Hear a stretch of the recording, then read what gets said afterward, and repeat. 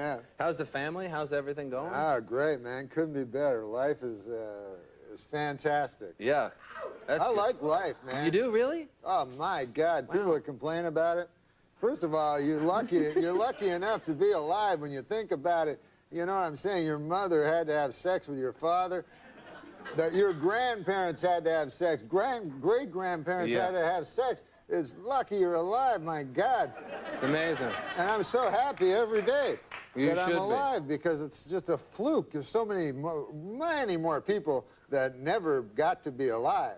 You know? And, that's an interesting point. I guess you're right. If you do the math. So when people carp about it, I'm like, man, it's the greatest gig in the world, being alive. You get to eat at Denny's, wear a hat, whatever you want to do. Yeah, get haircuts. It is. Well, good. I'm glad life is going well. I know. Ridiculous. Now, I've never asked you this before, and we've been good friends for many years. Ah. Okay, I made that up. But No.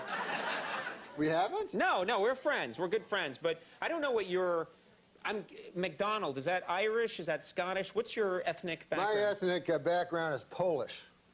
Are you really Polish? Wow. Polish people, I didn't realize that. Yeah. MacDonald, you don't... Well, my parents changed their names. They had to because of the constant ribbing they'd get for being Polish, you know. And so they changed their name to MacDonald. But, you know, it's one of the things that you can, you know, I mean, I get a little upset about it, you know, because, you know, all the Polish jokes and stuff. You can't make jokes about other people, but for some reason you make jokes about Polish people, you know. Right. I don't like it. Right. You shouldn't. That sounds bad, yeah. I mean, I had an experience, you know. I go in and I order a Polish sausage, you know, from this guy, you know. And so the guy says to me, you must be Polish. And I said, come on, man. I mean, come on. Think about it, what you're saying. You know, I'm trying to knock some sense into this fellow's head, maybe give him a wider world view, you know? Sure, yeah. I said, you think because I order a Polish sausage, I'm Polish. I said, what if somebody came in here and ordered French toast? Would you think he was French, you know? Right. I mean, what if somebody came in here and ordered a Belgian waffle? Would you consider that guy a Belgian, you know?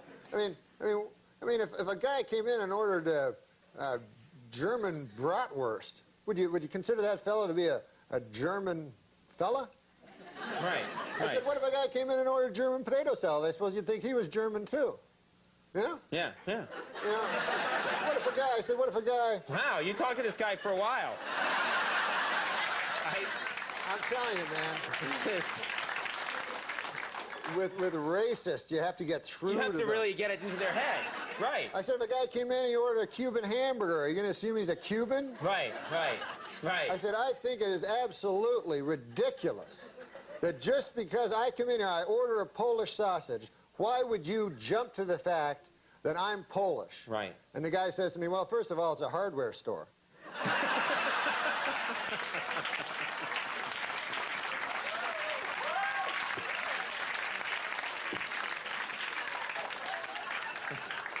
And you hate Polish jokes, don't you? You just hate them. No, I think they're disgusting.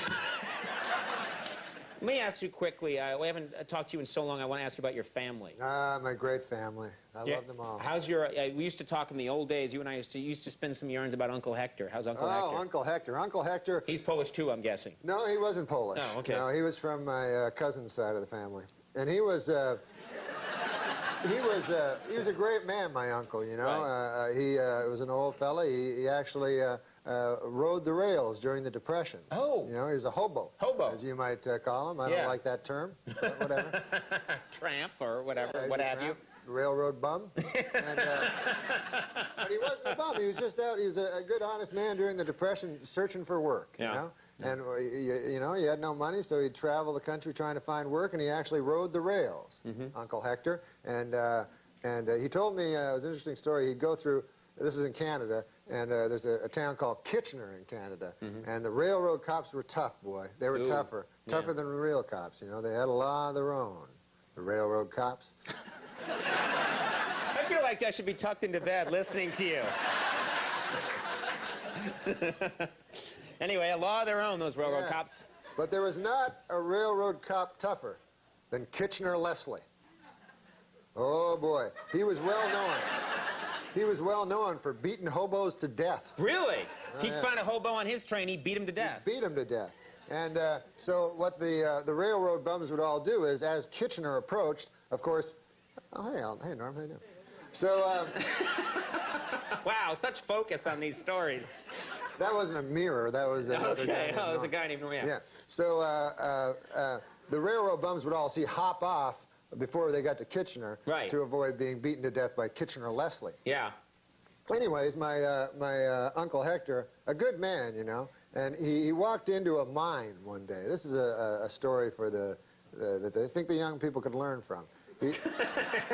Don't go mine hopping, kids.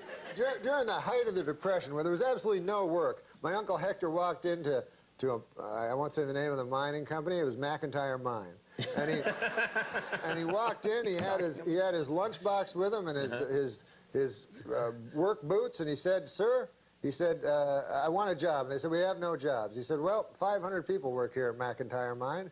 He goes, "I don't think there are 500 men here better than I." He says, "As a matter of fact, I don't think there are 200 men better than I." He says, I think you'd be strapped to find 100 men better than I." And by golly, he got the job. What do you think of that? That's a great story. Now, I'm sensing there's more. Now back to Kitchener Leslie. Yeah. The most dreaded. No. Uncle Hector. Uncle Hector.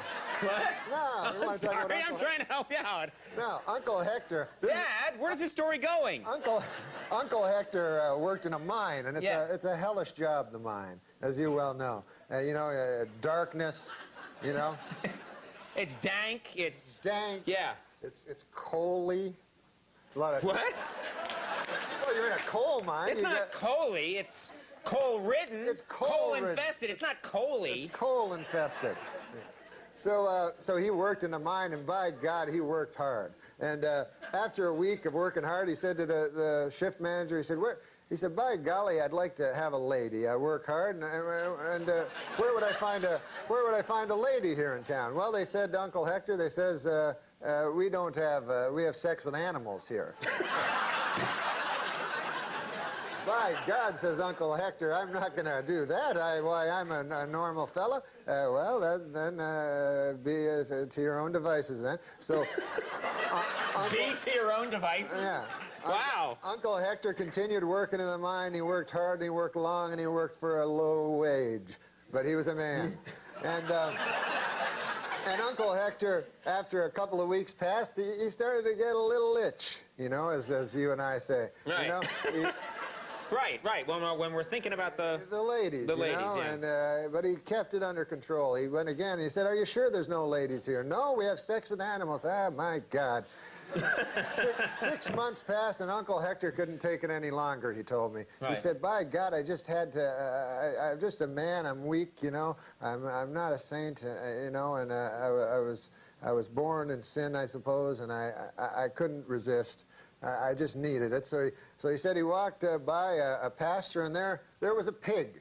Oh, God. Yeah. That's terrible. Yeah, it's terrible. And so Uncle Hector said, well, he said, I walked up and I began having sex with a pig. And he said, all of a sudden, he saw all the miners like around him, you know, looking at him. They go, "Uncle Hector, what the hell are you doing over there?" And Uncle Hector's like indignant. He's like, "What? Well, you're the guys that told me that you have sex with animals." They're like, "Uncle Hector, you damn fool. That's Kitchener Leslie's girlfriend."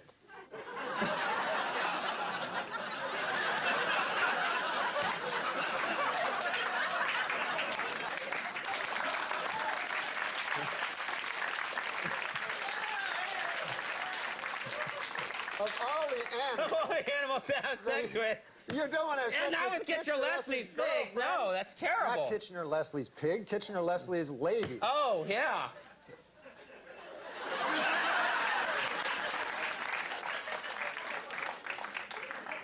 You tell quite a yarn, man. Well, I had shorter ones, but... There's no other guest tonight. That pretty much. I have one other funny anecdote, and it's very short. I don't think we can. Here he is, the always entertaining Norm MacDonald, ladies and gentlemen.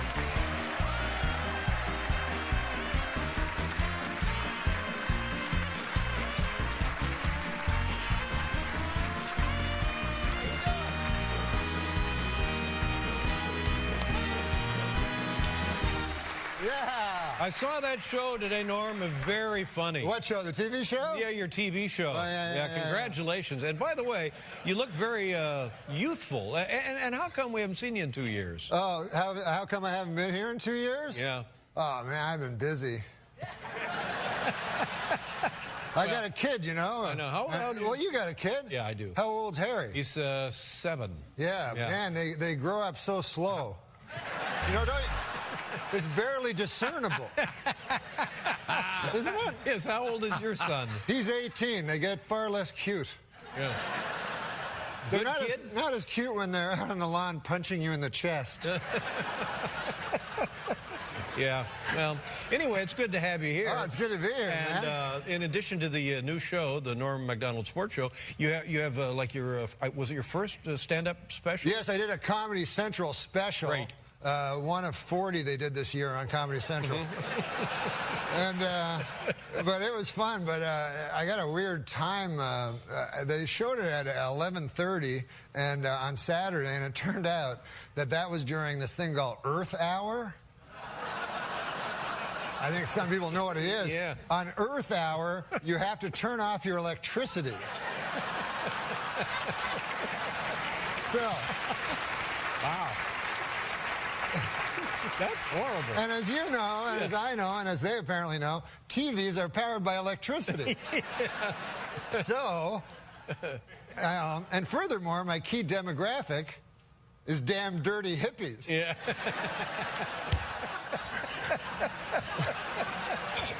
Oh, man. Well, you know, what are you going to do? Took one on the chin there. Yeah. Now, listen, I'm very surprised and impressed about this, that you've built kind of like a Twitter following. Yes, well, I'm an internet sensation. Whoa. Now, I didn't take you for a guy that would know about that kind of stuff. I know all about that stuff, Really? man. When did you start Twitter? 2 weeks ago. Really? But this is what I know. I did it for the Oscars. The guy told me how to do it, and I was watching the Oscars, and you know how horrible those were. And so it was pretty easy to do just jokes constantly on how horrible everyone was, you know. And you know, and some of the things were nice, like it was nice to see Kirk Douglas, of course, you know, and he had that terrible stroke, which didn't affect his comic timing at all. But so I Twittered, and I ended up Twittering 190 tweets. Whoa. And it turns out it's way too much. Really? So people started telling me to stop. Anyways, get this, just earlier this happened, right before we came on the show. I walked out here. Yeah. I'm in some kind of Twitter feud with Steve Martin. I know that Steve also actively Twitters. Yeah, so this is what happened. Dig this. You know how to tweet? No. You don't know how to tweet? No. Where you been? He writes a tweet. I misunderstand it. I reply. Let's hear what he says. What he said? Yeah. Okay. Well, this is what he said. I'm not really that great at it, but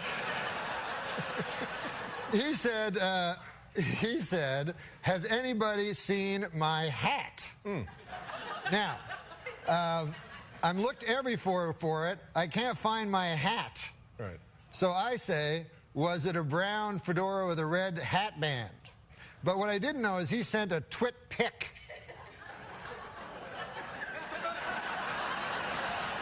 Stop right there. Let me just say, if this is an example of Twitter communication, it's invaluable.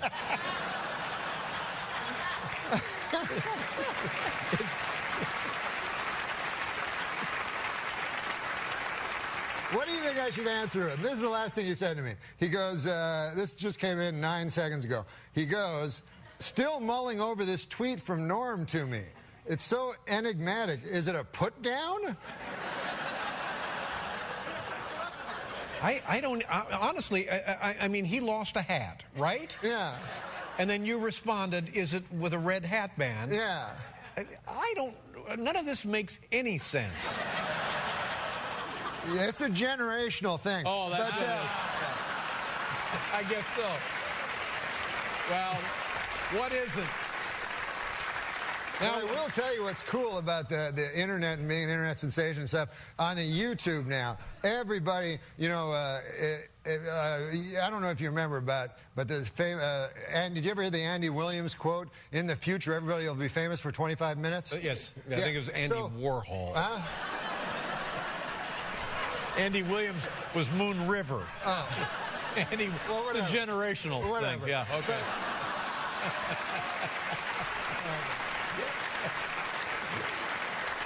But here's the thing. Like, for instance, have you ever heard of Harrison Schmitt? No. Okay. He walked on the moon. I didn't know that. Right. An astronaut. Right. A guy who walked on the moon. There's very few people that have been in the position to go, hey, where's the moon? There it is. Right. Well, you're right. That's a good point. Right. Now, so 12 people have landed on the moon. Neil Armstrong, Buzz Aldrin. Who else? Right. So this Harrison Schmitt fellow must be going, what the hell do I have to do to get famous? Yeah. Right? Meanwhile, the Kardashians, we know Khloe, we know... It's awful. Yeah, Lois. Lois Kardashian. All of them. We'll be right back with Norm MacDonald, everybody.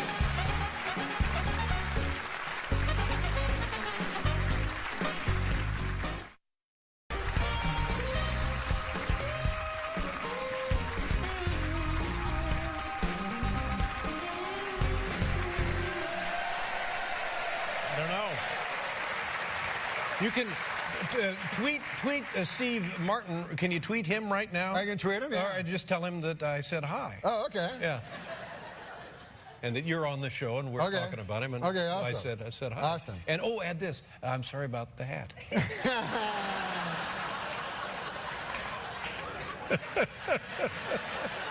You know what's great also, while I do this, I'll tell you this. The great thing about the blogosphere... Now, the great thing is this, that you have friends, you see what I mean? Yeah. Now, on the computer, I have about 160,000 friends. Whoa. In real life, I have 2. But I actually like my friends on the blogosphere here, because this is the thing. Like they can go like in real life, right? Your friend will go, hey, my grandmother died this morning, and then you go, oh, good. Do you want to come over to my house and talk about it for 4 hours? And then on this thing, your friend can go, hey, my grandmother died today, and then you go, unfollow. Now, Norm, are you? Do I remember that you were? I'm talking to Steve Martin. Okay, I'm sorry. I mean, if you just get that over to him by Labor Day, that'd be. Do you still gamble? Somebody told me that you did. Or did we know that? Yeah, I used to gamble. You don't gamble anymore. Don't gamble anymore. Was it a problem? Did it get to be a problem? Yeah, it got to be a problem, man. And then I tried to do it smart. Every time I tried to do it smart, a bad thing would happen. Like you know? What do you mean? Well, one time I was trying to handicap baseball, you know, which you can actually beat baseball if you handicap it properly. So I was trying to handicap, and I figured it out for like 3 hours, and I went down to the book in Mirage, the sports book, went up to the fella, you know, and there was a guy beside me, a big fat guy, you know, and he was dressed like real rich, you know, and he opened a big attaché case filled with $10,000 chips, pulls out like $750,000, and he's going to bet on this boxer, you know, a fighter, you know? Yeah. And it was a 4-to-1 underdog. So I said, I'm not going to bet my baseball bet. I'll just bet on this 4-to-1 underdog, you know? He must know something. Yeah, because this guy must know something. He's probably in the mafia. So I go and watch the boxing match, Dave, and the guy, my guy that I bet on, gets knocked out in 25 seconds. Oh, no. Whoa. So I go back to the book. I go, what, that guy from the mafia? What? He goes, that guy's not from the mafia. He goes, that's old long shot Louis. He goes, he's a rich guy, loves long shots. Well, there's just no winning, is there? No, there's no winning. Nobody ever wins. Now, this sports show with Norm MacDonald premieres, you know, it's my birthday, April 12th. That's your birthday? I saw it this afternoon. Very funny show, and I think it's going to be a huge hit for you. You want to hear a sports joke? Yeah. Oh, you like racing cars, right? Yeah. How about that Daytona 500? Yeah. How about that kid that won? Right. How old was he? Like 20? Yeah. He raced all around. You know why he went so fast, apparently? He was texting the whole time. It's generational.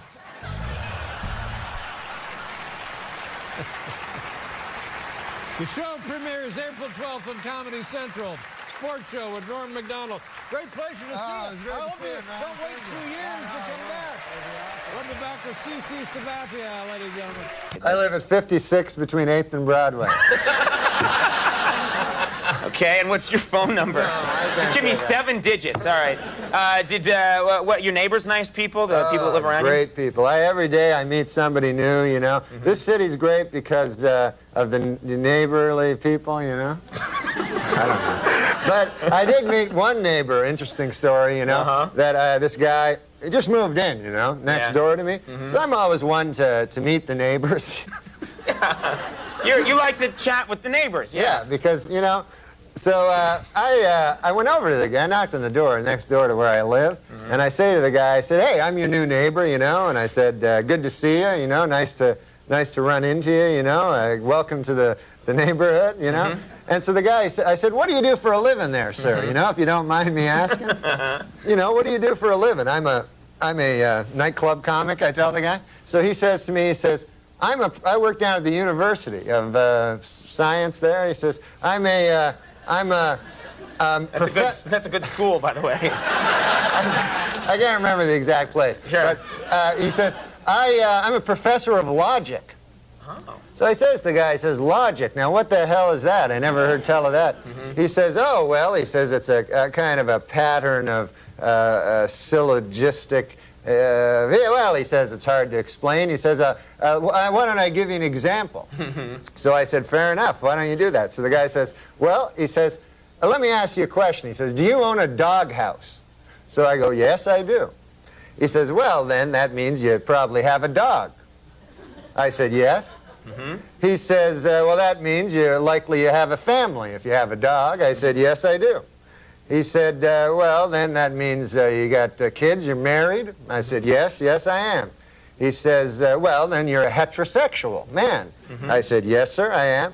He says, well, you see, that's logic there. I asked if simply from finding out you had a doghouse, I made this series of inferences, and I found that you're a heterosexual man simply from the fact that you had a doghouse. Well, I said, good God, isn't that something? Okay. So I said, well, I won't waste any more of your time there, neighbor. And I said, I'll see you later. See you around. Okay. So I said, come by one day and have a chicken with me. So anyways, I left. So I left. So I go to get a bus, you know, to the bus stop. And I walk down to the bus stop, and I'm still thinking about this thing that happened to me, you know. And I'm standing at the bus, and no bus coming at all, you know, and 5 or 6 of us standing around, and one guy lights up a cigarette there, and he goes, as soon as you light up a cigarette, the bus comes. And he smokes the whole damn cigarette, no bus comes. Right. So I said to the guy, well, that theory really worked, huh? And the guy goes, well, sometimes it works. Anyways, the guy goes, what's new with you? I go, well, I had an interesting thing happen to me today. I said, I met my neighbor. And he goes, oh, yeah? I go, he had a hell of an interesting job. I said, he's a professor of logic down at the University of Science.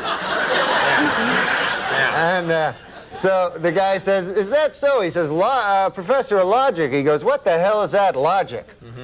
I said, well, it's a series of something or other. Right. I said, I can't remember exactly, but I said, I'll give you an example if you want to hear an example. So the guy goes, all right, fair enough. So I said, let me ask you this. I said, let me ask you a question. Do you own a doghouse? And the guy goes, no, I don't own a doghouse. So the guy says, oh, yeah, you're one of them gays.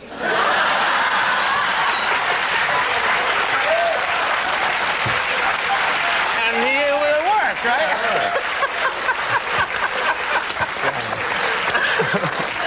What great stuff you can learn at that was nice. University of Science there. And then the guy, get this. Get this. There's more? This gay guy invites me to have a chicken at his place. That's some kind of euphemism. Watch out. All right. Saturday Night Live. It's one coming up on October 19th. You guys got Bill Pullman and New Edition. That's going to be a good show. That's going to be great. That's going to rock and roll. Oh. All right.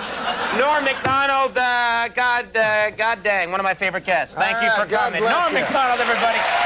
Steve Buscemi. The Connells are coming up. We'll be right back.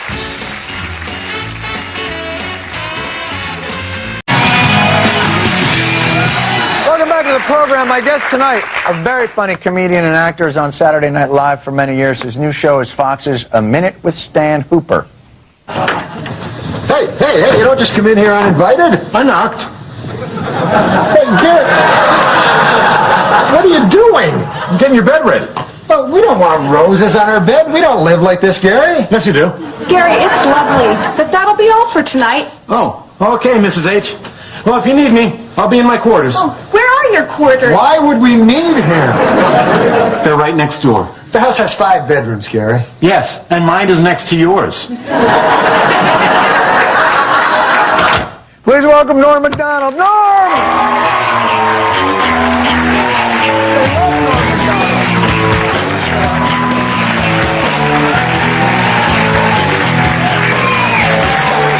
Hello! Hey, Johnny. That clip didn't seem that entertaining. That's not the whole show, is it? That's the best part. You picked that out especially for I us? miss you, Johnny. I miss you. TV is Congratulations. better in my mind. Stop it. On TV your is better. Academy Award. Don't even talk about it. Just wait. Ah, you won an Emmy. Wait till the revelations come out. We're going to be top-notch. By the way, you are the first guest to sit in our new couch. Talk to me about... This is some couch, I'll tell you that, man. What do you think? I'd it.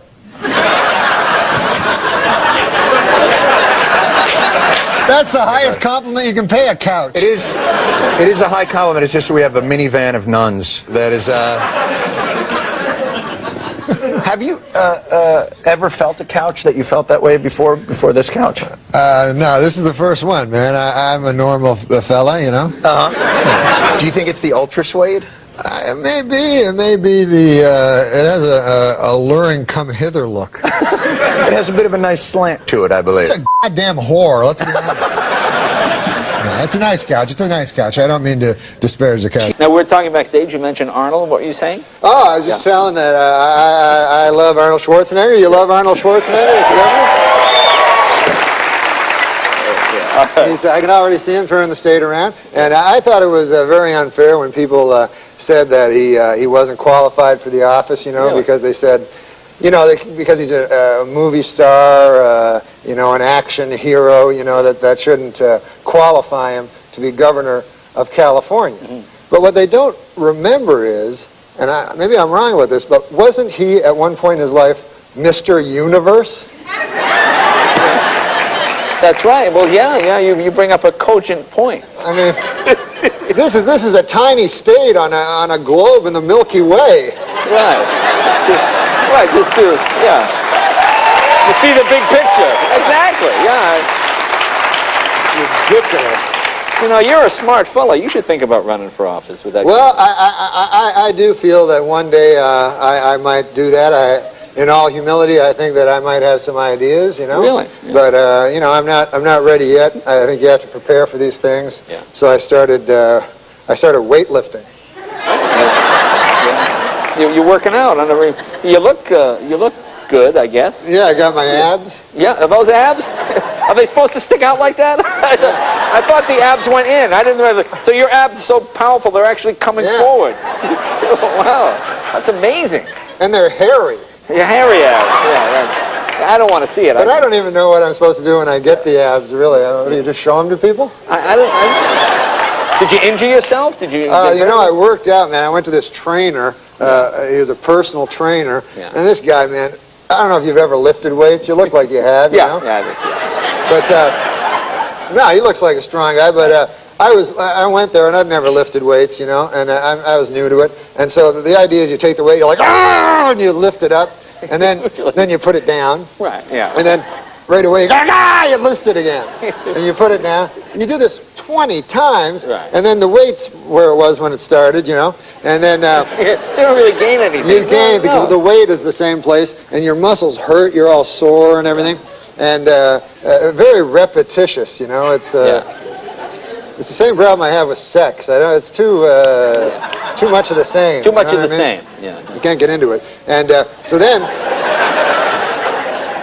this character, my trainer, finally after 2 weeks of like lifting these crazy amounts of weights, I go, geez, I think I finally it's getting a little easier. He goes, I'll put more weight on it.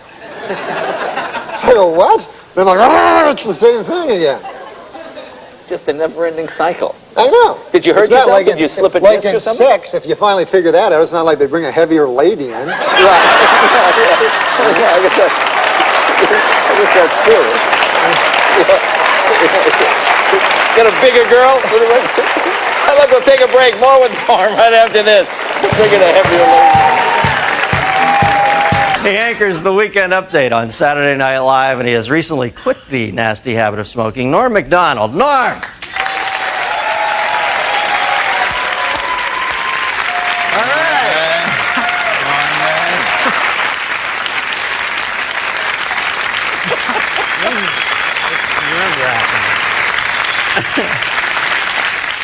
Now, you're a young iconoclast, Norm. You know, the kids, they get you. What?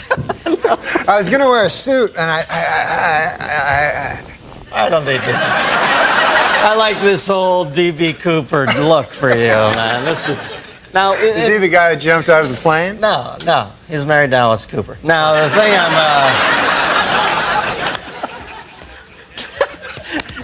remember you wrote for my first talk show? Yeah, you gave me my first job. And I used to come in the room, and you and Drake Sather had no lights on. It was like some fucking Anton LaVey Satan cult in there, and you guys used to turn out the sickest jokes ever, and everybody was always smoking. Then I see you on Saturday Night Live during the opening credits, and one of the things I like about you is you're completely unfiltered on that show. You'll say anything, and I saw in the picture you had a cigarette in your mouth. I thought, this guy just doesn't give a shit. So I asked you to come on. I find out you pussed out on me and quit smoking. What is that all about? No, because it's bad for you. They have these fucking things on the side. You have to read the fine print where it says, it's bad. Now, when did you first start smoking? I started smoking as a kid, like when I was, I think I was like 14, and I thought, I'll look really cool, like if I start smoking, because I didn't get along with anybody. So I started smoking. Wouldn't you know it, I did look cool. All of a sudden, all these broads like me and everything. Not broads, but ladies, girls.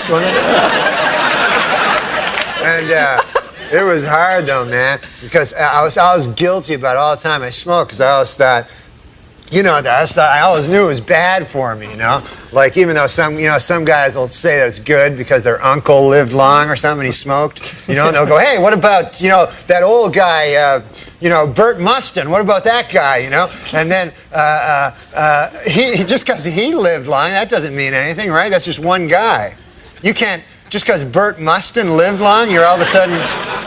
You did your master's thesis on this, didn't you? Now, did people bother you a lot when you're smoking? Were people pissed off when... Yeah, people don't like when you smoke, you know. They're bothered. Like, I gotta admit, though, secondhand smoke is bad. Like, I don't like... When I smoked, I didn't like secondhand smoke. Yeah. You know? I like that first-hand smoke because you get to suck it right out of the cigarette, you know? And the secondhand... Any fucking thing that's already been ingested by someone is not as good, you know? You know what I mean? Like a pork sandwich is delicious, but after a digested pork sandwich, that's fucking shit. You know? You can't fight that logic, Norman. You cannot. Do you think advertising brings kids to smoking? You know, there's a lot of fight with the Joe Camel thing. Do you think they really? Yeah, definitely they got it. Because the thing is this. The advertisers, they got to go after kids because they're not going to get adults. Like, there's not going to be a 50-year-old guy going, hey, I should start smoking. That goddamn Camel. Look at him. They got to get little children. Joe Camel. Yeah. That's a frightening-looking beast. He looks like a cock. I read it. I didn't make this up. And I know you don't mind first-hand cock, but... You don't know that. Don't say that. this stuff happens, man. Because a buddy of mine worked on Saturday Night Live, and he said he was a fag once as a joke. And then he said everybody comes up to him saying, "Are you a fag?" Gay man, I mean. Show about smoking. They thought you meant the British word for cigarette. All right. Exactly. Can I bum a fag? That's what they say in England. Where else? All right. The thing about Joe Camel looking like a cock, Dennis. I lost my train of thought. Thanks for bringing me back. This is what I've noticed. He doesn't even look like a fucking camel. He looks so much like a cock. Because you know how it's usually subliminal? Yeah. Where you have to find the cock, right? This character, you have to find the goddamn camel.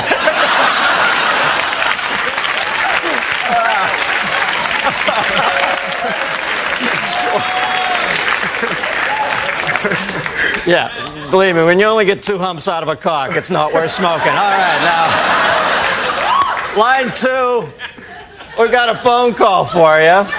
Although I can't believe they'd still be on the line after this departure. Line 2, we've got Beverly from Middletown, Ohio. Beverly? Yeah, hi, Dennis. Hi, Norm. Hi, you didn't know my name, I don't think. Yes, I did. I watched Saturday Night. Do you like it? Yeah. I liked it when Dennis was on it. Yeah, I do too. I watch Dennis every Friday. Get out of here. You're great at that, man. You're great at this. You know why? Because you don't give a shit about Dennis. You know what I mean? It's like the best thing you can do. Whenever I'd go on, they'd go, "What's it like following Chevy?" And I like Chevy. He makes me laugh. I mean, what the fuck do I think about Chevy? I'm trying to make a living here. Right, you know what I mean? Yeah. When I see you, I know you're thinking the same thing. Like, screw Dennis. I'm killing. Okay. Anyway, go ahead. What's your question? Okay, since nicotine is such an addictive drug, do you think someday you'll have to have a prescription to buy a pack of cigarettes?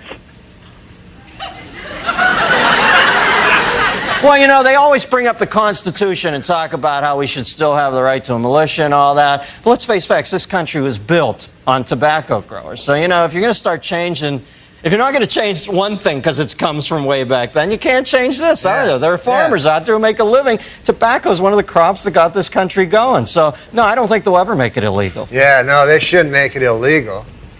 I know. I think Norm's backing me up on that. What motivated you to quit?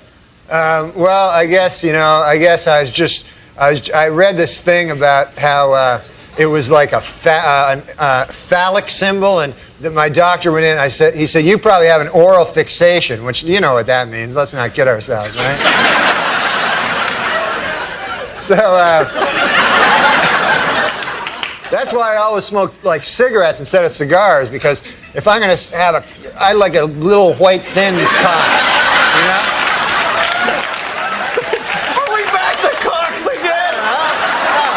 I go away to Ohio, Middletown, the center of the universe, to take a nice clean call, and then I space out. I'm thinking, I can't listen to Norm for a second. I got to get a time cue here. I come back, and you're talking about having a thin white cock in your... I don't have a thin white cock. In my cock, you mean? No.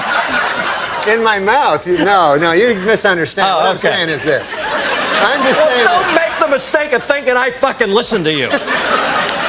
I just want to make it clear about that cock thing.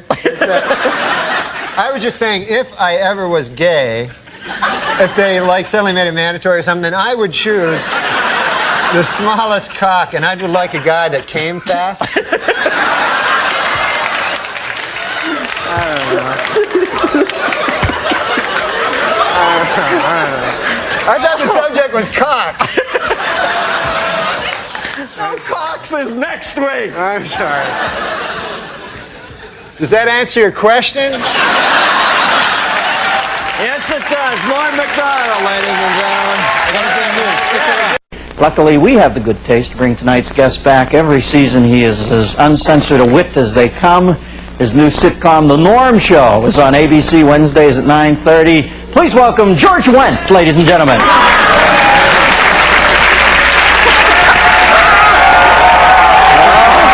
thought they were getting... Georgie Wendt!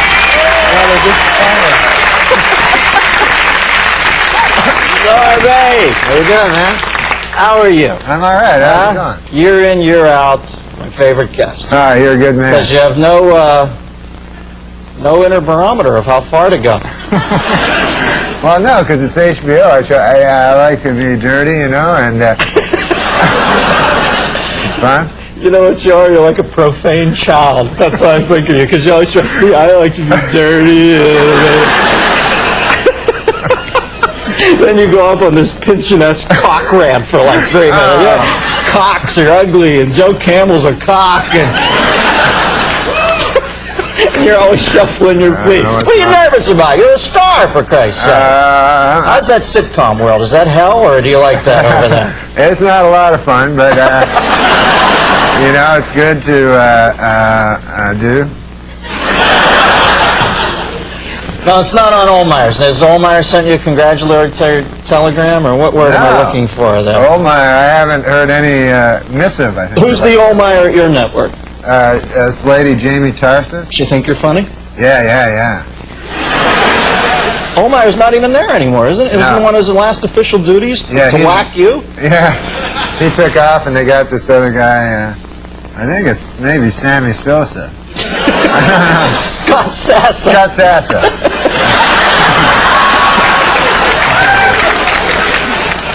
All right, now I want to do a Rorschach thing. What flashes into your mind when I say bad taste? What do you find bad taste? Well, there was this performance art guy, I remember in New York, that his whole big thing was he'd take a picture of our Lord and Savior Jesus Christ of Nazareth, and then... Oh, that's Jesus Christ. Yeah. And then his whole act is he'd piss on it with his cock. Wow, you know, at least he showed respect. He could have pissed with his, what, arm? You're right. So I thought that was really and horribly bad. That's over the line, as far as... Yeah, because Jesus Christ, you know, he died for the guy's sin, and then the guy pisses on his picture. And it was a picture of Jesus dying for his sins. Like he was on the cross going, oh, I'm dying for the guy's sins. And then this guy's like pissing all over it. But, you know, when Judgment Day comes, he's going to have to face Jesus Christ of Almighty of Nazareth, you know. And Jesus is going to say, hey, asshole, what's with the peeing on my picture? Yeah. That negates every other good thing he ever did, you know. Yeah. He's like, you don't piss on my picture. Yeah.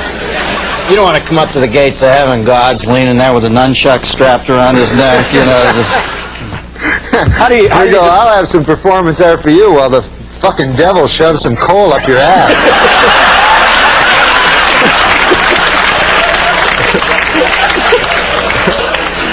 As I said before, the childlike outro. But effective. How do you define bad taste? Is it like beauty? Is it in the eye of the beholder, or what? Yeah, it kind of is. You know, it depends on what people... Some people, like, get all upset over certain words, like... They think that, like, girls all the time, man, when I'm talking to them, like, if I go, hey, how about you and I, like, fuck, you know? and then the girl always goes, like, I don't fuck, I make love. I make love. And I go, I don't care, whatever you want to call, as long as my dirty cock's involved, you know? I don't care. I'm not going to not going to get in a semantic argument. You know, you can call it making a grilled cheese sandwich as long as there's a lot of me doing that kind of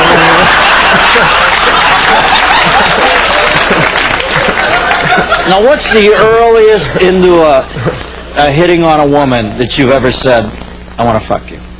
Like you give it a couple minutes, right? I try to get into it pretty quick. So that trump card down. No, if you're in the game. I don't, because I don't like. I don't ever ask them to. Would you like to have dinner? I don't really like having dinner with them, or having a drink with them, or anything like that. No. You know. So that's your sort of exchange with women is. Yeah, I say, hey, how about you and me fuck? And then they go, no. And then they go, how about we have dinner? And I go, I don't like dinner. You don't like fucking.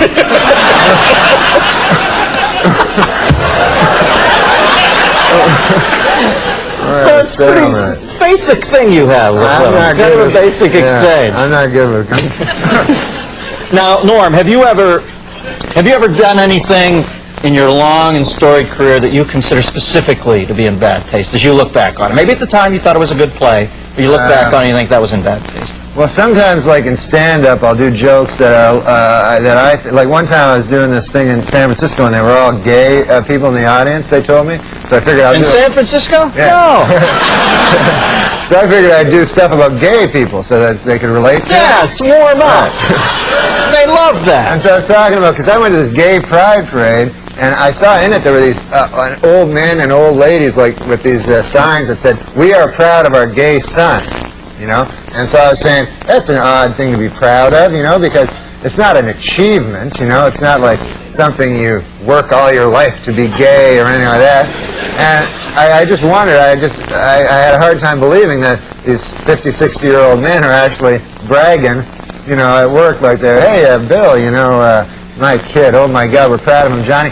He graduated from Harvard, you know, first in his class, you know what I mean? And now he's articling over at a law firm, and, oh yeah, he loves cock." You know? This kid, he can't get enough cock in his mouth, his ass, his kid's always cock. I got a picture of the boy here sucking another man's cock. I want to show it to you. What do you do with your son? I play with him. You do. How old is he now? How old is this young man? He's 15 years old. 15 years You're old. still playing with him. Right. You know, it's a funny thing. Yeah. When he was a very young boy, you know, when he was like 3, 4, or something like that, I would play games with him. You know, like we'd play basketball or something. Sure.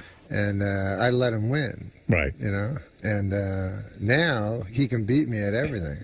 And so he's like, "Hey, man, I always beat you at everything." I said, "No, fuck, I used to let you win." You go, "Fuck, he doesn't believe it." He always beat you. Yeah, so he just thinks I'm some retard that can't beat a fucking infant. Well, it's albeit a bad one, but nevertheless. Just sad. It was all happening in Canada, you know.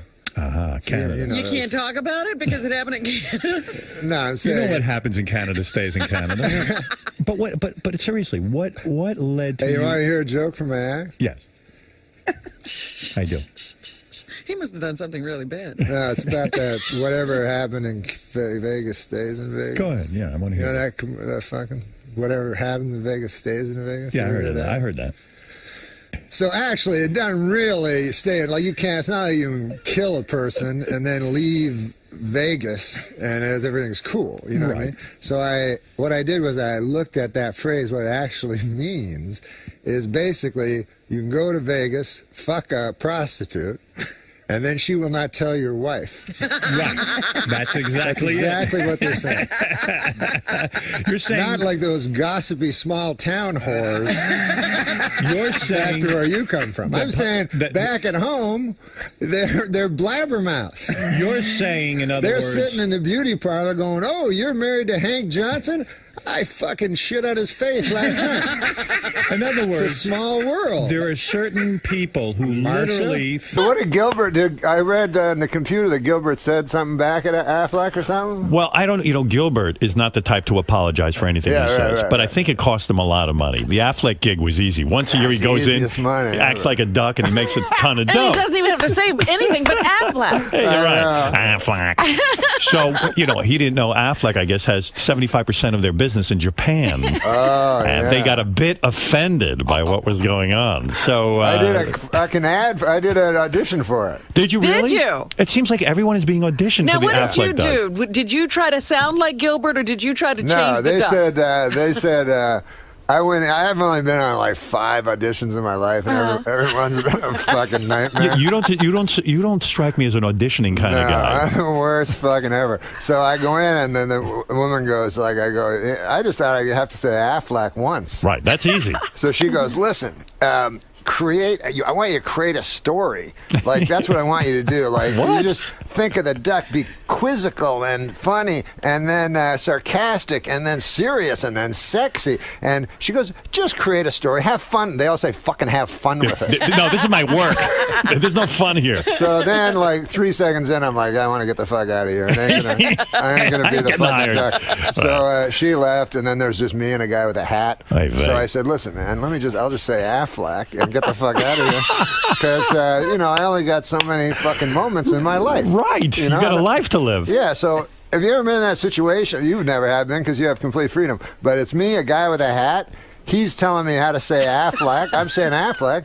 I'm going, I don't have that many years left. It dawned on you that this is actual. This is time. Like if a doctor told you had 3 weeks to live, you'd say, God, I'm spending too much time here. Yeah, exactly. So you go to psychiatrist? Yeah. Do you go to psychiatrist? I went for 4 times. I could see you'd be difficult. I started making up shit. Right. And it was like routines. bad. Did you feel Not routines, but I'd exaggerate things. And then I go, well, no, it wasn't that bad. So it was hard for you to take yourself seriously in therapy. The first time I went was here in New York, man. I went to a fucking apartment. It was in an apartment. Is this during Saturday Night Live years? Yeah. Okay. And I was fucking addicted to gambling and shit, so that's why I went. But anyways, I go to this. You're not addicted anymore to that? You went and got cured? I got cured. Yeah, look at him. He's cured. He's only gambling $100,000 a hand now. So it's a lady. It was a lady. Yeah. A lady psychiatrist. Yes. Attractive? No. Thank God. Man. You're like such a seductress. I could see you. Like the things at the bottom of the fish tank? Yeah. Like the that. Sucking fish? Yeah, she looked like that. But she was a nice lady. Like a flounder. And smart from the universities and shit, right? Right. Did someone recommend you? Someone from Lorne Michaels say this Somebody said go to this lady. So I go in, right? And I never been to no psychiatrist. So she starts asking me questions.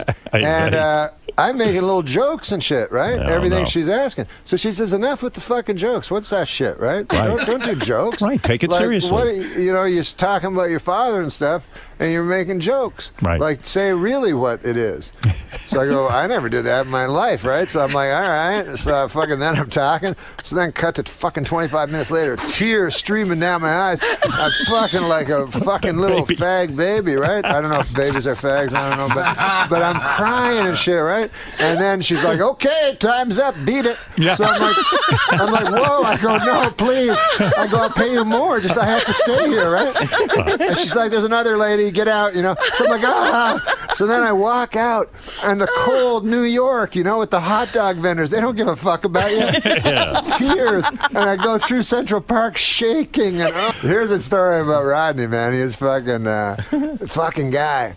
Kept doing coke and shit, even when you get scared at some point. You stop doing drugs. Yeah. Right. Most humans. Not him. This fucker, 80, whatever he was, doing all kinds of shit. Saga told me the story, right? So he's in the hospital, and he's got a fucking brain tumor that's going to cause a heart attack. All this crazy shit, right? Right. So everybody's worried about him.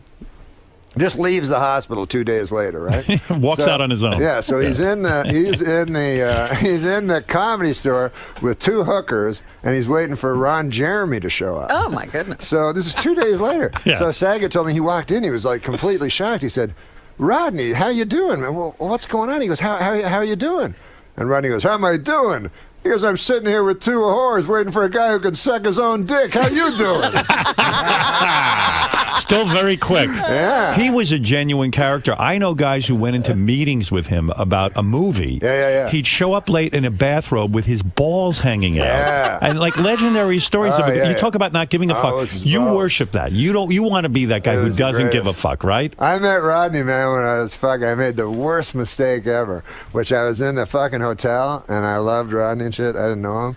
And I was coming down in the casino. I was coming down the fucking elevator, and Rodney was in the elevator. I'm like, oh my God, it's Rodney. I gotta say something to him. So anyways, I'd worked on some stupid fucking thing with this director who said he worked with Rodney. Yeah. So I used that as a thing, right? So I go, hey, Rodney. I go, we have a common friend. He goes, who's that? I go, Paul Johnson. He goes, that cocksucker. He goes, that fucker's no friend. And there's a full elevator. That fucker's no friend of mine. You tell him he can suck my dick. I'm like, oh, I'm not his friend. I'm not his friend. And you hear these stories that Rodney was sort of a bitter guy because he made it late in life and all that. But yet he was a sweet guy because he helped everybody. I mean, he did something for me that I'll never forget. Like I appeared on the Tonight Show with Jay Leno back when I would work with that scumbag. Yeah. I'm just fucking. He's a great guy. Anyway, I went on the Tonight Show, and Rodney called me at my house. Now, I didn't know Rodney, and he just says, "Hey, Howard, I just want to tell you, when I used to do shows, no one ever called me. No one ever said I did good. I knew what you were doing up there. You were great. You were doing a great job." Cool. And I was like, wow, Rodney Dangerous. I mean, because he's the guy. You know, if he thinks you did okay, I must have done okay. Yeah. So what a tremendous, nice thing to do for somebody. Unbelievable. Well, I met him on Saturday Night Live because he came and did, when I did Update, he came and did some jokes on his 75th birthday. So we have to do dress first at 8:30 and then at 11:30 the show, Right. So he comes and he's like, "Hey, Norm, I got to fucking talk to you, So I go in and I'm like, "Mr. Dangerfield, it's great to meet you." That's the first time I ever met him. He goes, "Listen, man." He goes, "What the fuck, man? Why am I doing it at 8:30? I know my fucking jokes. I'll just come back at 11:30. I go, "I don't know how it works, Rodney. You got to do it." He goes, "God damn." He goes, "Let me tell you something, kid." This was his advice to me. Kid. He goes, "Let me tell you something, kid." He goes, "This fucking TV shit, He goes, "This waiting around all the fucking time. It's a bunch of all shit. It's shit." He goes, "It's the same with fucking movies, You're in the movie, and then you're in the fucking trailer all the time. That's all you're doing is fucking jerking off in the trailer, He goes, "It's all shit, kid." He goes, "Remember this and remember it. Remember it forever. Stand up, man. That's all there is. Stand up." And he meant it. Then there's a fucking 5-minute pause. He's looking me right in the eyes. He goes, "Stand up, shit." He forgot. It's all shit. Okay, well, a negative guy. Yeah. I'll tell you the time I went to fucking, this guy Milos Forman. Yeah, he's a big director. So he saw me on Saturday Night Live, so he got the idea I was smart. I always thought that. Everybody always thought that. Because I'm reading the news and shit like that. So he's come to we go out to eat at Nobu and such shit, right? And so I go with him. So it's me, him, and two guys from two foreigners. Right. And so these guys know everything, And so they're like, "What about the situation in the Balkans or something like that?" Yeah, you're the newsman. Yeah, so I'm just sitting there like a retard. They know everything, right? Right. They're concerned. Yeah. Right. So he thought, and I just kind of play along like by repeating what they'd said 3 sentences ago. Right, yeah. And so anyways, he goes, "I put you in the movie, man. I need a guy to..." And he was going to give me a big part. Right. So I was like, no, don't do that. Like, I can't act. And he's like, don't worry about it. I go, "Seriously, Milos, I don't want you to give me a big part." So he's like, "What do you want?" I go, "Just give me a small part. That'd be cool." So he made me a reporter, right, in this People versus Larry Flint. Right, Okay. yes. Yeah. I played one of the people. Right. So originally, I think it sounds like you were about to be Larry Flint. Right. Oh my God. Bam, Larry Flint. I have stories about that fucker too. Yeah. But we go to we do the movie, right? And I'm a reporter, So he goes, "You drive up and get out of the car and run in." I go, "Well, I can't drive." He goes, "Oh." So he goes, "Okay, a cab will drive you." So it doesn't make sense, like a reporter's in a cab. So I get to so we do the scene. It's me and Larry Flint, and me and Woody Harrelson. Yeah. So. He has all these cameras. He goes, "Okay," he goes, "You don't have to worry too much about the script. Just, he's a really cool guy." And he goes, "Just whenever you're ready, do it, So then, anyways, Woody Harrelson's really cool. And fucking actors, man, when they're really good, it's like something different. Right. And because I'm just waiting for the other fucker to stop talking and hope to God I remember You're my not even line. paying attention. No, I'm just hoping to remember my words. So anyways, fucking what's his name? Woody Harrelson asked me if I want a beer, Mm-hmm. He goes, "You want a beer?" I go, "No, it's cool. I don't drink, He goes, "You don't want a beer?" I go, "No, I don't drink, but thanks, man." And then I go, "You drink? Like, I thought you just smoke weed and all that shit." And then all of a sudden, Milos Forman goes, "Cut! What the fuck is going on?" Like we were in the movie. You didn't know. No. You thought he was talking to you. Because he was looking at me and talking like a regular person. Oy vey. There was nothing fake about it. You got caught up in the movie. He was such a good actor. You said you'd rather play Frogger than have sex. Oh yeah, well you have to know Frogger, it's a game. It's an arcade game where a little frog has to go across the river. Yeah. And they have like little logs that he has to, and sometimes the log's a crocodile and tries to eat him. You're like totally into that? Yeah, I like a lot of things better than sex. I don't care for sex that much. See, that's the thing with me too, because I'm totally I don't have any. Yeah. It hasn't, like, gotten better over the centuries, you know? It's always the same thing. It's very, like, I had sex when I was young, man, and then I had it for a while, and then I realized it's kind of always the same thing, you know? There's only a few things you can do. You can go like this and then over, you know what I mean? You go, I'll do this for a while, and then... Do you think that we're being drugged by the government to lose interest in sex? Oh, no, I just think it's a thing that... like, you know, when people go, hey, you know, that guy's he's good in bed, you know? And to me, like, how hard is it?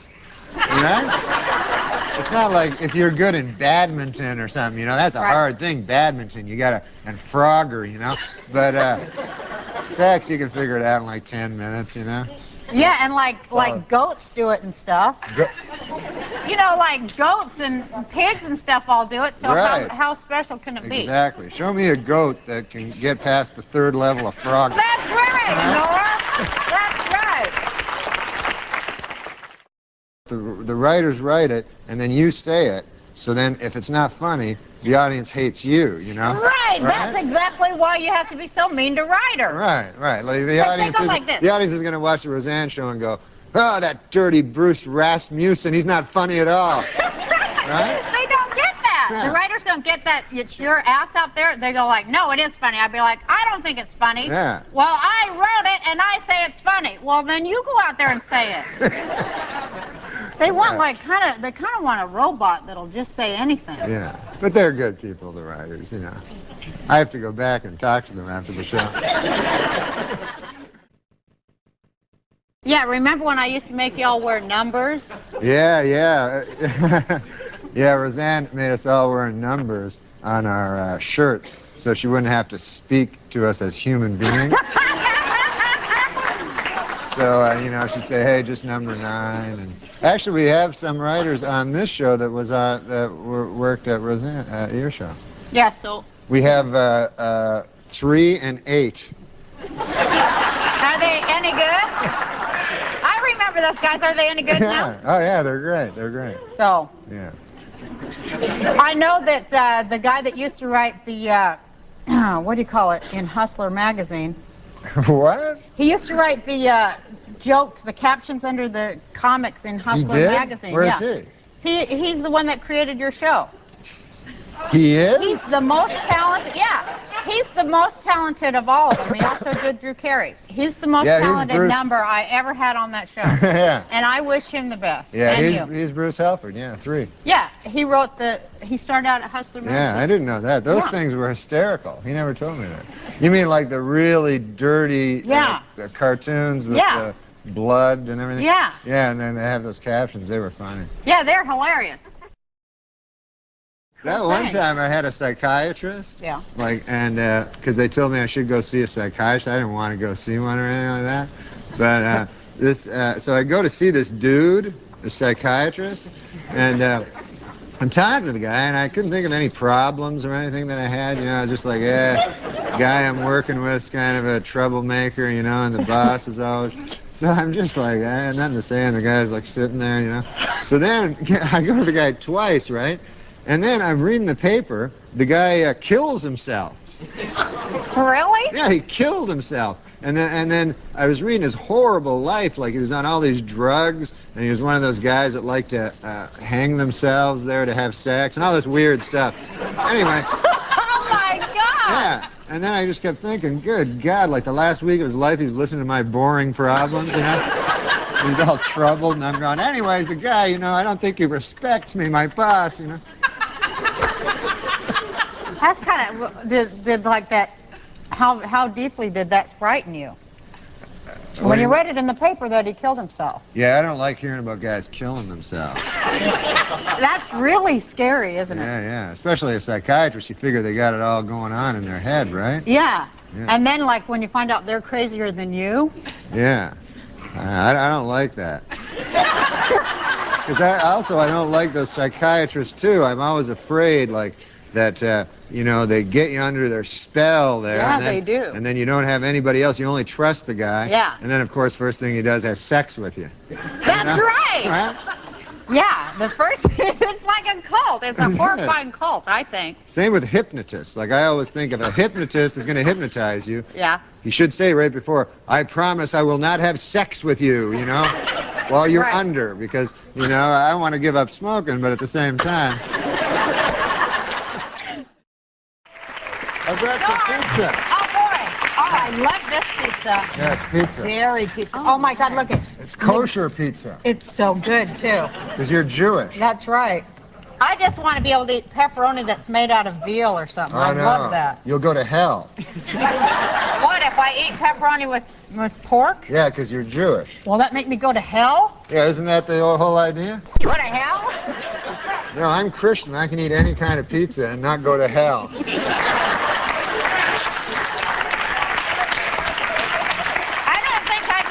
For eating it either. Oh, you don't? No, I don't go to hell. Well, they don't specifically mention pizza in the Old Testament, but it's But they do mention pepperoni. Yeah.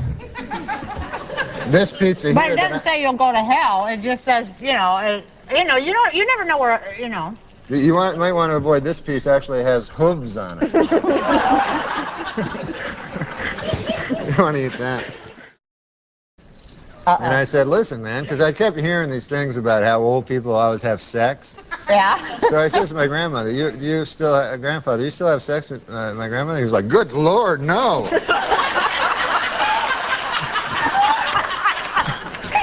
And then he was explaining it to me. He was like, because in his own head, he thinks he's like a young dude. Yeah. You know? And so he says, like, when you get old, it's not like all of a sudden your taste change where you go, hey, that wrinkly old lady looks good. He told you that? Yeah. Wow. He said that people still look good when they're in their 20s to, like, real old guys? Yeah, yeah. Because he said whenever he looked in the mirror, he was always shocked because he thought he was like a doughboy back in the First World War. You know? He thought he was a handsome dude. And even if he did know he was ugly, he still was not attracted to the old bags. Norm MacDonald is on the Adam Carolla Show. Great to see you, Norm. Hey, Adam. Hey, Teresa. Hi, Norm. How you doing? Norm's going to be at the Bray Improv tomorrow. That is Thursday through Sunday. 2 shows on Friday and Saturday. Feels like a tall order for Norm MacDonald. Yeah, it's gonna be fun, man. It's gonna be a donkey ride to heaven. Sure will be. Hey, Norm, I don't know if you can remember this story, but somebody, I think, told it to me about you gambling, coming in late, and calling for a wake-up call that was probably just a few minutes after you went to bed. Do you remember that story? Yes. How did that story go? I remember laughing hysterically, but I don't remember all the details. It was back when I was drinking, and I was really drinking a lot. And I was gambling and everything, and then I went up to the room and I said, I phoned down to the, I'm trying to remember, I phoned back down to the front desk and I said, listen, give me a wake-up call for 6 o'clock. And I was like, oh, it's 5 to 6. And I said, I better let you go, you'll be dialing soon. Norm, it's like Ty Pennington got to your head and made you over. The last time I saw you, you had a gray beard. Oh, yeah. You really... Why did you say I was sober? I don't drink. Wow. You don't drink? I don't drink and I don't do drugs, but it's an odd thing. Really? Yeah, I don't do anything. Hold on,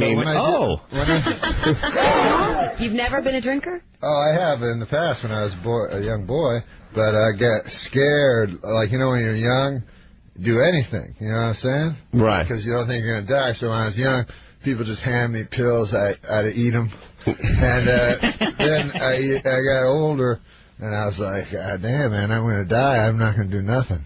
Right. So, but you still gamble. That's a vice, right? It's a vice, but it's not life-threatening in any way. Right, unless your bookie kills you. Right. It's quality of life-threatening, arguably. I'll tell you something, bookies don't really kill you. They don't. They want their money back. They want to make a deal. Norm... I had a bookie take all my money, and because I won so much, and then my buddy's like, oh, man, you got to break his leg and stuff, right? And I'm like, what? I'm already out all this money. I'm not going to Yeah, you won a bet. What was it, like $100 grand or something? Yeah, and a lot it of just didn't money. pay off. Now, what were you betting on? Were you betting on football? What was football mostly? Yeah, but it became crazy where it was like basketball every single day. So, Norm, you have not had a drink in how long? Well, first of all, I'm not an alcoholic. Mm-hmm. That's so I don't count the first thing alcoholics say. No, alcoholics count the days of they know how long it's been. Mm-hmm. So sometimes I'll go to a party, a guy will go, hey, what do you want to drink? I go, just give me a water. And then they'll go, are you alcoholic? And I'm like, no, man, you're the guys that are drinking. Right. You know, I want a water. And they go, oh, yeah, no, we understand. So you don't... All right, I'll drink. So you don't... I'll get drunk out of my mind and barf all over myself if it'll take away the stigma of being an alcoholic. But I knew a friend, man, that some guys can get any women they want. Yeah. You know? And I'm sure you know the type, you know. It's not like they're incredibly handsome or anything, but just somehow they have something about them. And my buddy Bill... Mm-hmm. Yeah. This guy could get any lady. I'm telling you, literally had sex with a different woman every night. I asked him, I said, what's your secret, you know? He said, I'm a serial rapist. Stop. Did you say that on The View the other day when you were on The View? I didn't go on The View. They don't want me on there. I thought you were on The View. No, they don't like me anymore. Why won't they have you? Well, one time they wanted me to go on The View, right? Mm. So I was like up all night, like for a long time, because I was in my gambling days and stuff like that. Mm-hmm. And so the guy kept phoning me, the producer of The View, you know? Mm-hmm. Yeah, and, Bill Geddes. Yeah, that's the guy. Yeah. And so he kept having like funny ideas I could do, you know? Right. Like they have those guys. You know? Right. So here's a funny idea. Let's not talk about rape. Like ideas like that. Is that bad? No, it's fine with me. It's just funny. It strikes me with Norm and with me sometimes. You talk to producers about funny ideas maybe you shouldn't be doing. Oh, they do that a lot. More do-nots than do's. Yeah, they do that. They go, hey, don't swear on The View like you're going to swear. Like right. You're that retarded. Here's an idea for your segment. Don't use the N-word. Yeah. Well, what happened? How did you end up offending? So anyways, the guy kept following me with these crazy ideas. He'd go like, hey, why don't you come out with like a red wig on? And I'm like, why would I do that? And he goes, the gals are teasing Barbara about her new hair tint. I'm like, yeah, that seems all right. Because I'm trying to be nice. I have a hard time saying no, you know. So yeah, maybe. He goes, and then so finally I go, I'll think of something, you know. So I'm at a poker table the whole time talking to him, and because I used to play for like 72 hours straight, and so he keeps phone. He's like, I got it, man. He's like, you carry out a cell phone onto the show, right? And then he goes, halfway during the show, your cell phone rings, you know, and it's your agent Morty, you know. So you pick it up, you're like, hey, man, I'm on The View. This is no time to talk here, Morty. You know, he goes, Morty's not on the line. You just pretend, you know. Right. And, this is a terrible time, Morty. I'm on the TV, you know. So I go, oh, yeah, that sounds good, you know, with no intention of really doing it. Right. Now, what time did you go to bed that night? I didn't go to bed. So I'm driving to the stupid View, right? And I go, I had this story about Cosby. So I go, I'll do that story about meeting Bill Cosby, you know. So I show up and they put makeup on. I go, what are you going to talk about? I go, I'm cool, man. Just tell them, do you ever meet Bill Cosby? So as I'm walking in, the producer, unbeknownst to me, slips the cell phone in, you know. He goes, remember our bit? And I go, yeah. You got out of the red wig, though. Yeah, I know. I didn't have to do that. This is got to be a long story. But what happened was, it's good, though. I went on to The View. And, they're supposed to just talk to you. Now, this was when, this was a long time, but this was when President Bush was, he wasn't the president, he was running for the presidency. Right? Right. So I don't know nothing about politics. Right. But Ben Stein had called me, and he said that, you know Ben Stein? So, like, when Clinton came, like, there was, like, 10,000, like, Streisand and Schwarzenegger, everybody, showed up. And then when Bush showed up, it was just me and Ben Stein. He used to be a speechwriter for Nixon. Yeah. That is a very sobering homecoming for Bush. Just Norm MacDonald and Ben Stein at the airport. Good God. I got to talk to him for a half hour in the Air Force One. Anyway. Wow. The story is I go on The View, and as soon as I get on The View, I'm all tired and everything. I'm like, all right, ladies, what's going on in the news? Bill Cosby? What's going on? And so all of a sudden, they show a picture of me standing next to George Bush, who's running for presidency, and they go, hey, check this out. Whoa, Norm, like, you know, as if it was a picture of Kurt Waldheim standing beside Hitler in the woods or something, you know? And I'm like, they're like, what's this all about? You know, like I'm crazy. Right. And I go, I don't know. So just to get on their nerves, I go, well, it's better than that last guy, Clinton. He murdered a guy. And so then Barbara Walters like went all crazy, and she's like, what did you say, young man, you know? And I'm like, oh, I thought it was a matter of public record, like I just try to get more. I go, didn't he murder a guy? I heard he murdered that Vince Foster guy, and they pretended it was a suicide or something. And I'm like, isn't that a matter of public record? She's like, listen, you're treading on thin ice, mister. He should come out and call me mister. I'm like, no, I thought he murdered a guy. I said it about 6 times, you know.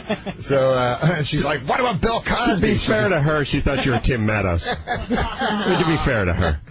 So anyways, and so the whole audience is all in shock and awe and everything. They don't know how to react to this, all craziness. And all of a sudden, like, my cell phone rings, right? You got the bit, yeah. The bit. Morty's on the phone. I'd forgotten about it. It was coming from the speakers. I didn't know what it was like that. And so then it occurred to me, and I pull out the cell phone. I'm like, hey, Morty, hey, this is a terrible time to call, right? So then Barbara Walters goes, what are you doing, you know? And I go, I don't know. So that retard in the back told me to pretend that Morty was calling. And then she goes, she just stared at me for like 3 seconds. She goes, you are one piece of work, mister. Wow. And that was the end of that. Should have said it was Vince Foster calling from the beyond. He's calling from hell. Says he'll see you soon. Norm's got a new CD out called Ridiculous. Norm, when we left off, we were talking about Bill Cosby and you never getting to tell your Bill Cosby story on The View, but you can certainly tell it here. Oh, Bill Cosby? Well, I opened for Bill Cosby, and I was really excited, you know, because I'm a comedian, and he was like the first comedian I ever heard and everything, and I still love him, you know. And so I was real excited and everything, and and we're performing, oh my Lord, it was like an entire football field, right? Well, where is it? It was LSU. Mm-hmm. And, I'm sorry, it was Tulsa. It doesn't matter. Right. And, you didn't have to correct yourself. And so I get there, and it's an entire football field in a little tiny stage, and I have no way of knowing how to, you know. So I'm like, you know, anyone have an answering machine? And then you're just, they're just talking to each other. Right. Know? I have no idea of how to talk to this many people, you know, so they completely ignore me for the whole thing. But, you know, they don't hate me or anything. They just don't notice me. They're ambivalent. So I'm like, how on earth, you know? So I was interested in seeing how Bill Cosby would do it. So Bill Cosby lands in a helicopter like 10 minutes before, and he's wearing a sweatshirt, and I'm in a suit and everything, you know? And he says, why are you wearing the suit? I said, Bill Cosby. He goes, college. He talks like just in words. He doesn't use He goes, college sweatshirt. And I'm like, okay. Doing a Mad Lib. Yeah. So he gets up, and so he's a guy's a genius. He's just stand beside the lady. He's not nervous at all, of course, you know. He says, anything going on in the school? She says, next week we play LSU, you know, we're Tulsa. He goes, it's okay, fine. And then they introduce me, walks out, and he goes, Tulsa! And everybody screams, right? And then he goes, LSU! And everybody boos. And then he goes, Tulsa! And everybody screams louder. And he goes, LSU! Exactly. So he says it about 5 times, every time slower. And now they're going up and down like they're in a lather, you know? Right. And then he goes, next week I will be performing LSU, and I'll be doing that bit backwards. They all laugh. That is amazing. But anyways, afterwards, so I talked to him, and I go, oh, man, you're the best. You know, I listened to you as a kid and everything with my dad, like, was racist. But he loved you know. And I it's the ultimate compliment. It is. It tempered, like, his racism and stuff. Yeah, it's like telling a cow that your mom's vegan, but was willing to eat just you. Cow. Yes. That's how much she loves you. Yeah, if you want to compare an African-American to a cow. That would be a good analogy. Well, you don't want to pick another animal, one that may climb a tree and eat bananas. This is getting ugly. Let's. All right, Norm, come on, reel it in. So Cosby says to me, so I said, yeah, my dad loves you. He goes, where does your dad live? I go, Ottawa. So he turns to his agent, whatever guy who was with him. He goes, Fred, am I not doing Ottawa? So he looks on his thing, and he says, oh, yes, so Mr. Cosby, you're doing Ottawa in August. And he goes, give me the man, get the man, father. He says, so now I'll get your father front row seat afterward. He'll come back to and talk with me, and I'll treat the man well. And I was like, oh, man, that's great. So he goes, give me a pen. The man needs a pen and a paper. Write down the phone number. And so I'm getting a pen and paper, and I realize my dad's dead, right? He's been dead like 10 years. Well, 666 would be the area code. He's a VIP. Sorry, buddy. So I go, oh, man, I don't want to now say my dad's dead and bring the whole conversation down. Right, sure. So I just write down 9 numbers, Is it 9, 10? I know You gave him a fake number for your dad. He's a mathematical genius. Norm MacDonald, everybody. I know the area code of where my dad lived. So anyways, I go, here you go. He'll enjoy it. He's alive, The guy He probably shouldn't have hit alive so hard. Yeah, that's a tell. So then, amazingly enough, first of all, this shows you how powerful people can find anybody, right? I was doing this lame thing on the Drew Carey show, and as a little guest star, and the stage manager runs up. She goes, Bill Cosby's on the phone. What? He tracked you down. Yeah, he can find anybody. How long after you'd seen him on the field at Tulsa? 3 months later. So I get on the phone, and it's Bill Cosby. He's like, I found the number. The man is not, it's different than your father. The man is different.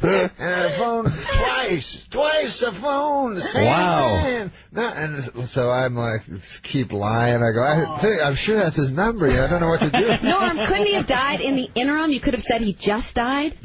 Oh, man, that's savvy. That's fast. That's really fast.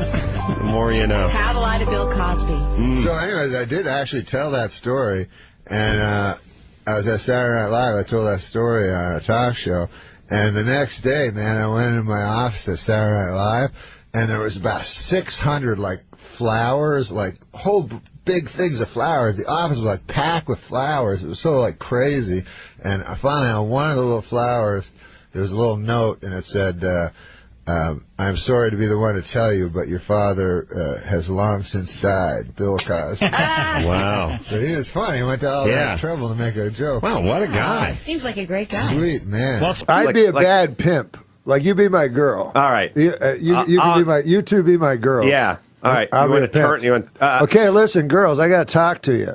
Yeah. Okay? Hey, Sir Magic Norm. Listen, I don't you guys have had attitude against me. Well, I just feel like you've been taking a lot of our money. A lot of you have not been paying me. What? Huh? You know I have the knife. I know you guys have never seen it. But I'm the ones that found you at the bus stop and let you sleep on my couch. Yeah, that wasn't much of an upgrade. Especially with your constant raping. Futon. Yeah. Listen, I've had a good night that of was sleep. part of the deal. I thought that was the unspoken. But anyways, I want some of the money. Look, it doesn't have to be 90-10. I don't know. I understand the 90-10 was a little usurious on my part. But have a 50-50. You get to sleep here. Cheryl, what do you think? I don't think so. I don't know. I really have a knife. The cost of living for prostitutes I'm going starting up. to think you guys don't believe I have the knife. I haven't seen your knife. But you've heard stories. Well, only from you. That I cut that girl? That's a true story. I wasn't making that up. I talked to Cindy. Oh, you know you met Cindy? Yeah, she said she's you never. She's a liar. She said you never cut her. She's a liar. She got in a car accident. That's where the scar came from. Yeah, she said you talked about the knife all the time, but she get never a knife. saw the knife. I could buy That's a what knife. she said you said to her. Yeah, I could buy a knife easy. I know people. Oh, well, now you got to buy a knife? I know people. Hold on. You said you had a knife. You have a knife, but it's in a catalog? I know people that could get me a knife illegally. Well, that couldn't even be traced. I'd stab you. But it's like me saying I have a swimming pool, but it's at someone else's condo. What, you used to be afraid of me. I'm not. Well, you don't even have a knife. You just said you could buy a knife. You used to be so afraid of me when I threatened you. You said you'd beat me with a car antenna, but you don't even have a car. You drive a Geo Metro. That's not a pimp car. You want to go to a bad guy? I thought you were badass. I've never hurt you. But listen, I've protected you from everybody. Stepfather beat me, and I've protected you. Haven't I protected you? Except for the two times. Except for the 2 times. All right. And those guys were big. All right, but you promised to beat me, and that's why I was attracted to you, because of the history I have with my stepfather. I know. And the physical abuse. I get uncomfortable, but I push you. Yeah, I don't treat you nice. You pulling lint off my sweater's not a push. I said the other night that your lasagna was undercooked. Yeah, I know, but so I gave you, and then that's because I gave you a middle piece. When I gave you an end piece, you said it was delectable. And that thing you do where you lick your finger to wipe the stains off our faces, we don't like that. Yeah, we don't like the smudge thing. I've become too close. Look, we didn't get into this not to be beaten or threatened or to keep 90% of our booty. How often do I mention the knife? All right, and you reminding us to use condoms and to say thank you. Mm-hmm. And you telling us we don't have to do what we don't want to do? Yeah. It's not helping our business. Yeah. Well, you don't have to do any of this stuff. Listen, unless the guy's big, I'll protect you guys. If I can take the guy. Remember when you invited us I'm to not going to stay stab a with guy. your knife? I'm not going to stab. No, I'm not going to stab a guy. Well, you invited us to stay at your. Sometimes he's just doing weird stuff, but it's not that weird. But let me say this: you working out of your mom's house is awkward. For both of us, okay? Yeah. And sure, she's a delight, and she makes a great and rum nobody's pudding. Mentioned anything, right? This is a complete secret. Well, your mom. I mean, look. Let's. First off, you wearing Dockers and flip flops is no outfit for a pimp. We're gonna have to get you like made over. You drive a Geo Metro. You keep threatening your pimp hand, but you never laid a hand on either one of us. You're not verbally abusive. You're not physically abusive. I laid, by the way, the first 2 nights I spent on your mom's sofa. I slept with no underpants on, presenting. I wasn't raped once. You came by 2 times. You offered me milk when you went to the kitchen, and then another time you offered me postum. I don't even know what that is. You're just a bad pimp. Thank you. The bad pimp. And scene. You know, Zuckerberg says he's only eating his own meat that he kills now. Have you read that? With his bare hands. Yeah. Zuckerberg? The kid's a monster. He tries to do one thing to alter his modern lifestyle every year. And this year he says he's only going to eat meat that he's actually killed. And I was wondering, what are you adhering to lately? I'm a vegetarian, a strict vegetarian. No, have you done that? Well, I eat chicken. Well, it's not all that. That's not vegetarian. I'm not. I said I'm not strict. I eat chicken and steaks beef, pork. I ate raw game. Did you ever eat? It's not dead yet. No, you're over and you there. eat it, and as you're eating it, their death throes are making you hungrier. There's nothing. That's better than a soybean. Yeah, you're right.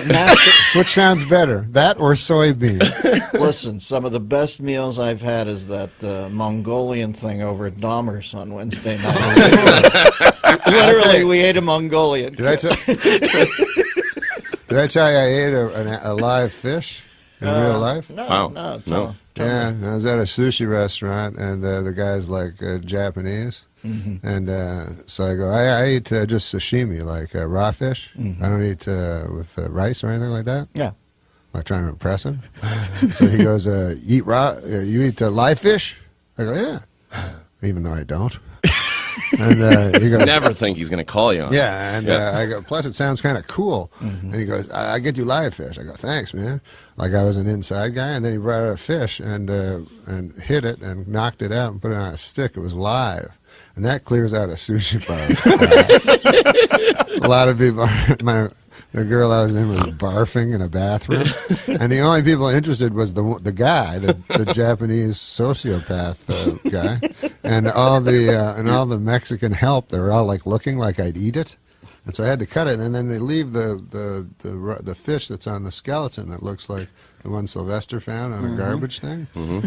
To move. It's moving and like a dead bobblehead, and you had to put water in its mouth to keep it alive so you could watch it die as you ate. It was a nice meal. Jesus, I'm living such a hell life compared. I mean, but anyways, here I am, a young lad auditioning for the Joan Rivers show when it was on. Yeah. It's the first time I ever came to the United States. Me and Howard Busgang. Yeah. And so me and Howard Busgang and Mario Cantone, Joan Rivers likes us all, you know. So we're at the Hyatt Regency, which is across from the Comedy Store, where we auditioned for Joan Rivers. Yeah. And it's me and Howard Busgang are in the room, you know, and Howard Busgang smoked marijuana at the time, you know. Sure. I don't. Yeah. You know? But he smoked marijuana, and I was watching. Yeah. And so I said, Howard, man, it's weird. You're just smoking marijuana all by yourself. Why don't you invite old Mario Cantone over, right? So he phones Mario Cantone's room. Mario Cantone goes, yeah, I'll come over. So he comes over like a minute later, all red-faced with his lover, right? Yeah, okay. He's also red-faced. They're drenched in sweat. Okay, yeah. They've just been fornicating. Yeah, they've been fornicating. Yeah. And so they're like, yeah, we'll take some. So they take a quick, smoke this joint so that they'll enhance their orgasm later, right? Right, sure, okay. Then they give it back to poor Howard Busgang. And he's sitting there with this joint that has God knows what on it. Yeah. Yeah. Yeah, so Howard Busgang, in an effort to be politically correct, even though they're gone, smokes the joint and gets full-blown AIDS. No. I just made up that last part. No, Howard Busgang's a great guy. He's doing a show right now. Wow, yeah. In Canada. Well, let's... Why are we talking about me here? If I asked you, Tom, would you give me $1 million if I cut off your leg? What would you say? Wait, say that again. If I offered you $1 million to cut off your leg, would you accept? If you offered me $1 million to cut off your right leg? No, I would not accept that. If I offered you $1 million to cut off your left leg, would you accept?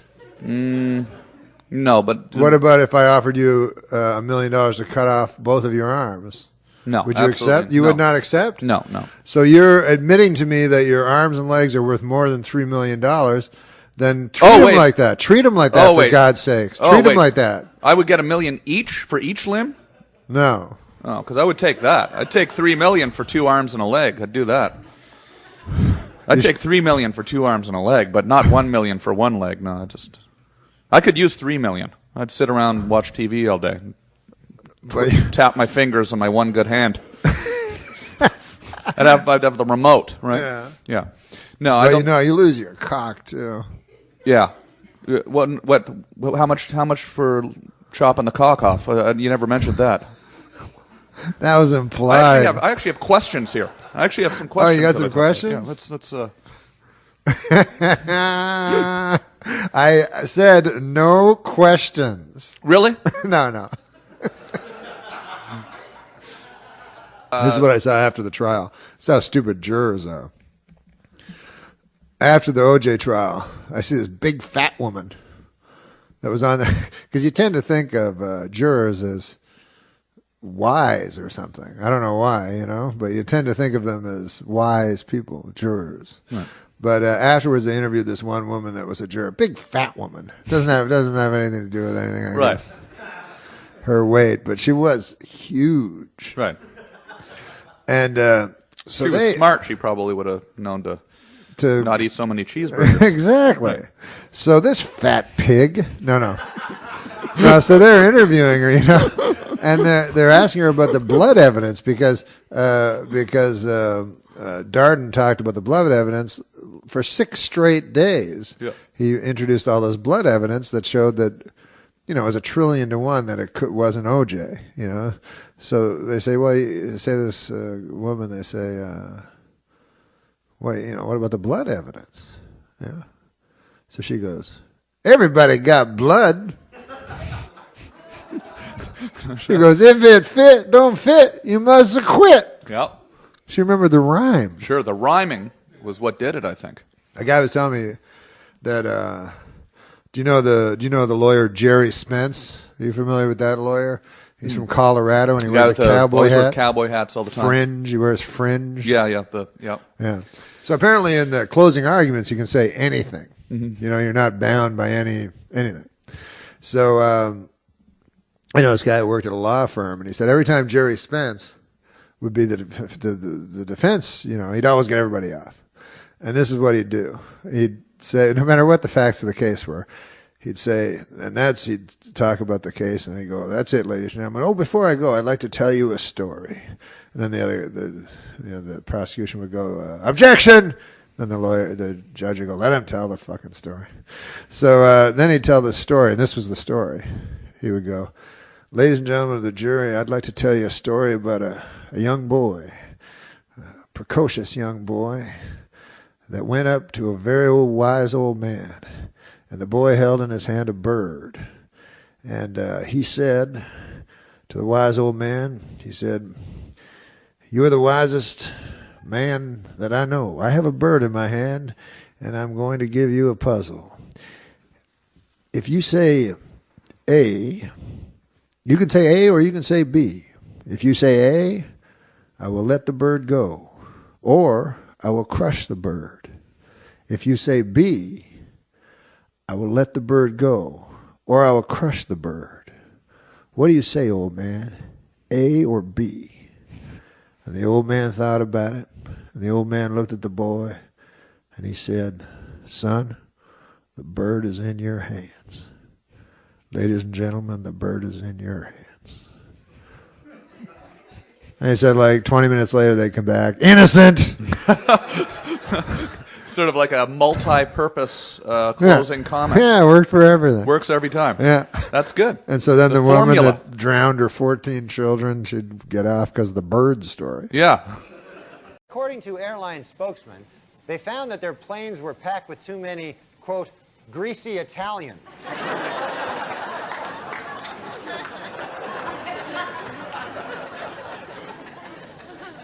3 years ago, an 11-year-old British schoolgirl put a message in a bottle and tossed it into the Atlantic Ocean.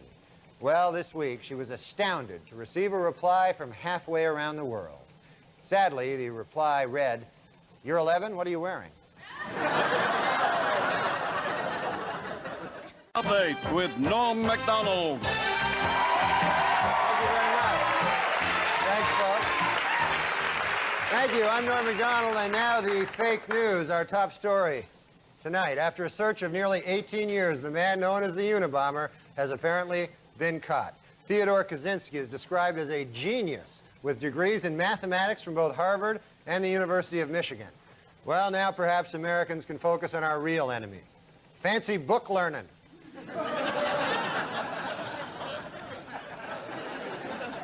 Although only one of his victims was from California, Governor Pete Wilson is pushing to have the Unabomber suspect tried in Los Angeles.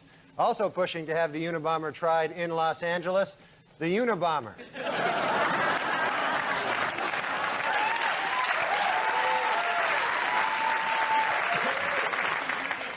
It now appears that the $50 million lawsuit against Subway gunman Bernie Goetz, brought by one of the men he shot, will be heard by an all-minority jury.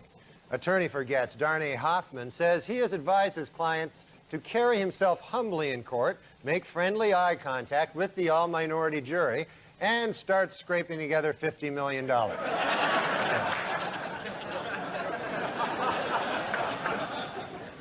Last week on Larry King Live, Marlon Brando made the shocking statement that Hollywood is, quote, run by Jews.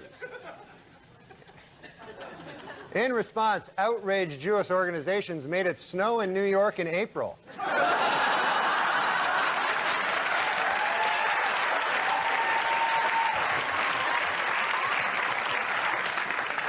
For years, Hillary Rodham Clinton has told people that she was named for the first man to climb Mount Everest, Sir Edmund Hillary. But as Esquire magazine recently pointed out, Sir Edmund did not climb Mount Everest until 1953, 6 years after Hillary was born. However, the First Lady does have a good explanation for the discrepancy. She loves to lie.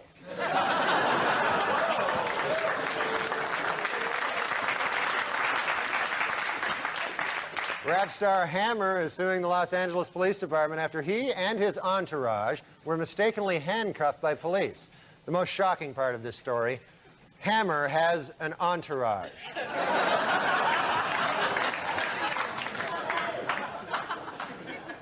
Last week, a jailbreak at the Adams County Prison in Pennsylvania ended with 4 inmates escaping in their underwear.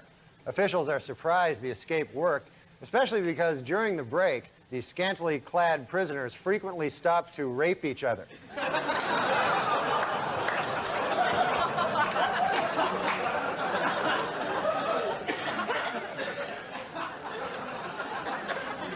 In the new movie Mrs. Winterbourne, talk show host Ricky Lake plays the part of a young mother-to-be. According to film's producers, Miss Lake was so serious about achieving a realistic pregnant look, she forced herself to lose 30 pounds.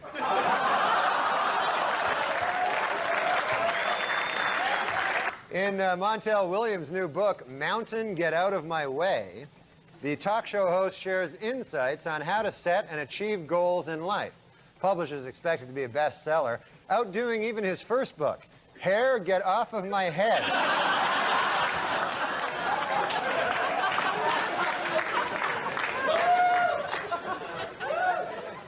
A Nobel Prize-winning scientist has been arrested on charges of sexually abusing a 15-year-old boy. Though the arrest really shouldn't come as a big surprise, his Nobel Prize was in child molesting.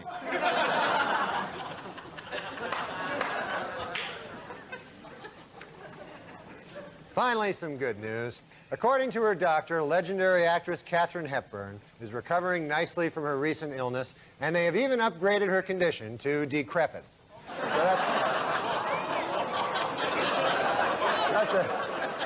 So that's nice. Well, you don't like her? You don't like Katharine Hepburn, for God's sake? And that's the way it is, folks. Good night.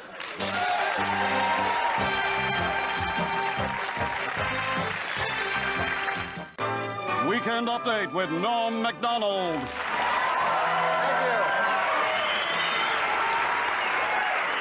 Thank you. I'm Norm MacDonald, and now the fake news. Our top story tonight, a shocking new development in the O.J. Simpson case. Late this afternoon, a high-ranking official in the Los Angeles Police Department admitted to Geraldo Rivera that the police did conspire to frame O.J. Simpson for the murders of Nicole Brown and Ron Goldman.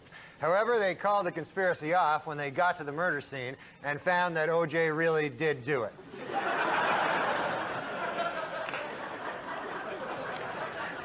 On Thursday, Congress gave final approval to a sweeping new anti-terrorism bill. The new law permits foreign terrorists to be deported, limits federal appeals on death sentences, and allows for the immediate arrest of any Harvard graduate who lives in a dirty wooden shack. Well, earlier this week, actor Marlon Brando met with Jewish leaders to apologize for comments he made on Larry King Live. Among them that, quote, Hollywood is run by Jews. The Jewish leaders accepted the actor's apology and announced that Brando is now free to work again.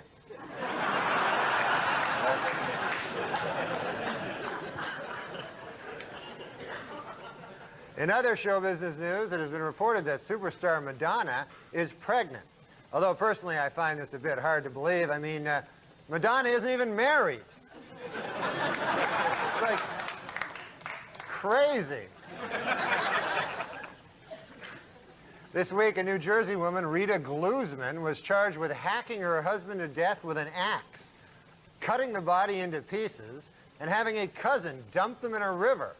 According to police, Glusman learned how to do this by watching the program Martha Stewart Living.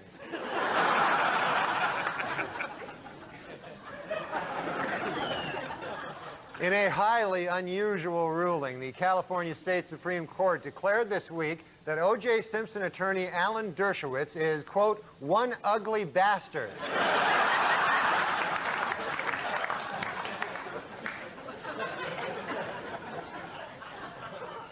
In sports, distance runner Uta Pippig set a record by winning her 3rd consecutive Boston Marathon, despite suffering from both her period and diarrhea throughout the 26-mile run. In addition, Pippig also set a record for causing the most spectators to make this face.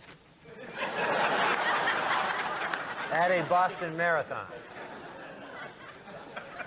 And in basketball news, Magic Johnson was suspended for 3 games and fined $10,000 for bumping official Scott Foster. Said a distraught Johnson after the game, "This is the worst thing that has ever happened to me."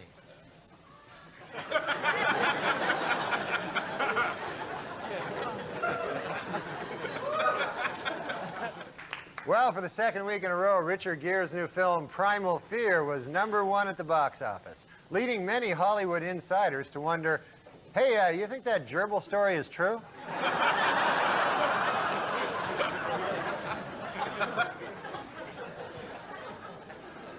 Magician David Copperfield has announced plans to open his own theme restaurant.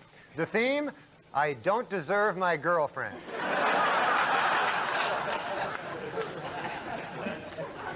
In California, the State Justice Department has endorsed a plan that would update the term for a prostitute's customer from the traditional John to the new, more current-sounding term, Charlie Sheen. And finally, this Thursday, businesses around the country will be celebrating the 4th annual Take Our Daughters to Work Day, or as producer Aaron Spelling calls it, Thursday. That's all right. You don't have to do that. And that's the way it is, folks. Good night. See you later. An update with Norm MacDonald. Thank you very much. Thank you. Thanks. I'm Norm MacDonald, and now the fake news. Our top story tonight, a former Arkansas banker told the Senate Whitewater Committee this week that he gave Bill Clinton a $20,000 loan as a favor, even though it was, quote, unacceptable banking practice. In response, President Clinton stated that he has no recollection of such a loan, while First Lady Hillary Clinton said, we've never even been to Arkansas.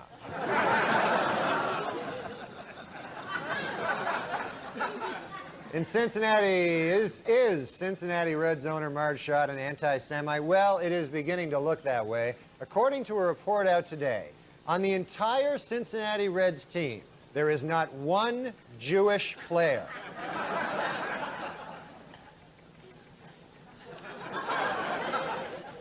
The U.S. Tobacco Company has announced that between now and December 31, it will donate a portion of its sales, at least $1 million, to the National Volunteer Fire Council. In return, U.S. Tobacco asked that for the rest of the year, everyone pretend that cigarettes don't cause cancer. Subway gunman Bernie Goetz has apparently come up with a plan to pay off the enormous $43 million judgment against him. His plan? Mug somebody, get shot, sue them.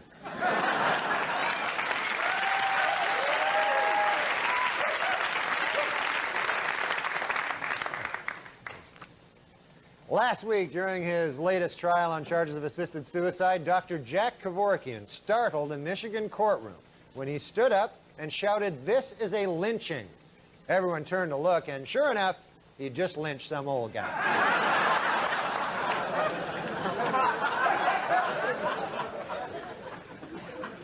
Well, in business news, the Ford Motor Company reports a 22% drop in sales for the first quarter. Ford analysts blame the decline on a sluggish economy combined with a sudden upswing in interest rates. Also, their cars blow up.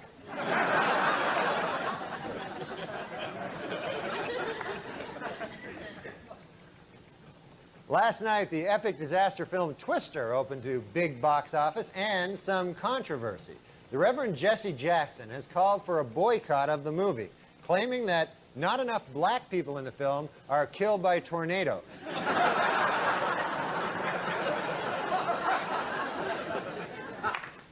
In overseas news, an attempt to lift the ban on gays serving in the British Armed Forces has been defeated in Parliament.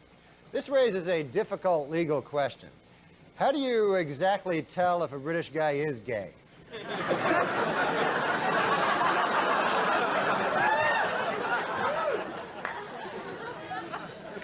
A berry found only in the Amazon rainforest and commonly used as an aphrodisiac is the base ingredient for Josta, the new soft drink Pepsi is marketing to teenagers. According to a Pepsi spokesman, the new drink will solve a problem that has long baffled researchers: how to make teenagers more horny.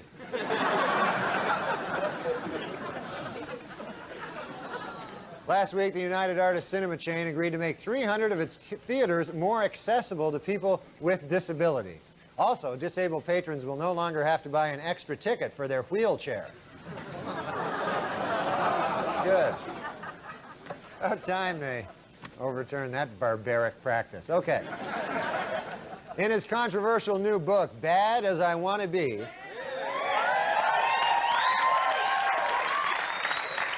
Chicago Bulls forward Dennis Rodman says that the NBA is, quote, 50% sex. Jeez, man, I got to stop leaving at halftime. And in other show business news, Macaulay Culkin called police after his father, Kit Culkin, slapped him for not cleaning his room. Officers raced to the scene and immediately joined in, slapping Macaulay Culkin.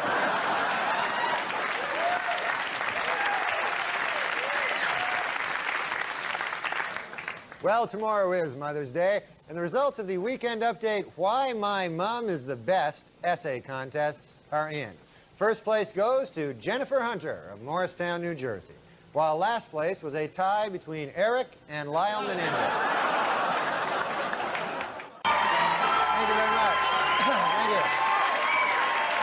Hi, I'm Norm MacDonald, and now the fake news. Our top story tonight. In an emotional press conference this week, Bob Dole announced that he was resigning from the U.S. Senate, where he had served for nearly 3 decades. Dole said he regretted leaving the Senate, but needed to focus all his energies on a goal many had once thought impossible: getting Bill Clinton reelected.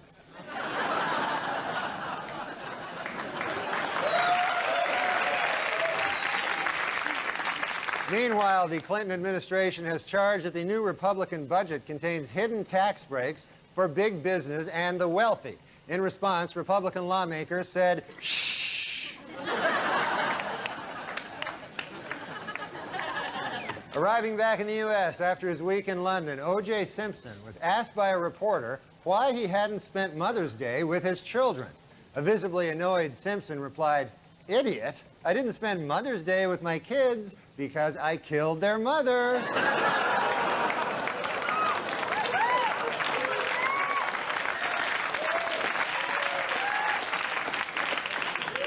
While in England, where he spoke at Oxford University, Simpson had defended actor Marlon Brando's criticism of Hollywood Jews. Later, from his island hideaway, Brando sent O.J. a telegram which read, "You're not helping."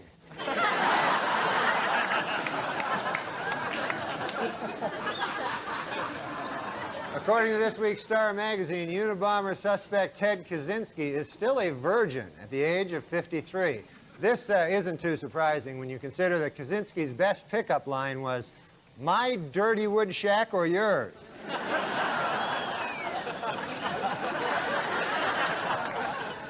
At the White House this week, President Clinton officially came out against same-sex marriages. What's more, the president said he is not too crazy about opposite-sex marriages either.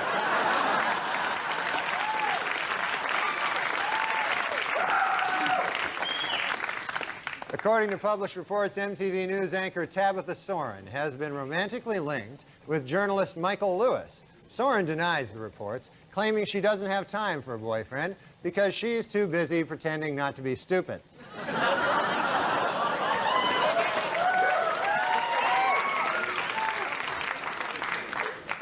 It was revealed this week that mass murderer Richard Speck, while serving a life term in prison, was videotaped with hormone-induced breasts, snorting cocaine, and having sex with a man. The film was apparently made with prison video equipment and a $300,000 grant from the National Endowment for the Arts.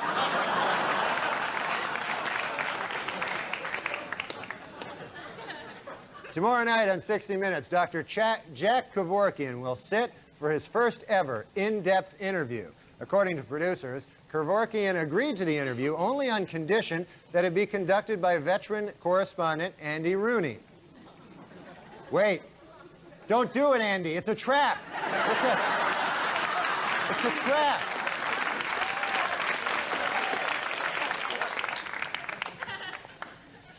In an interview in this month's Vanity Fair, actor Tom Cruise attempts to end once and for all rumors that he is gay.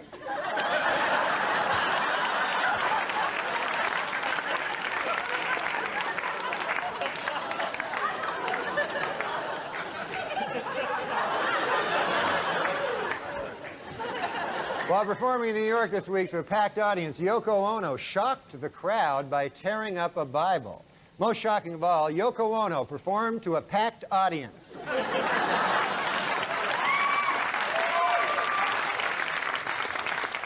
This week, the FDA gave final approval to a device that prevents heart attacks by blasting the heart with a powerful jolt of electricity.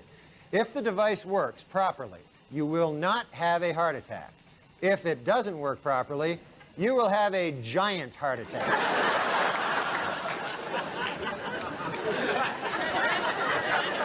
Well, more O.J. Simpson news. On Friday, the Juice officially endorsed Bill Clinton for president, adding, quote, "I'd like to help him any way I can." To which the president replied, "Well, there is one thing."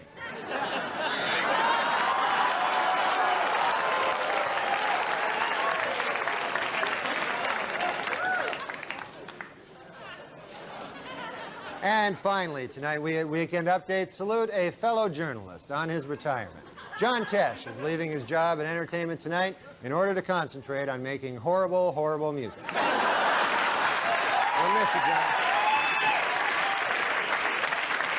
And that's the way it is. See you next year, folks. Have a good summer.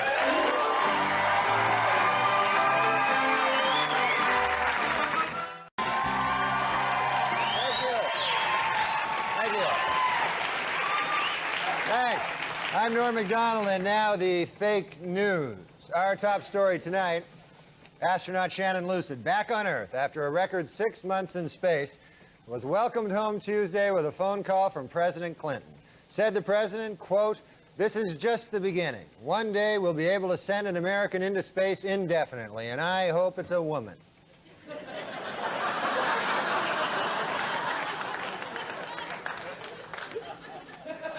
In election news, the latest CNN poll shows Republican candidate Bob Dole pulling to within just 10 points of President Clinton. A spokesman for the Dole campaign said, "That's impossible."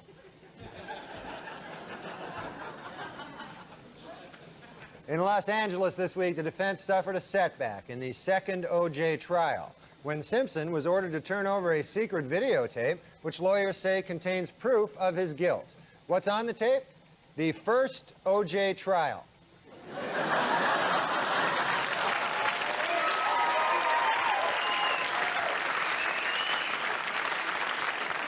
America's most eligible bachelor, John Kennedy Jr., married fiancée Carolyn Bessette last weekend. The ceremony went off without a hitch, except for one embarrassing moment when a slightly tipsy Ted Kennedy bumped into the groom, dropped his trousers, attacked the maid of honor, attacked the maid of honor's roommate, attacked the maid of honor's aunt, vomited on the photographer, and finally passed out peacefully on the wedding cake. We at Weekend Update wish the couple well. This week, fighting along the northern Iraqi border escalated. 20,000 Turkish troops, backed by warplanes and helicopters, launched a massive attack against a tribe of Kurdish rebels. In retaliation, the Kurds fired back with their secret weapon, the tiny clump of dirt.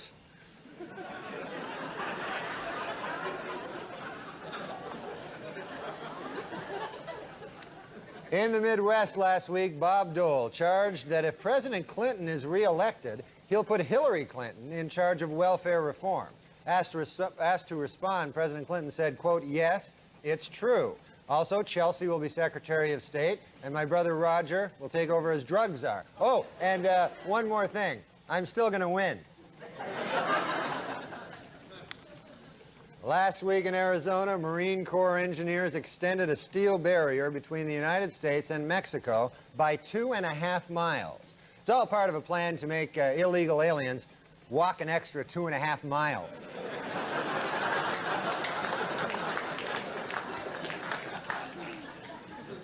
This week, Dr. Jack Kevorkian was granted an emergency 30-day permit to carry a handgun after telling a court that he fears, quote, right-wing nuts. But if you ask me, I think Kevorkian's just getting a little lazy,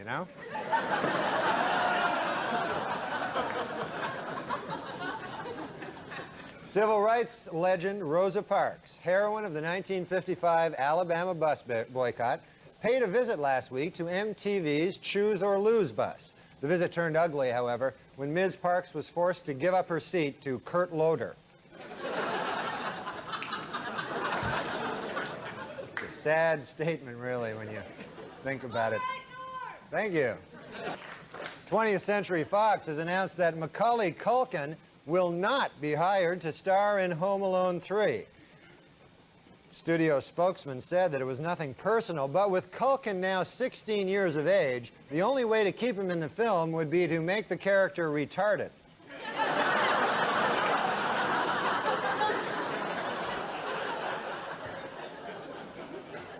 Speaking in Florida earlier this week, Bob Dole launched his harshest attack yet on President Clinton, accusing him of a, quote, naked failure of leadership and moral confusion in the fight against drugs. In response, President Clinton said, "Everything you say is true, but hey, guess what? I'm still going to win." The Federal Aviation Administration has come up with a list of 30 changes to make air travel safer. Number 1 on the list, no more crashes. They've decided to...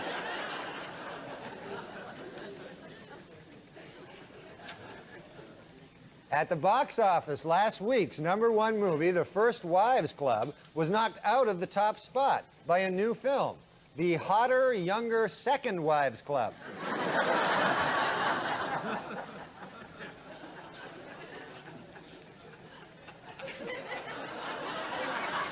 In business news, 2 of the nation's leading office supply retailers, Office Depot and Staples Office Supply, have announced a merger. Wall Street insiders are calling it the most boring merger ever.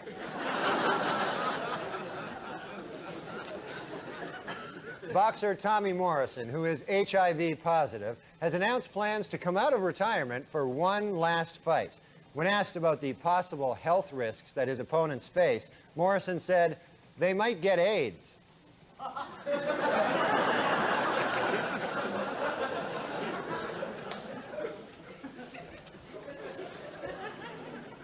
In Bridgeport, Connecticut, the Statakoti Indian tribe is seeking recognition by the Bureau of Indian Affairs in order to open either a manufacturing company or a casino.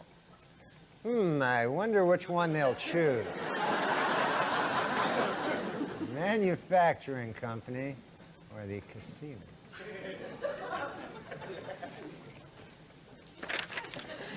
According to the EPA, it will cost an estimated $295 million to clean up toxic waste at the former Lockheed Martin military aircraft plant in California. The cause of the toxic waste? You guessed it, Frank Stallone.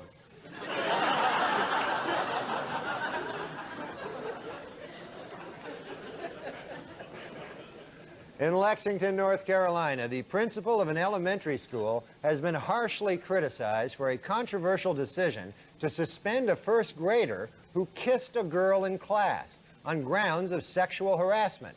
Now, while this may sound like an overreaction, it should be noted that this is the first grader.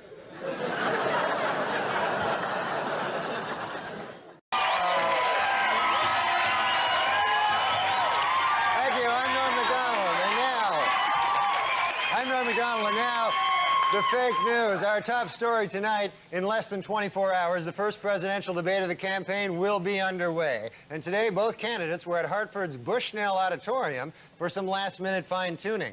President Clinton is still deciding which themes to emphasize in his opening remarks, while Bob Dole is deciding whether to pull the fire alarm or phone in a bomb threat.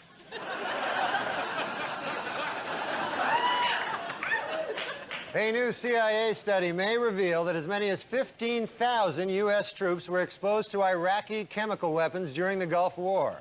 Although their exposure took place in March of 1991, the debilitating effects were not discovered until November of '92, when all 15,000 voted for Ross Perot.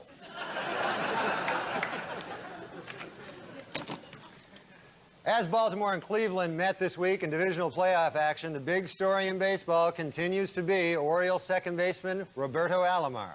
Under a dark cloud. Yes, none of us like him. Under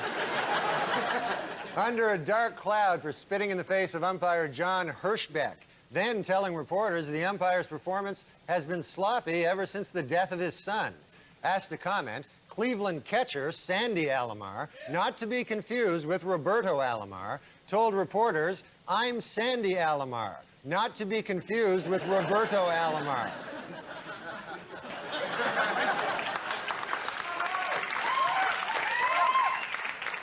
According to newly released confidential memos, presidents of the nation's largest tobacco companies decided as early as 1964 that cigarettes should contain increasingly higher and higher levels of nicotine. Asked to comment, a spokesman for the tobacco industry said, "Really, that's interesting," then got plastic surgery and moved to France.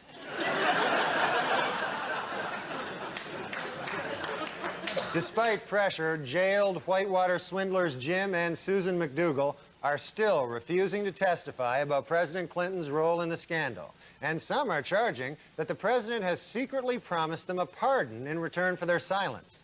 Well, in a candid interview this week, the president admitted that he might consider pardoning the two, but only after making, quote, every effort to have them killed in prison.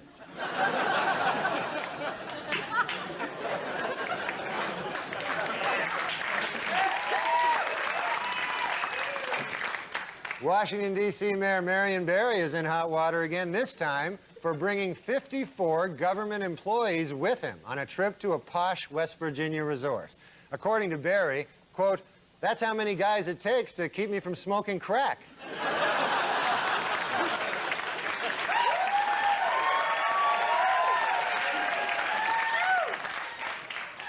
Last week in Calcutta, India, Mother Teresa suffered a slight concussion when she slipped and bumped her head. Doctors say the 86-year-old nun is completely back to normal, except for one interesting difference. She now hates poor people.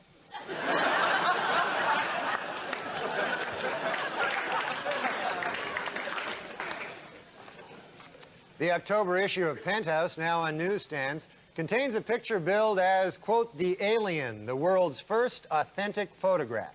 A survey of Penthouse readers finds that 60% think the photo's a fake, while only 40% think it's real. All 100%, however, found it, quote, "surprisingly easy to masturbate to."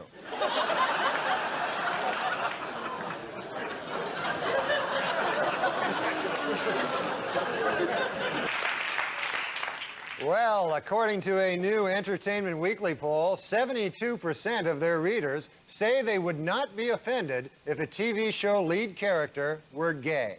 Though that figure shrinks to 1% when these same readers are reminded that being gay can involve anal sex.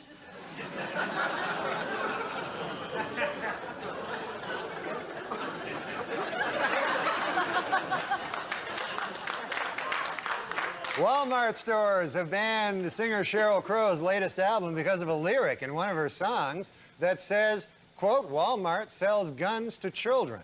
Oddly, the store made no objection to another lyric in the song, quote, "Walmart sells crap."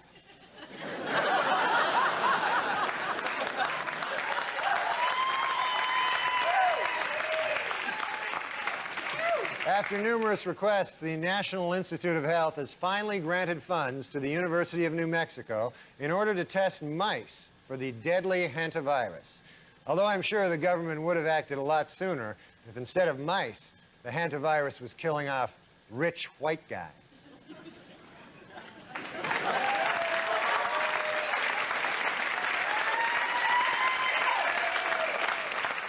In Connecticut this week, Glastonbury High awarded Thomas Hennessy his high school diploma at the age of 102. Way to go, Thomas. In today's world, you know, without a diploma, you've got no future, really, you know? So good for him. Finally this week, lawyers in the new O.J. Simpson trial actually found a prospective juror who claims to know nothing about O.J. Simpson, the murders, or the first trial, and who told the court, quote, "I don't even know when it started or ended."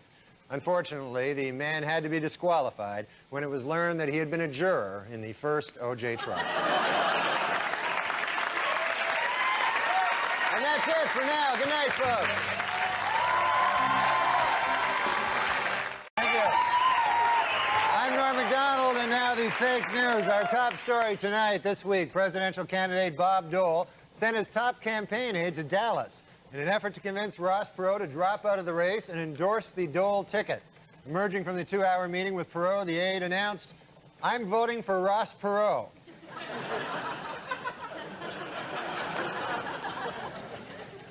In the final days of the presidential campaign, Bob Dole has $19 million left to spend, while President Clinton has more than $32 million. Dole plans to use his $19 million for TV ads, radio spots, and mass mailings, while a confident President Clinton has allotted all of his $32 million to a crooked Arkansas land scheme. Though more indictments are likely in the Whitewater investigation, President Clinton is still refusing to say whether he will pardon former Whitewater associates Jim and Susan McDougal. But when asked if he would pardon First Lady Hillary Clinton, the president was crystal clear, quote, "She does the crime, she does the time." At his civil trial in Los Angeles this week, O.J. Simpson attorneys began their case with an attack on Nicole Brown Simpson's character. Outraged Brown family lawyers responded, quote, "Nicole is a victim. No matter what she did, she certainly did not cut her own throat." To which Simpson's attorneys replied, "On the contrary, that is precisely what we intend to prove." A new study funded by tobacco giant Philip Morris claims that the nicotine in cigarettes may actually help prevent Alzheimer's disease. Executives at Philip Morris caution that the study is not conclusive, but just to be safe, everyone on Earth should start smoking.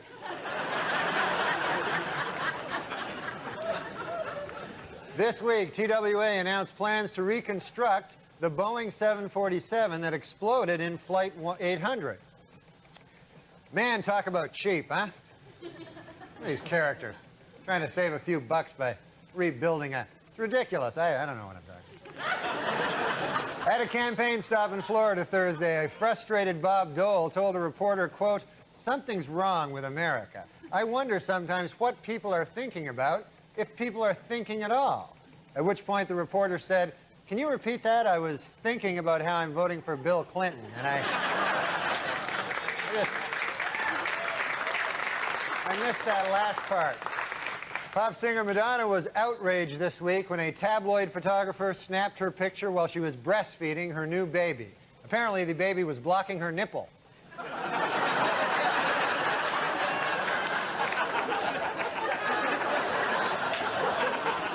An independent study released this week confirms that President Clinton has appointed more minorities to high-level government posts than any other president. For purposes of the study, women were counted as minorities, and Attorney General Janet Reno was counted as a woman.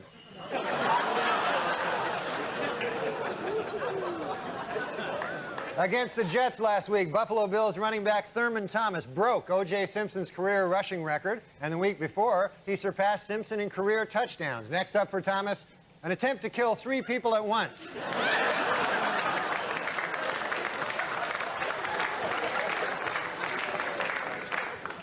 In Princess Anne, Maryland, state health officials have discovered what caused the mysterious death of 200,000 fish at a Somerset County fish farm. The culprit?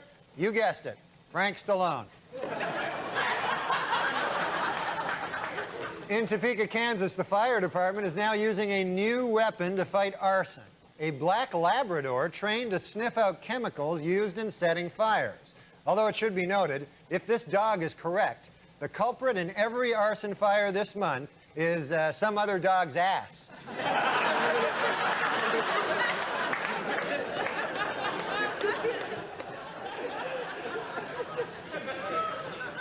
And in Madison, Wisconsin, a painting that depicts a large rat sucking at the breast of the Blessed Virgin Mary was removed from a high school art display due to complaints by local residents. The artist blamed the complaints on a lack of art education, while I blame the complaints on the fact that it was a painting of a large rat sucking the breast of the Blessed Virgin Mary.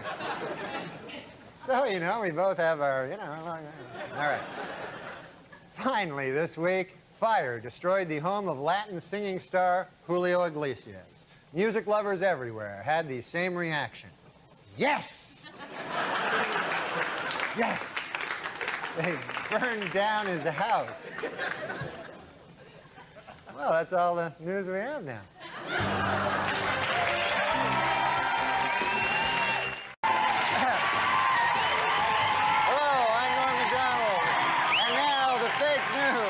Our top story tonight. According to a new CNN poll, Republican candidate Bob Dole now trails President Clinton by 15 points. A Dole campaign spokesman says that despite these numbers, it is still possible for them to reach their ultimate goal, to lose by 7 points. While jogging on the beach in San Diego this weekend, President Clinton was berated by tourist Valerie Parker, who shouted at him, quote, "You're a draft-dodging, yellow-bellied liar, and you're a disgrace to the office of the presidency, to your gender, and to this nation." And then added, "I'm still going to vote for you." During a recent interview on 2020, longtime O.J. Simpson friend Robert Kardashian said he now believes Simpson may be guilty. Though he did add that had he believed O.J. was guilty at the time, he never would have agreed to hide his bloody clothes and knife.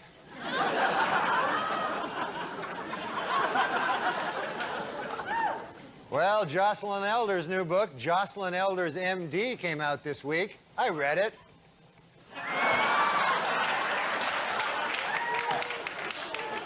This week, London tabloids report that model Jerry Hall has filed for divorce from Mick Jagger, ending a 20-year relationship, although I'm sure this is a difficult time for Mick. You know, it must be kind of exciting after 20 years now he finally gets a chance to sleep with other women. So that'll be... Meanwhile, Bob Dole brought his struggling presidential campaign to New Jersey, vowing, in his words, to prove Yogi Berra was right when he said, "It ain't over till it's over." Reached for comment, Yogi Berra said, "It's over."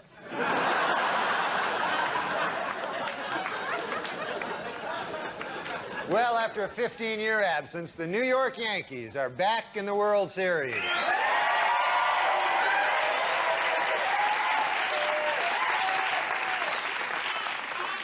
And some New Yorkers have come up with a novel way of snagging those hard-to-come-by tickets, murdering guys with tickets and stealing them. Well, as I just said, the 1996 World Series will begin tomorrow. Joining us tonight on Weekend Update with his analysis of each team is a baseball legend and a dear, dear friend of mine. Please welcome Hall of Fame broadcaster Harry Carey. Hi, Harry.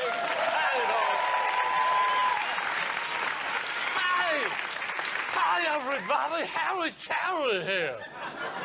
I gotta tell you, folks, it's gonna be one heck of a series. These are two fantastic ball clubs with outstanding pitching. You've got Andy Pettitte and David Cohn for the Yankees, and of course the Braves have 24-game winner John Smoltz and Tommy Glavine. He's always tough, Norm. These teams are so evenly matched. Let's start with the Yankees. They play in New York City. Wow, what a town. This place is crazy. You people are nuts. I once saw an Armenian woman give birth to a baby in a subway. Beautiful, beautiful 8-pound, 3-ounce boy named Tanzu. He's now 11. We still keep in touch. Okay. Well, Harry, what can you tell us about Atlanta? Oh, Atlanta's a beautiful city. Many consider it the jewel of the South. You know, it's in Georgia. Yeah, that's true, Harry, but hey, let's get back to the Braves and Yankees, buddy. Norm, actually, I'd like to give a quick shout-out to Gail and Ron Anderson. They run Anderson Hardware out in Waukegan, Illinois. They're actually here on vacation. They wanted me to say hi to their beautiful daughter, Colleen, who's watching the store. Hey, Colleen. Okay. Harry, listen, buddy, let's talk about the lineups for both teams, huh? Hey, no. What about those hot dogs they serve at Yankee Stadium? Aren't they delicious? Yeah, sure, yeah. I love them so much, I once ordered 12. 12 hot dogs? Yeah, I only ate 2. I don't know what I was thinking. To this day, I still laugh at the idea that I thought I could eat 12 hot dogs. You can't do it, Norm. You can't. No, I imagine not. Well, Harry, I know you have to run, but before you leave, hey, let's get your prediction on who'll win the series. Yankees in 6. Wow, how about that? That's great, that's great. So that's your prediction, huh? Yankees in 6? Or the Braves. You never know, Norm. That's what makes baseball such a crazy game. Okay, Harry Carey, everybody. Harry Carey. Thanks for joining us, Harry. Yeah, nice to have you with us. Good you could drop by. The New York Post reported last week that a prostitute charged with leaving her 4 youngest children alone in their roach-infested Brooklyn apartment had been under investigation for years as a negligent mother. What's more, apparently the woman was also a really lousy prostitute.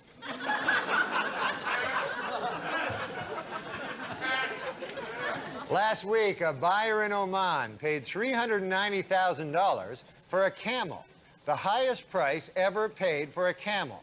Even in the Middle East, many are wondering why anyone would pay that much. Good God, that's a sexy camel. That is a... Let me take a look at this. I think it's his eyes. In Virginia, police are looking for a stripper who stabbed a man for telling her she was too fat to strip. Police warn that the woman is armed and extremely fat.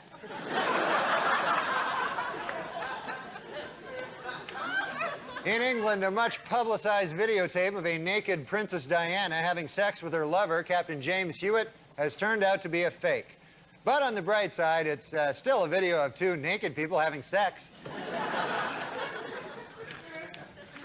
And in Brunswick, Maine, an outbreak of the deadly canine parvovirus has led to the local Humane Society killing many of its dogs. Gee, I wonder if the Humane Society would kill off victims of canine parvo if instead of dogs, they were rich old white guys.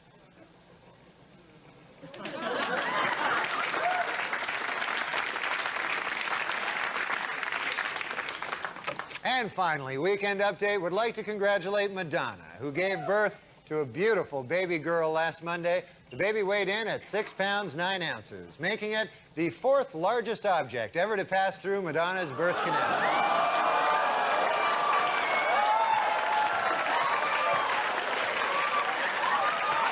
Congratulations, Madonna. And that is it. Good night. Good news. Take care.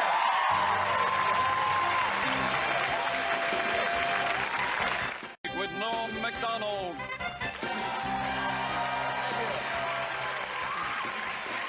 Thank you. I'm Norm MacDonald.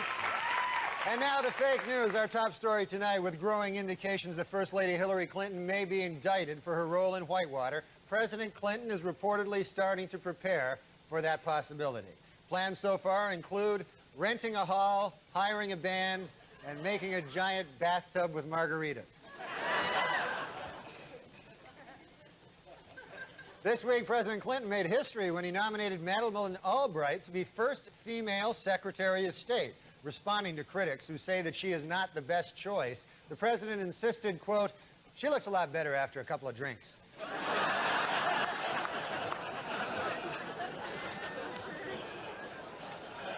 Jonathan Schmitz, the Jenny Jones guest who killed his secret gay admirer because of his fear and hatred of homosexuality, has been sentenced to 25 years in prison. Well, I guess that plan backfired, huh?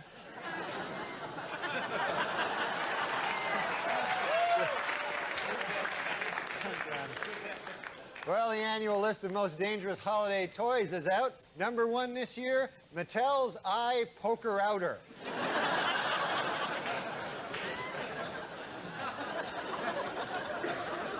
According to researchers in Australia, koala bears have fingerprints so close to those of human beings that they could easily be mistaken by police at the scene of a crime.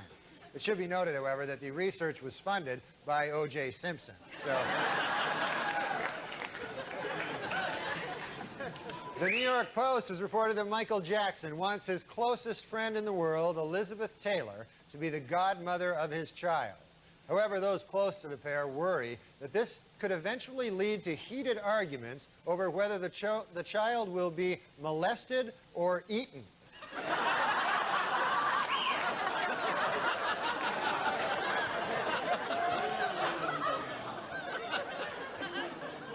This week, Donald Trump announced that he won $20 million by betting on Evander Holyfield in his recent fight with Mike Tyson.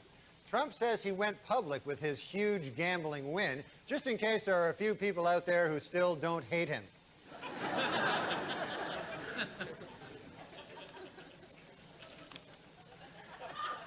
And it's been reported that Keanu Reeves is engaged to actress Amanda Decadina. Asked to comment, Keanu said, "What? I thought I was gay. I'd always heard I was gay. According to a new study, the less a woman weighs when she is born, the lower her chance of getting breast cancer later in life. The study was performed by the Centers for Stuffs You Can't Do Anything About.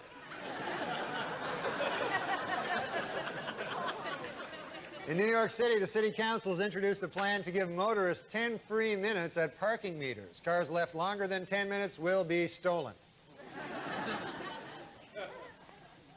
In Amsterdam, a rubber factory has begun producing water beds for cows. Let that be a reminder to anyone who wants to legalize marijuana here in the United States.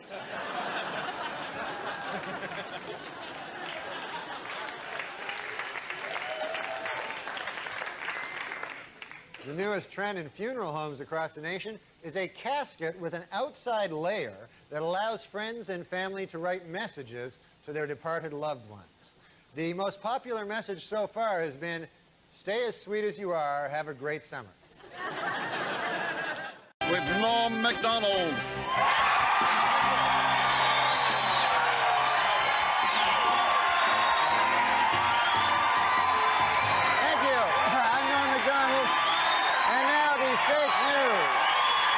Top story tonight.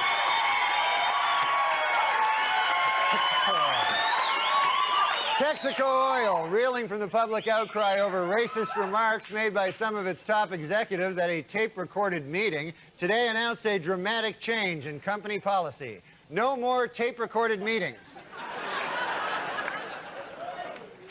Meanwhile, the U.S. Army is dealing with a scandal of its own as dozens of female recruits have charged drill instructors with sexual harassment, intimidation, and even sexual assault. Analysts are calling it the best argument yet for gays in the military. Attorney General Janet Reno has assembled a task force to determine whether federal campaign finance laws were violated by Democrats, Republicans, or both. Another task force will attempt to determine whether Attorney General Reno is a man, a woman, or both.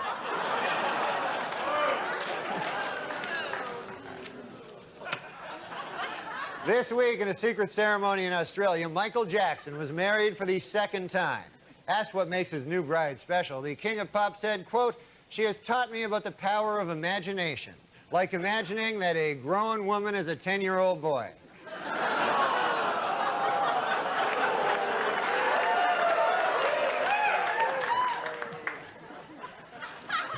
You know he's a homosexual pedophile, right? You understand?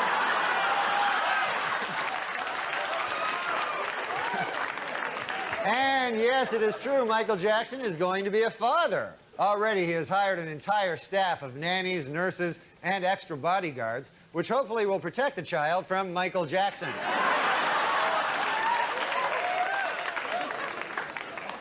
This weekend, veteran news anchorman David Brinkley apologized to Bill Clinton for an election night commentary in which he called the president, quote, "boring and uncreative."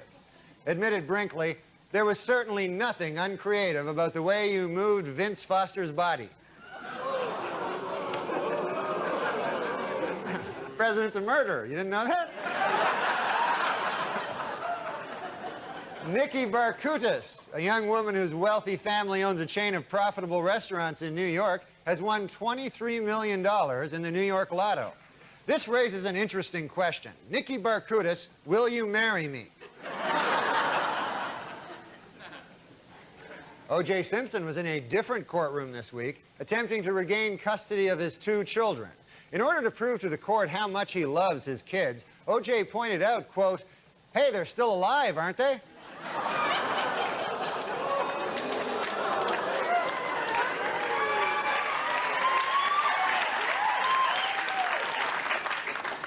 Demi Moore is wrapped filming on G.I. Jane, in which she plays a Navy SEAL combat officer. Moore says that in contrast to other Hollywood portrayals of women in the military, her character will have giant breasts.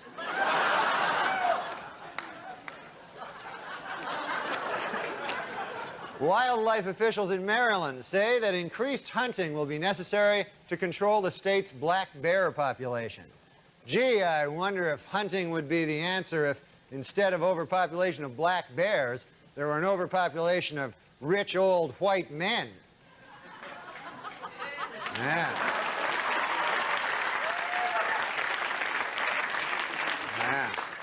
Then I wonder. The New York City Transit Authority plans to put up signs in subway stations asking city residents to be more polite when getting on and off the subway. Most New Yorkers say the idea sounds great and that the new signs will make excellent urinals.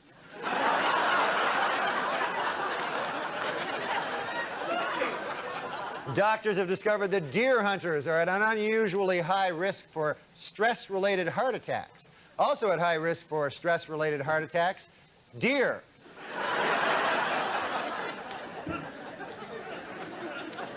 In Washington, D.C., reporter Alan Etter was doing a story on violence at a local high school when he was attacked and severely beaten by a gang of students.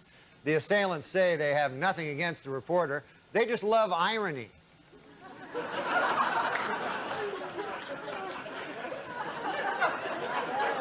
80-year-old Frank Sinatra, recovering from a bout of pneumonia, was apparently well enough last Saturday to bet daughter Tina Sinatra that Mike Tyson would defeat Evander Holyfield. Well, Tina made him pay the $10, although later he had his people rough her up and take back the money.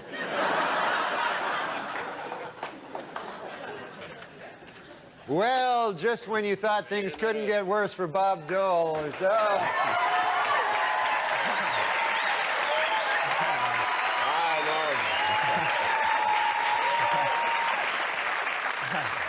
I was just doing yeah, I know, Art. You've had your fun now, Norm. You're out of work. Well, I thought I'd just do a joke about you. I had a little Yeah, what joke. you've been doing, those, I've been missing a lot of them, but your fun's over, the election's over. Unless there's a recount, you're out of work. Oh, no. Okay, well, I guess that's it. Maybe we can go have a beer or something. How'd that be? You're all right with me. All right. Bob Dole, everybody. Good night, folks.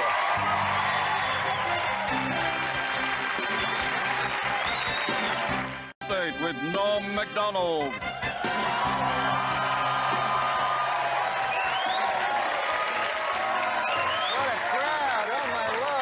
I'm Norm MacDonald. Now the fake news. Our top story tonight. Yesterday, in a dramatic finish to his White House bid, Bob Dole began a 96-hour, 15-state, non-stop campaign tour that will take him right through to Election Day.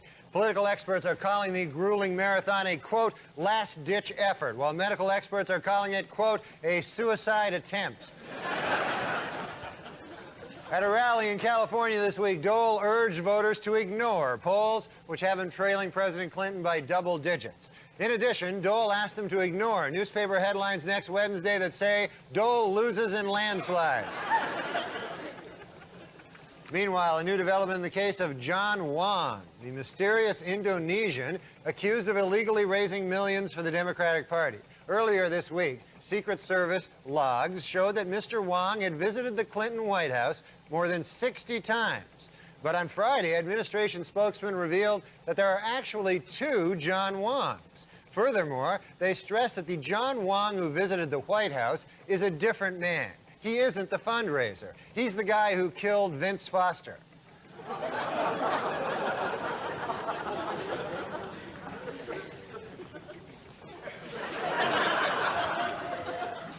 Well, the New York Yankees are the 1996 World Series.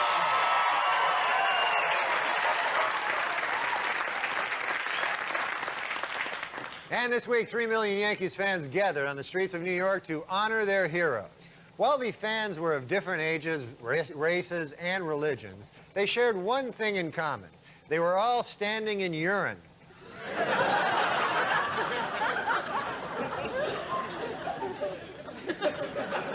The giant ticker tape parade for the Yankees left nearly 4 tons of confetti on Manhattan's streets and sidewalks. But New York officials do have a plan for dealing with the confetti, leaving it there to soak up all that urine.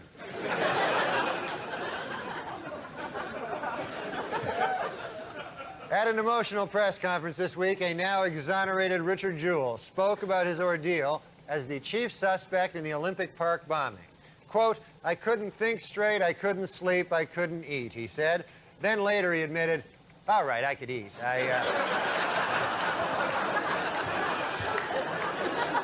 I couldn't sleep, though. I had trouble." In business news, a British company has announced its intention to purchase telecommunications giant MCI. This after MCI called the British company's owner at home 5,000 times.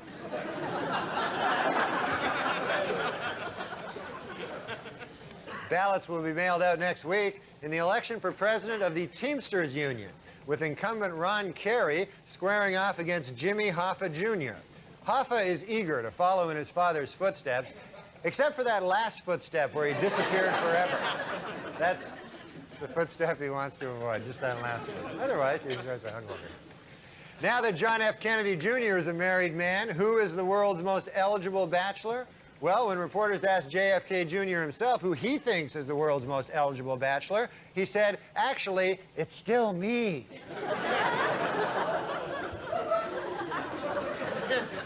A French government survey finds that Disneyland Paris is the most popular tourist attraction in the country. And the most popular ride?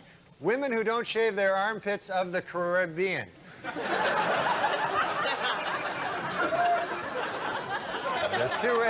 There's two ways to pronounce that, and I got neither.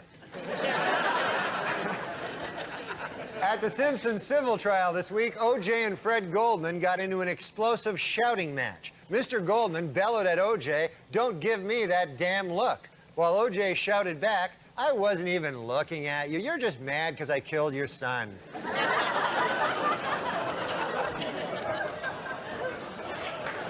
In the December issue of Playboy, 60 Minutes reporter Mike Wallace reveals that he has not only smoked marijuana, but that it made him sexually aroused. According to Wallace, he made these comments in an effort to frighten young people off sex and drugs forever.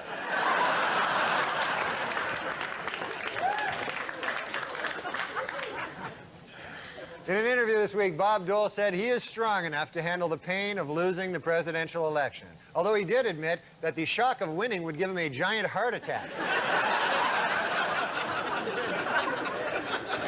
In Detroit, under a new prison rehabilitation program called Fresh Start, employers will get a tax break if they hire an ex-convict. Employers who hire more than one ex-convict will get robbed and killed.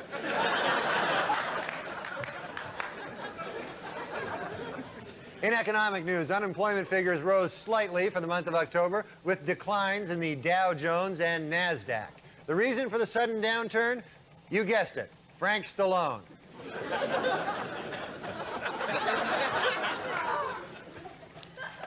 Finally, psychiatrist Kurt Freund, one of the world's leading experts on the study of deviant sexual arousal, passed away last week at the age of 82. Dr. Freund's last words were, quote, "Whatever happens to me, can someone please make sure that the headline of my obituary does not contain the phrase, deviant sexual arousal?" Would that be too much to ask from you, you dirty bastards? Could you just... Okay. And that's it. Hey, vote for Bob Dole. Thanks, folks. Good night.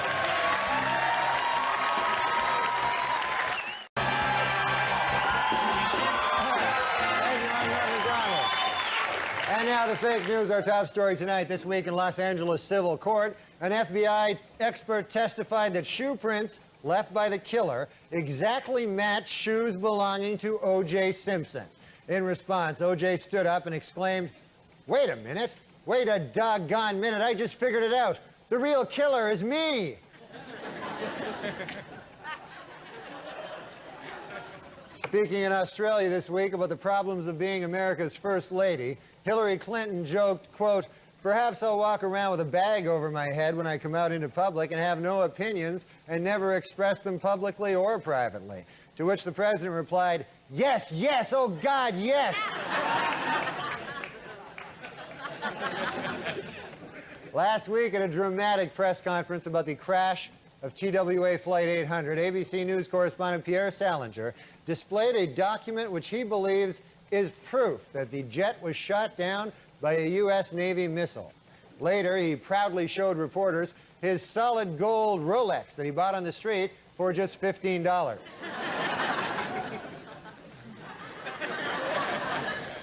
That's one ugly bastard, isn't it? On Tuesday, the Space Shuttle Columbia began a 16-day mission with a crew that includes astronaut Story Musgrove, at 61, the oldest person ever in space. NASA Command Center spotted the shuttle circling the Earth at 15 miles an hour with the left blinker on. That's not a good one.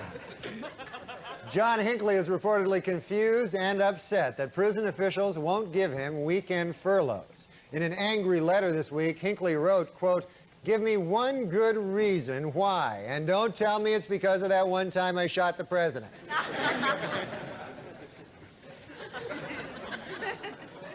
Due to his recent heart bypass surgery, Russian President Boris Yeltsin is now restricted to 1 glass of wine a day. It should be noted, however, in Russia, this is a wine glass.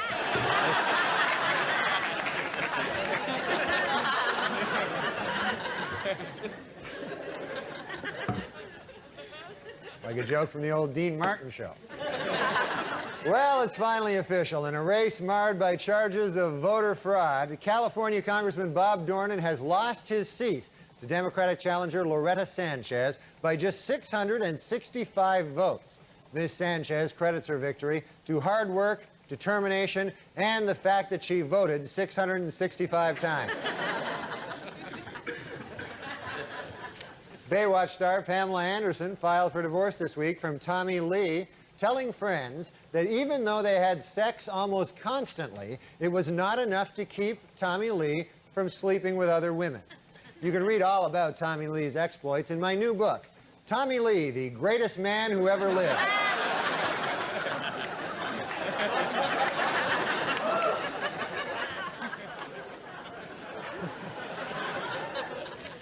After Space Jam's smash opening last weekend, Michael Jordan's promoters have good reason to turn him into a movie star. Apparently, there is still some money in the world that he hasn't got yet.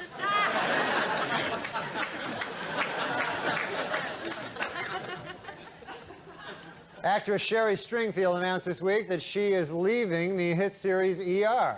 Several actors have already expressed great interest in the part, including Shelley Long and David Caruso.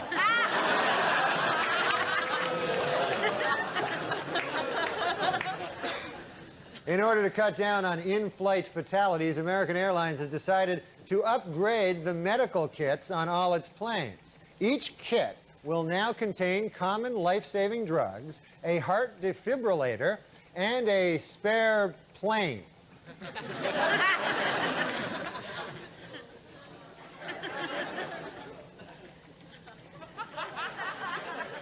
Last weekend, in a dramatic rescue off the coast of Long Island, fishermen pulled a 300-pound man from frigid waters. They were alerted by his desperate cries of, "Help, help, I'm starving, I'm starving."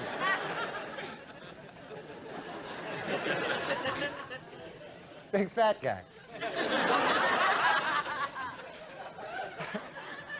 Entertainment Weekly's list of the 101 most powerful people in show business is out. At number 1, Fox CEO Robert Murdoch. And at number 2, you guessed it, Frank Stallone.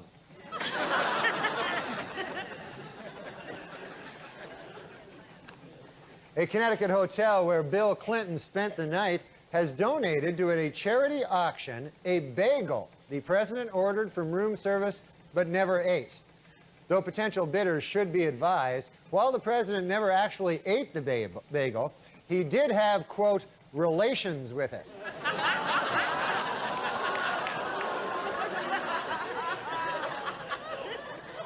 Sounds delicious. Well, yesterday, November 22nd, America's observed a milestone. The 75th birthday of Rodney Dangerfield. There's Rodney Dangerfield, folks. What a crowd, what a crowd. Oh, what a crowd. I tell you, all right. How about that? They love you. Hey, Rodney, now you just turned 75. You just turned 75. And tell me now, has your attitude toward girls changed? Norm, when you turn 75, your attitude towards girls does not change. It's when you turn gay, then your attitude towards girls. But I'll tell you, Norm, even though I'm getting older, with girls I can hold my own, you know. Is that right? Which is usually what they tell me to do. And the idea you get older is not to be lonely. Loneliness is the worst thing in the world. You know, I'm a lonely guy. I've always been lonely, very lonely. Give you an idea how lonely I am. The other day in traffic, a guy gave me the finger, and I enjoyed it. But I'm not as lonely as I used to be. Now, I got married 3 years ago, and I'm not lonely too much now anymore. And I got a good woman, I tell you. I got a woman who loves me for my money and my fame and not for what I am.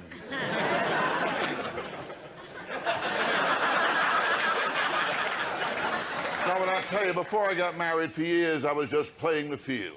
Or to be more accurate, I was playing with myself in the field. Well, you're 75 now, Rodney. This should be a happy time in your life. I mean, now you're into the golden years. The golden years, golden years. That means you go to the bathroom 5 times a night. That's the golden years. When your toes outnumber your teeth, that's the golden years. And when a daily double is prune juice and enema, that's the golden years. If you get older, you get arthritis, too. Arthritis, that's a beauty. You get stiff in every place except the place you need it. You know when you're really old? When your family talks about you in front of you. Ever see those families? The guy's sitting right there. What do you want to do with Pop? Pop can't stay here. And Pop just sits there dribbling. Harry, put Pop in the garage. We got company coming. Okay, that's when you're old. Now, Rodney, I understand you got a new movie coming out. Oh, yes. You know about that movie. Got a new movie coming out. It opens in January. It's called Meet Wally Sparks, and it's funny. In fact, it's freaking funny. Freaking funny. Freaking funny. That's that. I cleaned that one up nice, too, didn't I? Okay, baby, all right. And I got a good deal with this movie, too. My lawyer, Nicky Pumpanese, took care of it for me. Nicky's a great lawyer. Had a rape charge reduced to tailgating. Well, Norm, I really have to run along. I have so many important things to do. I got nothing to do. I think I'll go backstage and hang out with the debris. Maybe I'll stand outside the ladies' room for a while. Hey, honey, you know me? But before I go, I want to leave you with one last thought. One last thought. Every man has his tale of woe. Unfortunately, in life, there's more woe than tale. Oh, sad comment. All right. Rodney Dangerfield. My pleasure seeing you, baby.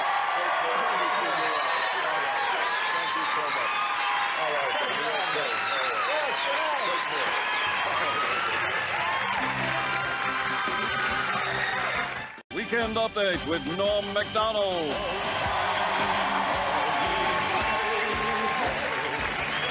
Thank you, folks. I'm Norm MacDonald, and now the fake news. Our top story tonight comes from the O.J. Simpson civil trial, where this week it was revealed that in his first interview with police, Simpson had refused to take a lie detector test. His reason? It detects lies. Meanwhile, Simpson defense attorney Robert Baker argued that a dark spot in a crime scene photo was a, quote, mystery shoe print, suggesting that there were actually 2 killers. O.J. hopes this will support his theory that he did not act alone.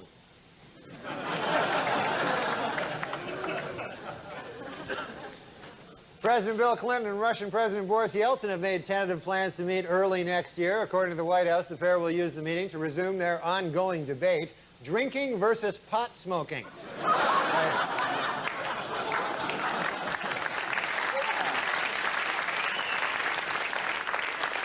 The FDA has approved a drug used for antidepressant to help people quit smoking cigarettes. Although it should be noted, the drug is crack.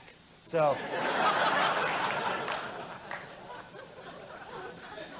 A top aviation watchdog group warned this week that the nation's airlines are vulnerable to terrorist attack. The biggest problem, apparently, watchdog groups pointing out to terrorists that airlines are vulnerable to attack. That's all right. Over the next 2 months, the murder, over the next, what are they?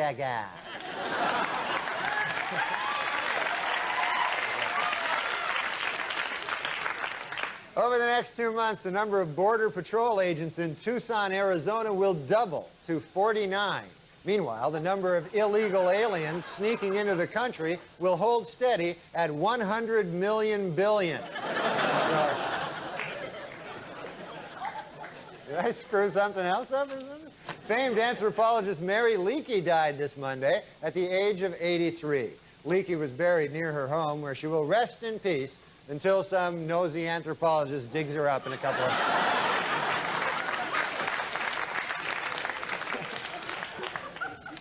It's a nice obituary for the lady. This week, renowned heart surgeon Michael DeBakey attacked the hypocrisy of Hollywood stars who oppose the use of animals in medical research and yet wear ribbons supporting the war on deadly diseases like AIDS. In response, animal activist Ricky Lake said, quote, "But the red ribbon diverts attention from my gigantic ass."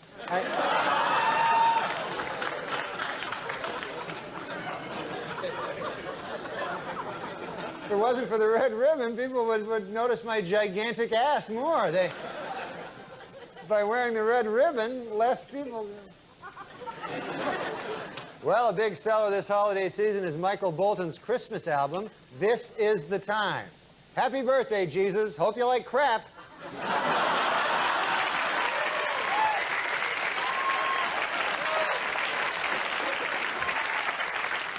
This week, security guard Richard Jewell, who had sued NBC over comments by Tom Brokaw suggesting that he was the Olympic Park bomber, settled out of court with the network for an undisclosed sum. Meanwhile, the FBI has a new 800 number for tips on the case. And curiously, the first call was from Mr. Jewell, who suggested that they check out Tom Brokaw. This week, the chairman of the board, Frank Sinatra, turned 81 years old, and he was honored by having the Empire State Building lit in blue. Also in Mr. Sinatra's honor, the Empire State Building had the Twin Towers rough up the Chrysler Building.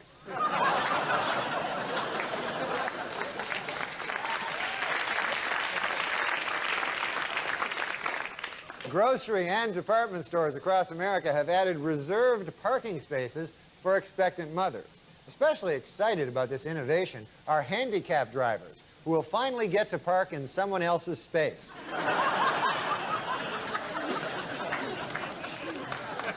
In a recent interview, actress Goldie Hawn says that she does not mind if the man she's married to cheats on her, explaining, quote, "Sexual experimentation is a basic need of all men." You can read more about Goldie Hawn's personal philosophy in my new book, Goldie Hawn, the Greatest Woman Who Ever Lived.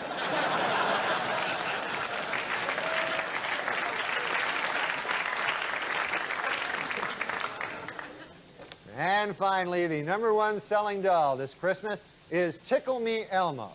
And the least popular selling doll? You guessed it, Tickle Me Frank Stallone.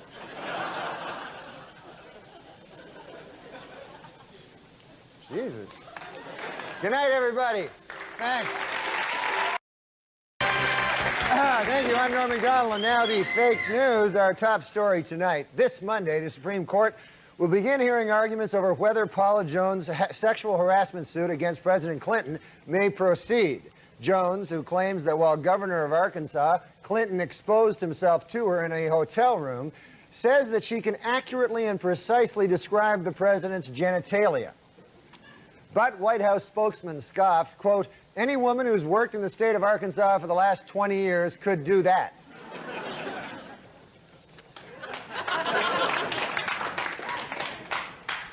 This week at the O.J. Simpson civil trial, the focus shifted from the defendant to the alleged character flaws of Nicole Brown Simpson.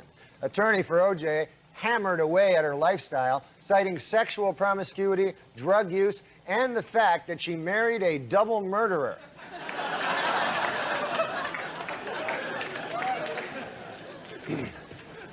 Eight letter bombs sent into the United States last week appear to have been mailed from the Middle East. FBI expert says that it is too early to jump to conclusions, but then added, it's Richard Jewell.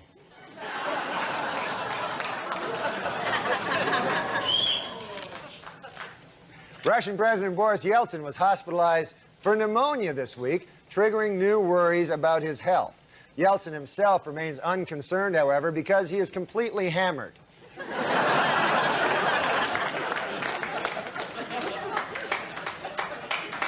As of next week, ValueJet Airlines says it will discontinue service to Mobile, Alabama. According to airline executives, this cost-cutting measure is expected to save the company over $200.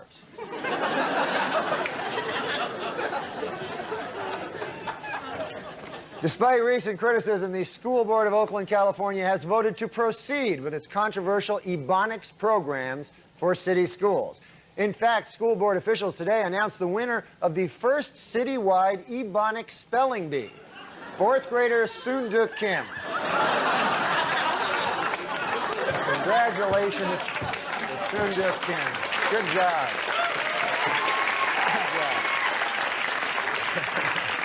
Dallas Cowboys stars Michael Irvin and Eric Williams were cleared of sexual assault charges yesterday when their accuser admitted that she made up her story. According to the woman, she concocted the hoax under duress after being kidnapped and held at gunpoint by Green Bay Packers Andre Rison and Reggie White. Dallas police promise a thorough investigation. The artist formerly known as Prince says he now wants to be known as simply the artist. Meanwhile, I will continue to refer to him as simply the fruit.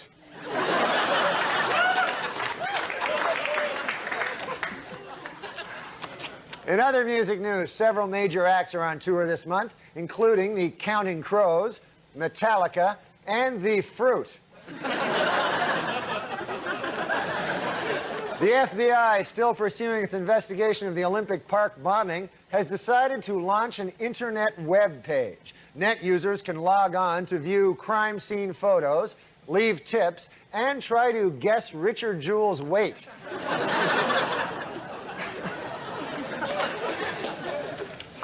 In Norwich, Connecticut, a local museum has made a long overdue effort at racial reconciliation by returning 21 ancient tribal artifacts to the Mohegan Indians. But as for everything else in the country, we'll be keeping that. It's good news, really. We don't have to give any of it back. And in medical news, a new test can now detect prostate trouble months earlier than any previous test. The only downside, it involves shoving some huge device up your ass. It's not all gravy, you know? The most famous vineyard in France, Chateau Mouton Rothschild, has been getting complaints about a new wine label which features a sketch of a naked woman.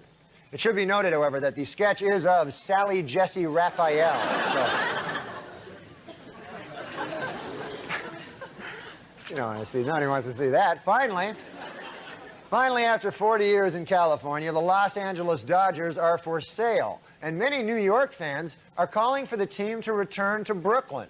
It's all part of a plan to mess with Bob Dole's mind.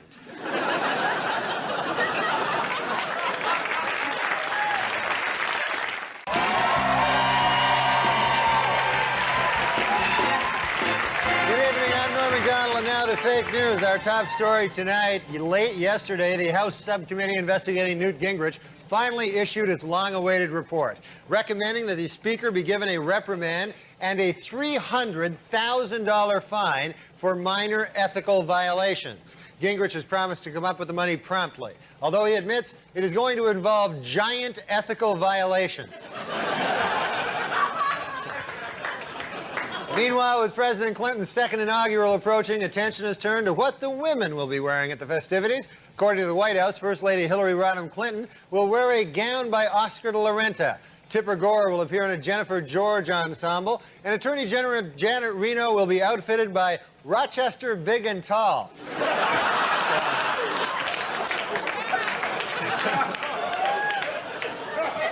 This week, in arguments before the Supreme Court, lawyers for President Clinton asked that the sexual harassment suit brought by Paula Jones be delayed until he leaves office. According to Clinton's attorney, quote, if the president were hauled into court every time some nut accused him of sexual harassment, he'd have no time to scare up tail.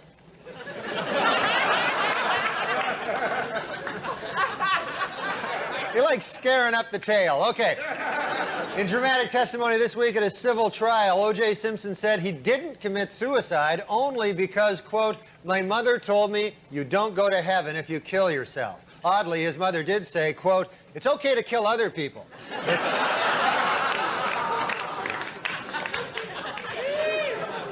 In Atlanta this week, 2 separate bomb blasts rocked a building which houses an abortion clinic. Asked if there were any suspects, FBI spokesman said, quote, we don't want to rush to judgment like we did in the Olympic Park bombing case, but then added, it's Richard Jewell.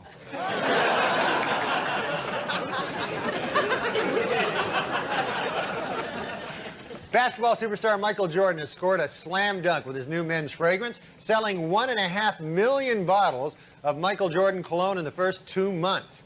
No, the scent does not smell like Michael Jordan after a game. It smells like Patrick Ewing. So it smells good. This week, the Reverend Jesse Jackson called for an end to his boycott of automaker Mitsubishi, citing improvements in job opportunities for minorities, and also the fact that he couldn't find a word that rhymes with Mitsubishi. In New York, state-of-the-art self-cleaning public toilets may soon appear on city streets. In a survey, New Yorkers expressed their enthusiasm for the outdoor toilets, noting that they are very easy to urinate on.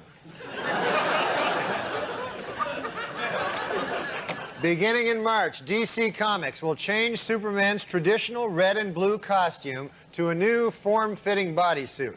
The problem with the old costume? Not gay enough.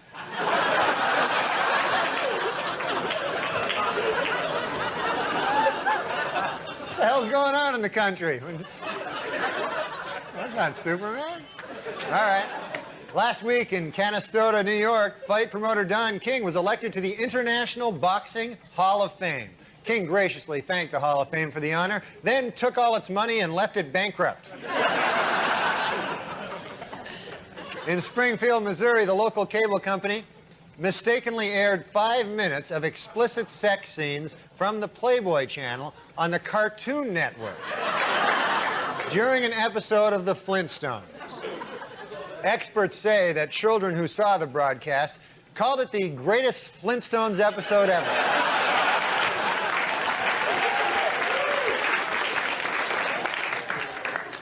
In literary news, the ever-reclusive J.D. Salinger will publish his first book in 34 years. Asked what inspired him to finally write again, Salinger said, "Get the hell off my lawn."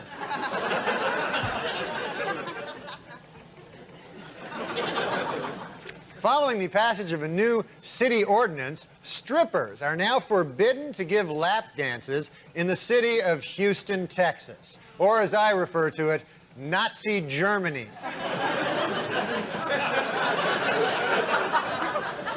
It's ridiculous. Completely ridiculous. Finally, according to the U.S. News and World Report 1997 Career Guide, the best job in the United States for the second year in a row is Interactive Business System Analyst. However, last year's worst job, Assistant Crack Whore, has been replaced by a new worst job, Crack Whore Trainee.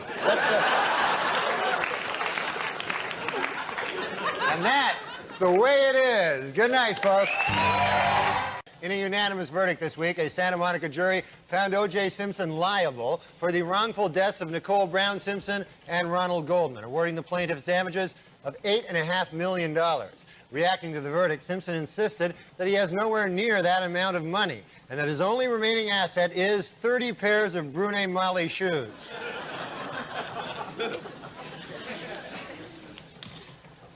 As the jury's decision was announced, Nicole Brown's sister Denise Brown told reporters, quote, "I feel ecstatic," while Johnny Cochran said, quote, "I accept the verdict and now we must move on." Meanwhile, Cato Kalin said, quote, "Please, God, don't let it be over."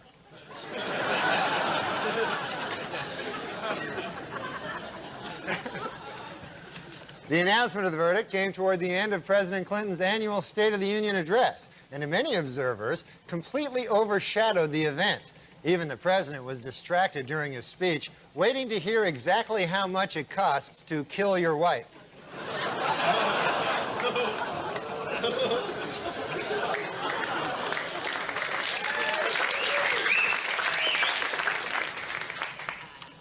In other news, authorities in Pontiac, Michigan are trying to determine if Dr. Jack Kevorkian was involved in the death of a woman whose body was found in the back of his suicide van.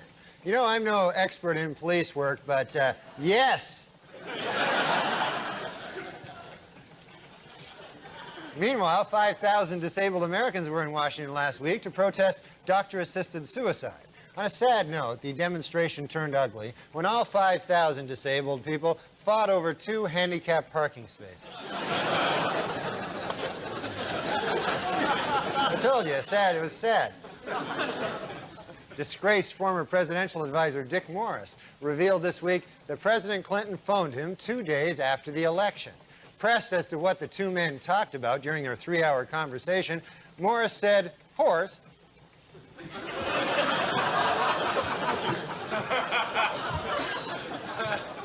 Skater Tanya Harding, banned from competing for the United States because of her part in the Nancy Kerrigan attack, received a setback this week when her request to skate for Norway was also rejected.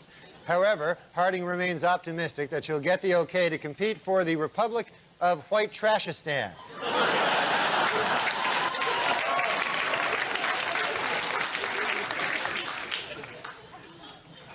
And in business news, American Express has announced plans to lay off 3,000 workers. According to the company, employees will be notified of the layoffs with pink slips reading simply, "Don't leave home."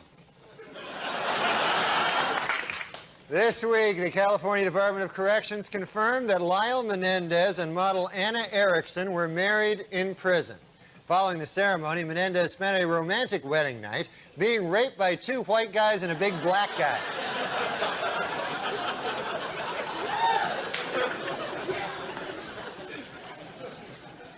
TriStar's Picture is planning a film about the 70s disco act, The Village People. While the movie will be coming out next summer, it plans to wait until Thanksgiving to come out to its parents.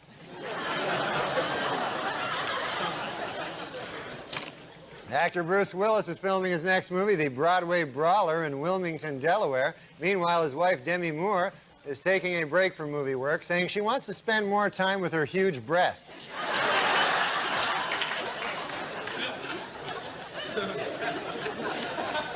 Well, how's this for a coincidence? Last week in New York, 3 sisters each had a baby on the same day at the same hospital. Though it should be noted, the 3 women were in different hospitals. They're not sisters, and they didn't have babies. Also, it was 2 guys. Still kind of a coincidence, yeah? When you think about it. According to a new ordinance in Kansas City, Missouri, anyone convicted of indecent exposure, prostitution, or soliciting prostitution will have his name posted on a local cable channel. If I can be permitted a personal comment, while the plan's goal of publicly shaming sex offenders is well-intentioned, it's important to remember in this democracy of ours that Norm MacDonald is a very common name.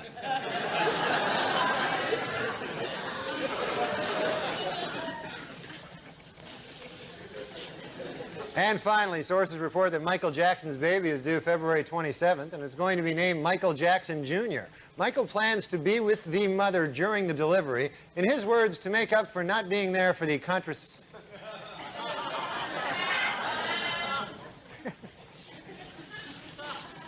Sources report that Michael Jackson's baby is due February 27th.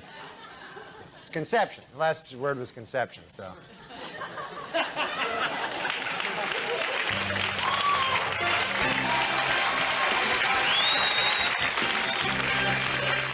McDonald.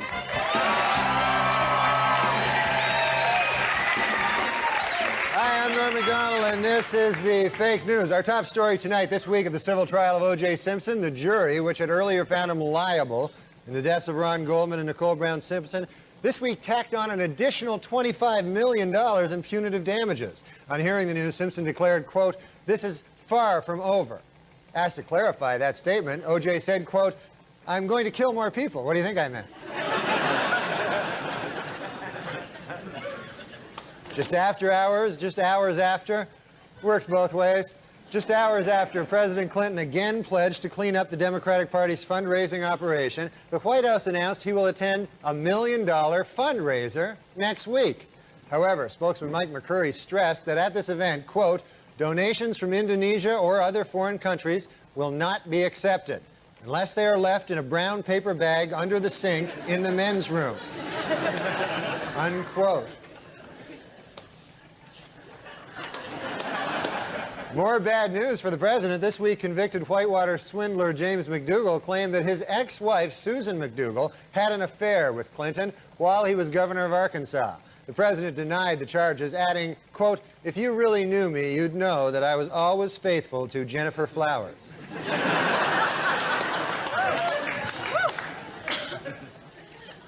In an angry speech last week, Cuban leader Fidel Castro called on the United States to give back the land he claims was stolen from Mexico, an area that includes California, Arizona, New Mexico, and Texas.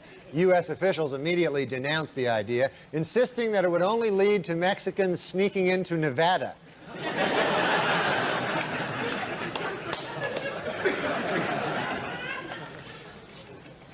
At a veterans hospital in the Bronx yesterday, 4 Playboy playmates were on hand to wish the residents a happy Valentine's Day. One veteran who was there called it an afternoon of, quote, hellish, agonizing sexual frustration.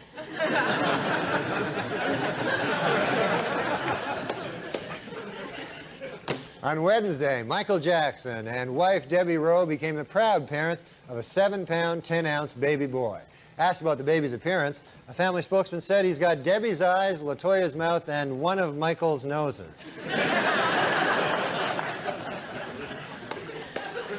And according to his dad, the 3-day-old boy is a regular chip off the old block. In fact, he's already molested a 1-day-old boy.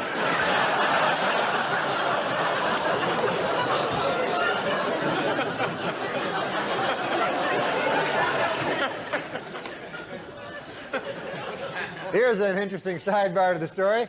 During the delivery, the doctor allowed Jackson himself to cut the umbilical cord. Michael then took the cord home so that the Elephant Man's remains would have a new playframe.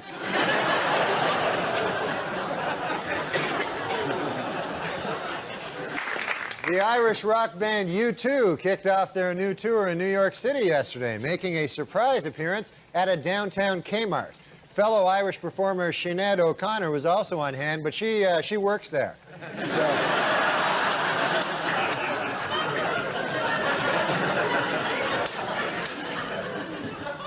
Well, it's Oscar time once again, and Breaking the Waves star Emily Watson was nominated for Best Actress. Asked to comment, Watson said, "Who the hell am I? I've never heard of myself." Senator Strom Thurmond, at 94, the oldest person ever to serve in Congress, has been hospitalized this week with a bout of the flu. Doctors who examined the senator thoroughly got kind of nauseous.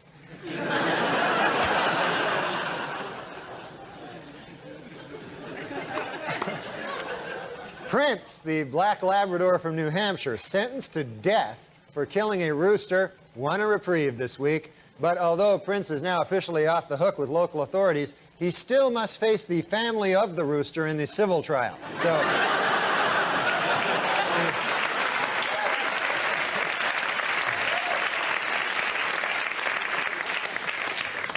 may be giving up a few milk bones or whatever. Stephen J. Hawking, the renowned astrophysicist, regarded as Albert Einstein's intellectual successor, conceded defeat this week in a wager he made 6 years ago with 2 professors at the California Institute of Technology. Hawking incorrectly bet against the existence of naked singularities, the mathematical point in a black hole where space and time are infinitely distorted, where matter is infinitely dense, and where the rules of relativistic physics break down. With all due respect to Mr. Hawking, what the hell were you thinking?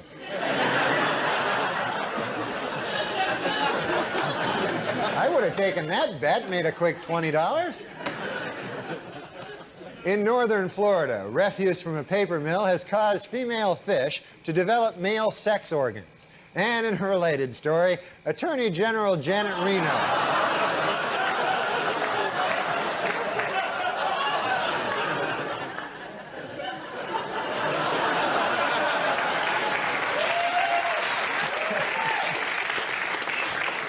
Connecticut legislatures are about to pass a law that would make it illegal to prohibit breastfeeding in public.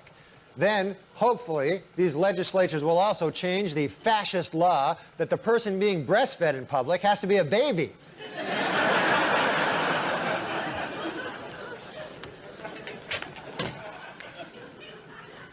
Well, here's a sign of the times. This summer, for the first time ever, you'll need a reservation to get into Yosemite National Park.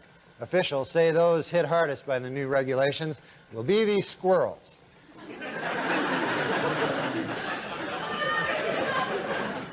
Gary Larson's writing for the show now. And finally, first place in Weekend Update's Most Romantic Valentine contest goes to David Delafera of Kearney, New Jersey. Yesterday, Mr. Delafera, who works as a fireman here in the city, climbed the ladder of a fire truck up to the 3rd floor office window of his girlfriend, Alexandra. There, with a dozen roses and a wedding ring, he proposed to her in front of all her co-workers. Congratulations, David. And coming in last place for the 3rd year in a row, O.J. Simpson. And that's the way it is. Good night, folks. Enjoy your summer.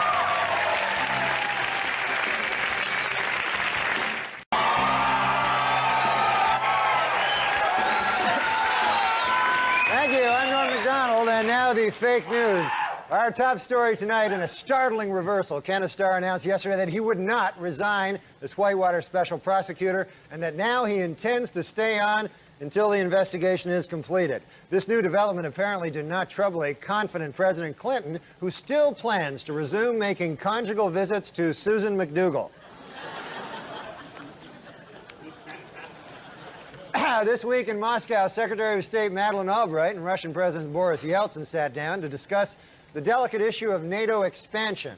On emerging from what was described as a tense meeting, Ms. Albright said, quote, "For this, I traveled 5,000 miles to meet with some drunken Meshuggah. On my worst enemy, I wouldn't wish this." Meanwhile, the Indogate scandal continues to widen. Internal Democratic National Committee records now show that fundraiser John Wong was responsible for bringing 2 Chinese businessmen to the White House for a $180,000 coffee with the president. That works out to $90,000 for a cup of coffee. Although in the president's defense, the coffee was Starbucks. So Starbucks is a little pricey. Also this week in Washington, several prominent Democrats joined Republicans in pleading with Attorney General Janet Reno to investigate fundraising abuses and also to shave.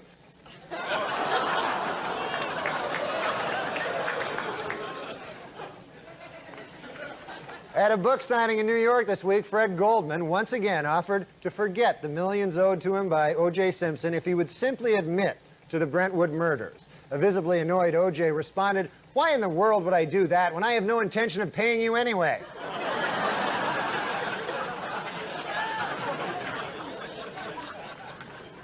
After American Airlines decided this week to cut fares by 50%, the 4 other major airlines said they would match the bargain ticket prices. Also fighting to stay competitive, discount carrier ValueJet announced that it will now accept stolen credit cards and bad checks.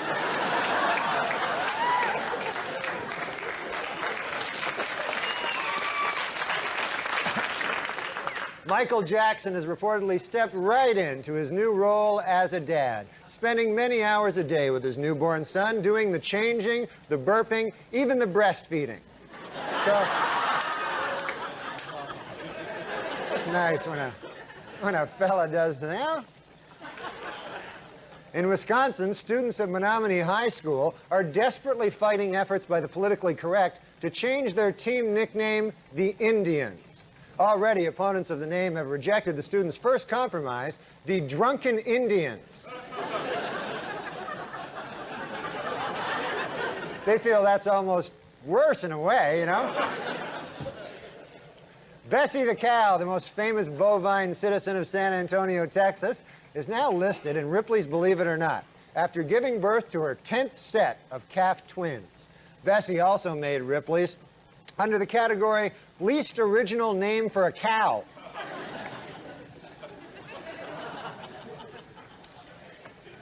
And finally, in medical news, there are reports that suicide doctor Jack Kevorkian is considering retirement. As Kevorkian put it, "I always said I'd quit the day it stopped being fun."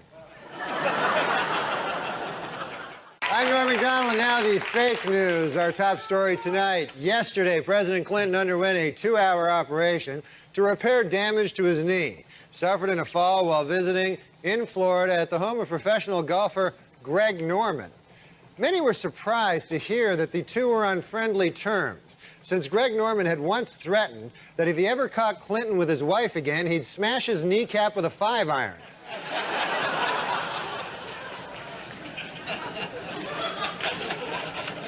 The president spent last night at Bethesda Naval Hospital in a private room, which he shared with 3 Chinese businessmen who came up with the required $200,000.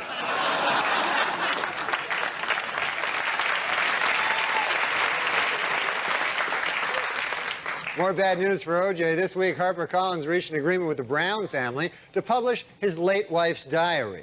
Especially troublesome to Simpson is this final entry. "Dear Diary, I have to run now because O.J. is here to murder me." And also the guy who returned my glasses. I think he might murder him, too. In North Carolina, a legislative panel has agreed on a bill which guarantees a murder victim's family 2 front-row seats to watch the execution. The ruling has angered both North Carolina's death penalty opponents and death penalty season ticket holders.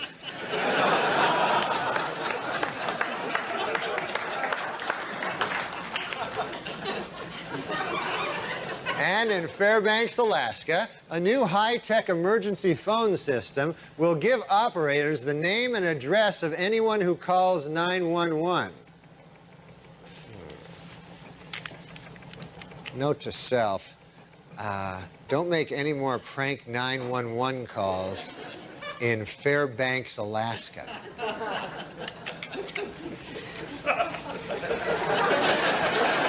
I know I have a pocket here somewhere. President Clinton this week declined an offer by Republicans to form a bipartisan commission to scale back annual increases in Social Security. Asked why he rejected the proposals, the president said, quote, "Personally, I like the idea of a bipartisan commission. However, the 2 Chinese guys who gave me $1 million, they didn't go for it. They just didn't like the idea." And in financial news, H.J. Heinz has announced plans to lay off 3,000 workers. According to company spokesman, employees who refuse to budge will be turned over and shaken vigorously until they slide out.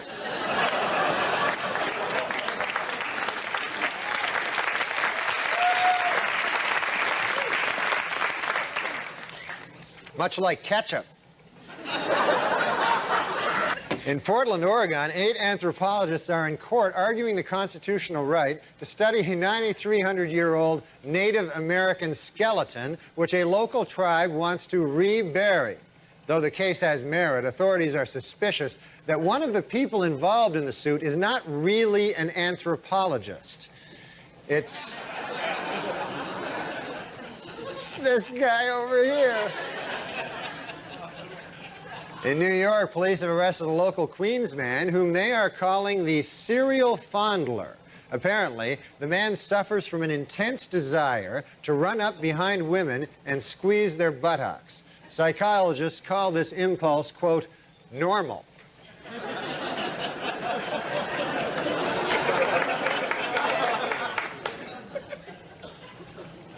This week, the White House asked Congress to authorize $175 billion in funds for highway construction, mass transit, and other transportation projects. The president's plan has significant support in Congress, but many Washington insiders are wondering how exactly this benefits China.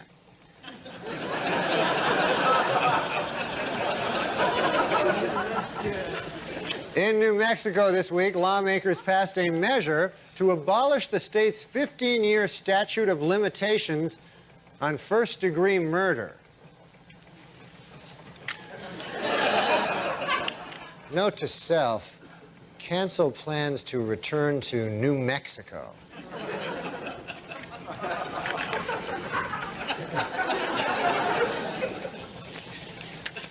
Asked recently what will set his new Batman film apart from its predecessors, Batman and Robin director Joel Schumacher said, quote, "In this one, all the costumes will have nipples."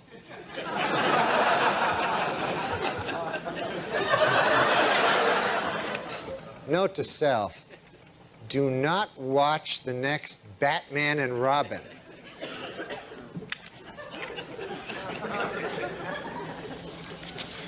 In Duluth, Minnesota, authorities suspect arson was to blame for a fire that destroyed a mobile home and killed 73 cats. The chief suspect so far, this dog.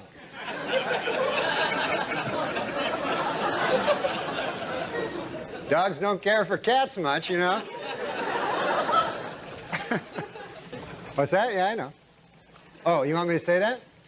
You'd like me to say that? Thank you, ladies and parents. Keep your kids out of show business. I said it. Weekend Update's 1997 survey of the most dangerous jobs in America is out today. The biggest change, last year's #1, West Coast rap star. You know, it'd probably be better if I was over on this camera.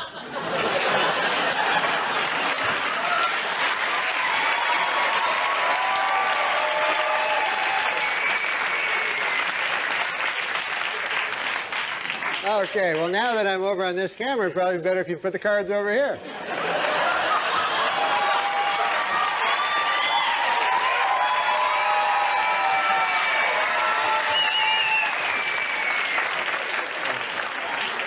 Last year's #1. Why don't we start at the start of the joke now?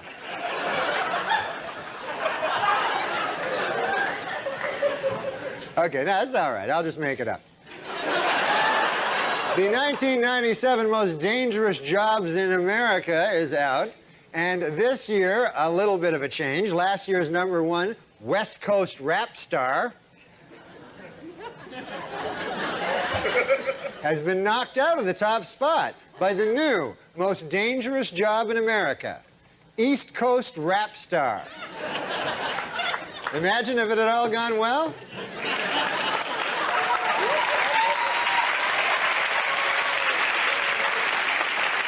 And finally, next week, people everywhere will celebrate St. Patrick's Day, or as alcoholics refer to it, Monday. That's it, folks. Good night.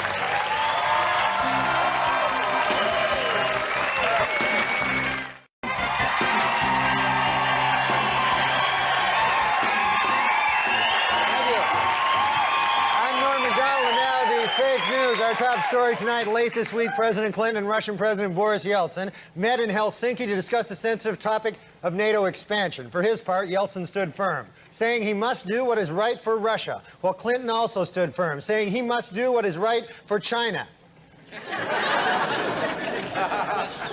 On Thursday, in a stunning admission, the Liggett Group, makers of Chesterfield, Lark, and L&M cigarettes, acknowledged publicly that their cigarettes are addictive and do cause cancer.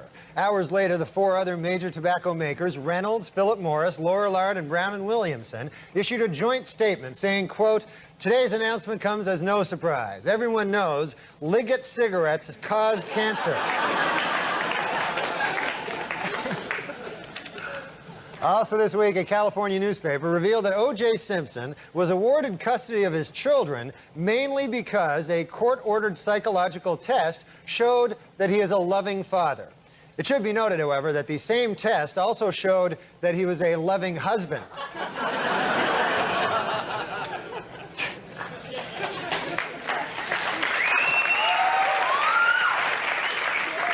Following the surprise withdrawal of his nominee, Anthony Lake, President Clinton has chosen acting CIA Director George Tenet to head up the agency. Now all he needs is the approval of the House, the Senate, and this Chinese guy. In Washington this week, the Supreme Court is having arguments on whether or not pornography should be banned from the Internet. According to veteran court watchers, 8 justices are leading toward a ban, with 1 against. Gee, I wonder which one would be against a ban on pornography. Let me see now. There wouldn't be none. Meanwhile, at the University of Nebraska, computer scientists have developed a version of the Internet that is up to 100 times faster than the current system. According to analysts, those using the new system to log on to America Online will now be disconnected in 3/1000th of a second.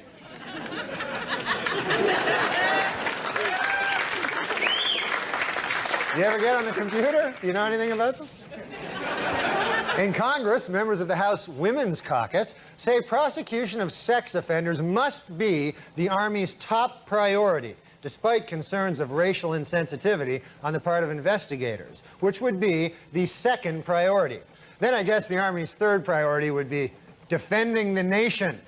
That would, you know, that'd be third. Well, this coming Monday is Oscar night, and 3 films, The English Patient, Secrets and Lies, and Shine, are locked in a tight race in the category Best Picture There's Not a Chance in Hell I Will Ever See.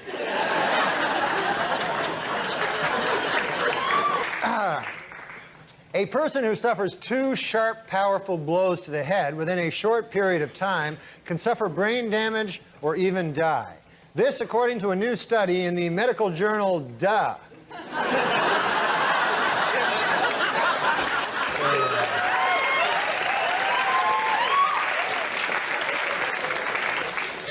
This week, a London tabloid published the first exclusive pictures of Michael Jackson's baby, secretly taken by a guest at the King of Pop's Neverland Ranch. Upon seeing the pictures, Michael said, "This is not my baby." Then quickly added, "I'm not saying he isn't hot. He's hot. It's just not my kid." "I'm not saying he's a very sexy infant. It's just not mine. I would love to have sex with him. He's just not my child," is all I'm saying. This week, pilot Linda Finch marked the 60-year anniversary of Amelia Earhart's attempt to fly around the world by setting out on her own round-the-world flight. Finch took off Monday from the same Oakland, California airfield as Earhart and hopes to reach Europe by next Wednesday. By Sunday evening, if all goes well, she plans to have mysteriously disappeared forever. In music news, Dr. Jack Kevorkian has performed and recorded a 1-hour CD of his own jazz compositions for the flute. You know, Dr. Kevorkian, I've listened to your CD, and I've got some advice. Don't quit your day job, all right? You know, murdering old people, stick with that. Stay away from the flute and stick with the murdering old people. This is my advice. A report by Assistant Treasury Secretary Jim Johnson shows that the arrest rate for church arsons is more than twice the national average for arsons in general. Note to self, start setting fire to something other than churches.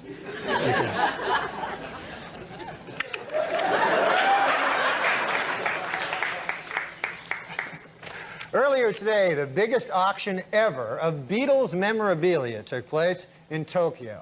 Among the one-of-a-kind items on the block were Paul McCartney's birth certificate, a white Mercedes-Benz owned by John Lennon, and rarest of all, a photo of George Harrison not looking haggard.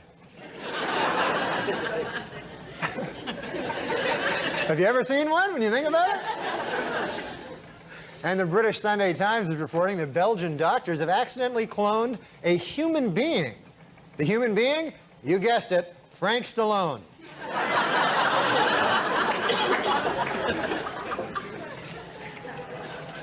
Well, Reader's Digest has released its 1997 list of the best and worst places to raise a family in the United States. The best place? Sheboygan, Wisconsin. While the worst place in America to raise a family? The Neverland Ranch.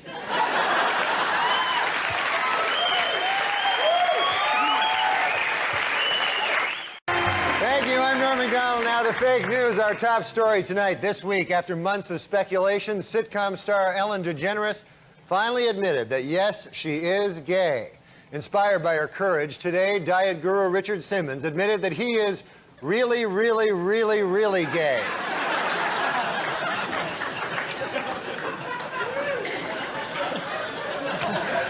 In a radio interview this week, First Lady Hillary Clinton scoffed at conspiracy nuts, as she called them, obsessed with Whitewater, and compared them to cult figures, or cult groups rather, fascinated by UFOs and the Hale-Bopp comet. Although she did concede one point of similarity between Whitewater and Heaven's Gate, 39 castrated dead people.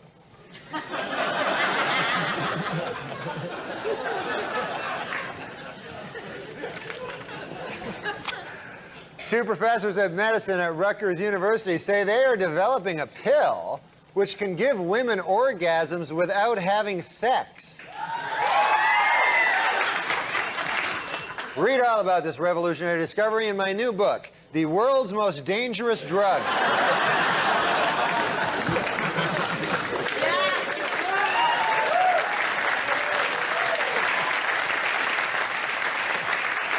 The women clapped at the premise and the men clapped at the punchline. The White House says that surviving relatives of those who died in a 40-year-old federal study which allowed men infected with syphilis to go untreated will get an official apology from President Clinton.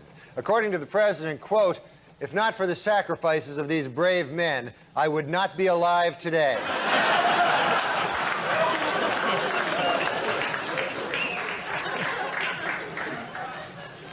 On Capitol Hill this week, the House unanimously passed a measure which would prevent prison inmates from being counted as household members for purposes of food stamp eligibility.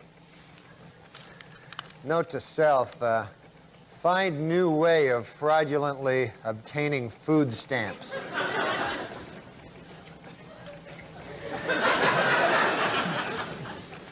Recently, a group of Orthodox rabbis declared that other branches of Judaism are, quote, not Judaism at all, thus challenging the religious status of millions of American Jews. This week, that statement was rejected by Reform leader Rabbi Don Schonstein, who said, quote, "Our legitimacy as Jews flows from the richness of our Jewish lives, the strength of our Jewish communities, and most important of all, our deep and abiding belief in Jesus Christ."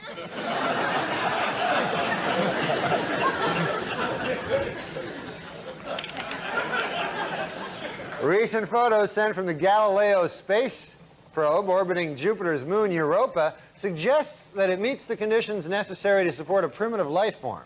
Just what kind of life form? You guessed it, Frank Stallone.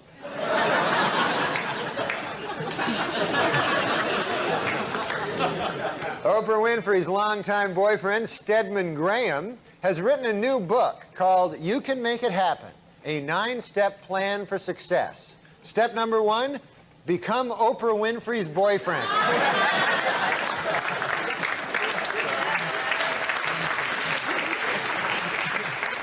Then the other 8 are just hang around. Last weekend in Washington, a new museum dedicated to broadcast Bah! What the fuck was that? Last weekend in Washington, a new museum.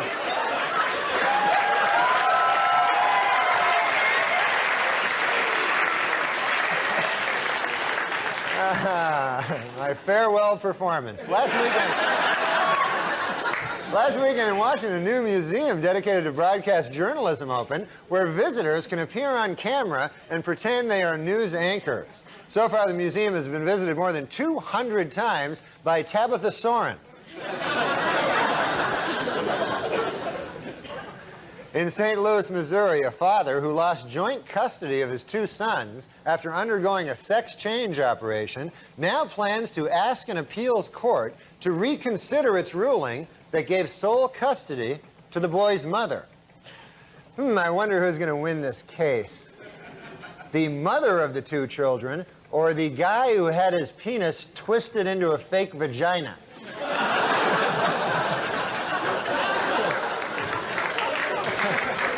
It's a tough call. You got the guy who fashioned a vagina-like thing, and then you got the mother. In Michigan, State Historical Commission officials say they will not interfere with the building of a new major sports stadium, even if construction unearths historical artifacts. However, state Indian Affairs officials say that if relics from a Native American tribe are found, they would like to have the land set aside and designated as a sacred tribal burial ground / giant casino.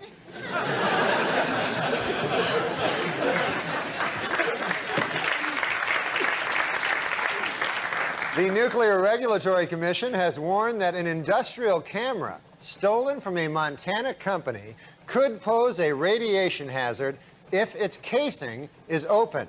Oh. Note to self, after show, remember to close the casing on that industrial camera that I borrowed from a thing while I was in Montana.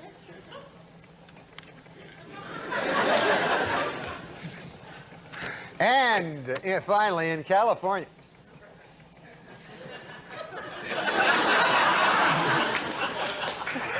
And finally, in California, pet owners. Pet owners can now take their canine friends to the world's first doggy wedding chapel, where dogs can actually be married in a civil ceremony. The ceremony ends when the Justice of the Peace says, "You may now sniff the ass."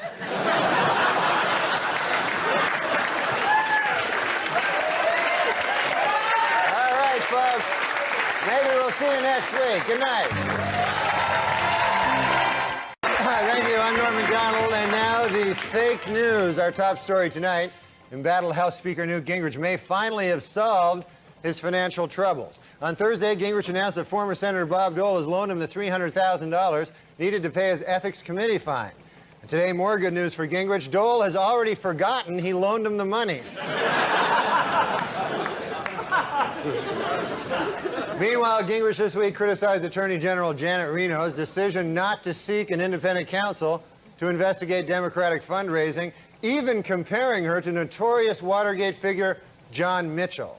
Reno called the comparison ridiculous, saying, quote, "For one thing, John Mitchell did not have a mustache."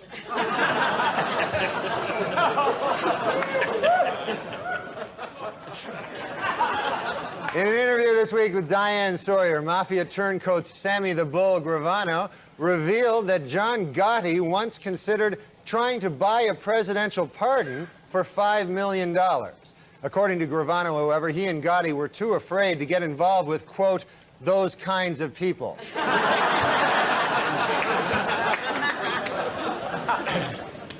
According to O.J. Simpson niece Terry Baker, when O.J.'s mother, Eunice Simpson, first heard about the slaying of Nicole Brown, she exclaimed, "He did it."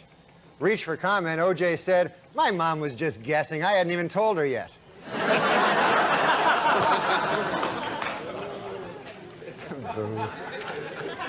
Secretary of State Madeleine Albright has announced that she will represent the United States this summer at ceremonies marking the transfer of British Hong Kong to Chinese rule. President Clinton also plans to attend the event, but he will be representing China. So...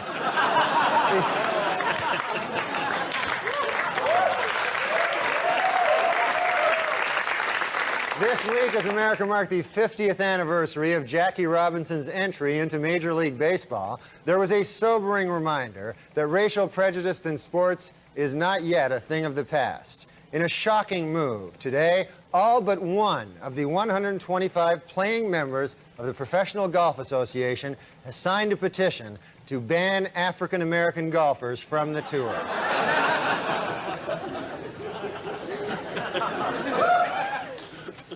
In Los Angeles this week, actor Arnold Schwarzenegger underwent heart surgery to repair a faulty heart valve.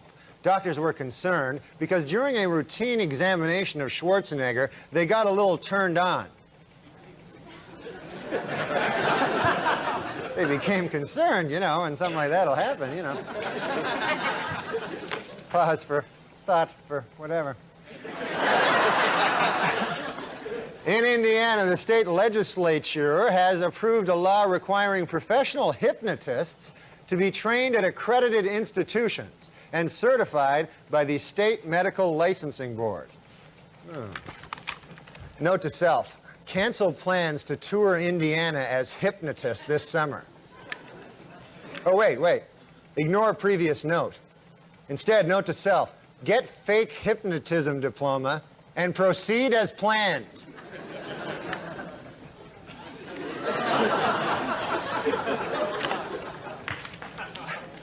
According to a survey in the new issue of Men's Health magazine, men are more likely to procrastinate than women, except when it comes to having orgasms.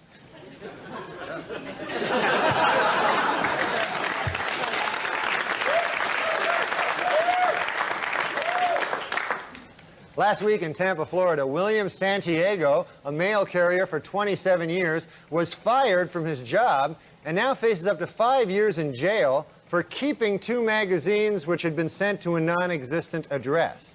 Postal officials admit that they could have let him off with just a warning, but then he wouldn't come back someday and shoot 30 people.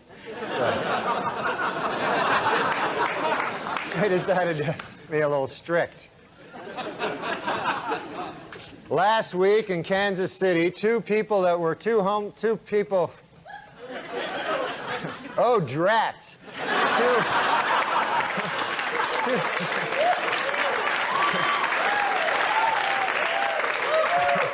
Two homeless people who met at a soup kitchen were married in front of homeless guests at the very same soup kitchen.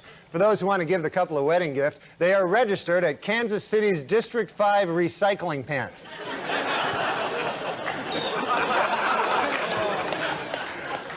In South Dakota, inmates at the state penitentiary say that a new policy which allows officials to read their mail is an example of the routine violations of individual rights in prison.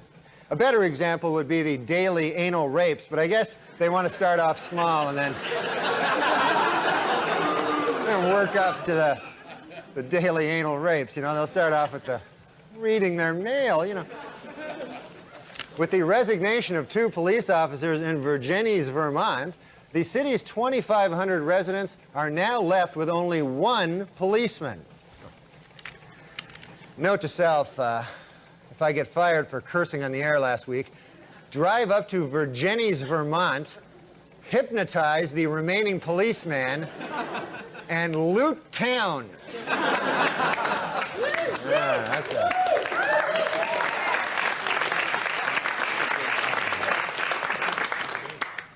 And finally, the votes are in. And Entertainment Weekly has chosen its funniest man alive. And who is the funniest man alive? You guessed it, Frank Stallone. Congratulations, Frank Stallone. And that's the way it is. Good night.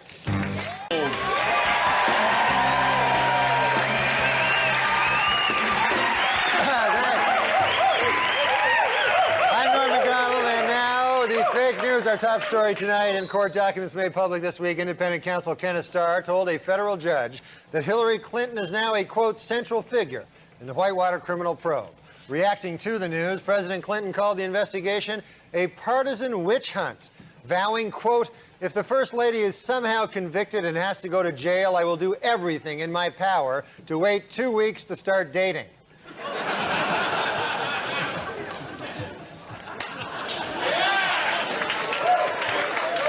Meanwhile, FBI Director Louis Freeh said this week that Attorney General Janet Reno might have a conflict of interest in her investigation of Democratic fundraising. Freeh also pointed out that Reno might have a conflict of interest between her X and Y chromosomes.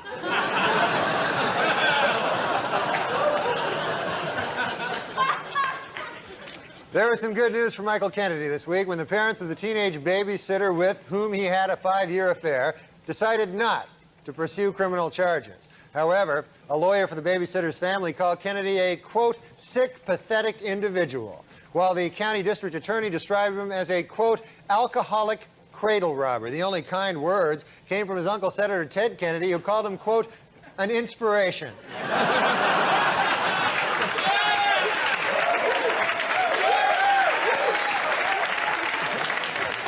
Real estate mogul Donald Trump announced this week that after 3.5 years of marriage, he is seeking a divorce from wife Marla Maples. According to Trump, Maples violated part of their marriage agreement when she decided to turn 30.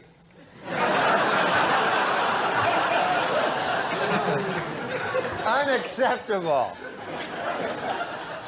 At their annual convention this week, board members of the National Rifle Association narrowly elected actor Charlton Heston vice president of the powerful gun lobby. According to Heston, his first priority will be a push to legalize the hunting of, quote, damn dirty apes.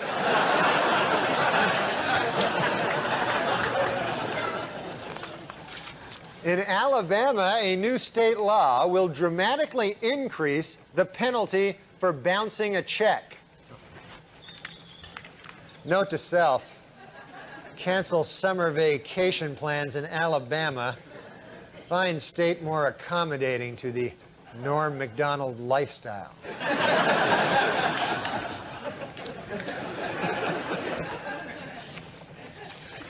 On Wednesday, world chess champion Garry Kasparov tied Deep Blue, the IBM supercomputer that can examine 200 million positions per second, in the 4th game of their 6-game series.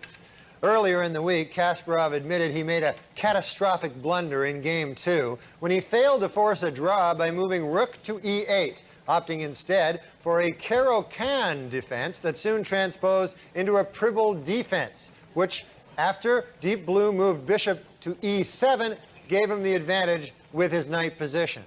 With all due respect to Mr. Kasparov, what the hell were you thinking?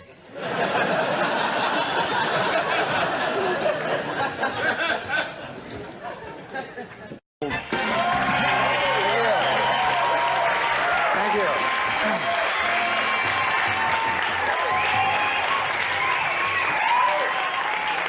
I'm Norm MacDonald, now the fake news. Our top story tonight, court-martial proceedings are set to begin Tuesday against Air Force Lieutenant Kelly Flynn, the nation's first female B-52 pilot. Flynn is accused of conducting an adulterous affair with a married man, as well as having a brief fling with a second airman, and then lying about it. An Air Force prosecutor called her, quote, a sexual predator, while her commanding officer called her a, quote, lying sex addict. Meanwhile, President Clinton called her.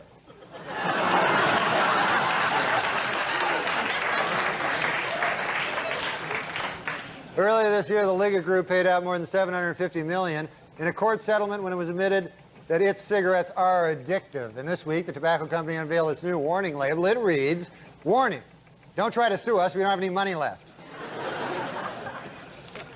Yesterday, the House Budget Committee approved an outline of the deal between President Clinton and congressional leaders to balance the budget. But both sides caution it is not set in stone. In order to become official, of course, it must still be approved by this Chinese guy here. He's got a... What, boo, what the hell? No reason to boo anything. It was reported this week that Simpson prosecutors Marcia Clark and Chris Darden often passed sexually explicit notes back and forth at the trial. Notes which discussed each other's, quote, turn-ons. And according to the notes, both Darden and Clark are turned on by the same freakish thing, Alan Dershowitz.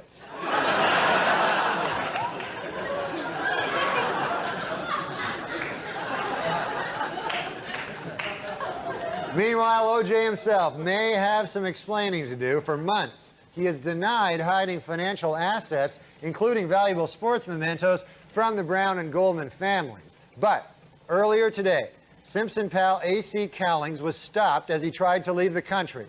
In the backseat of his Bronco, police found O.J.'s Heisman Trophy, disguised with a tiny fake beard.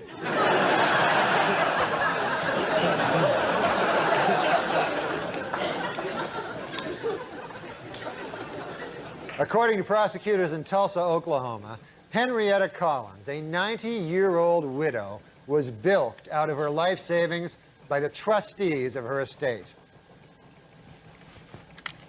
Note to self, forget trying to bilk Henrietta Collins out of her life savings.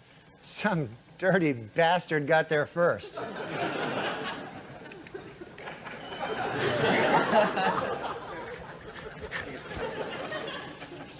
This week, talk show host Kathy Lee Gifford addressed published reports that her husband had an extramarital affair, saying, quote, Frank did and always does what is right. Kathy Lee's statement has been widely interpreted as a public admission that her husband beats her.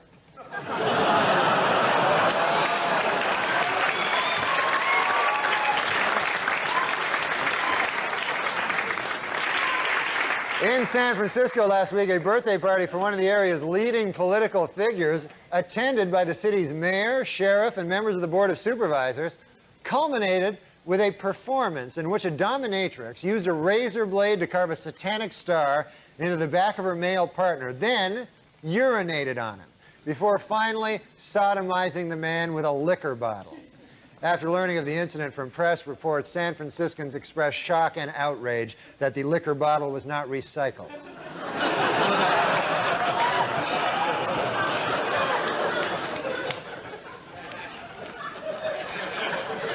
In his new film, Legionnaire, action star Jean-Claude Van Damme will join the French Foreign Legion.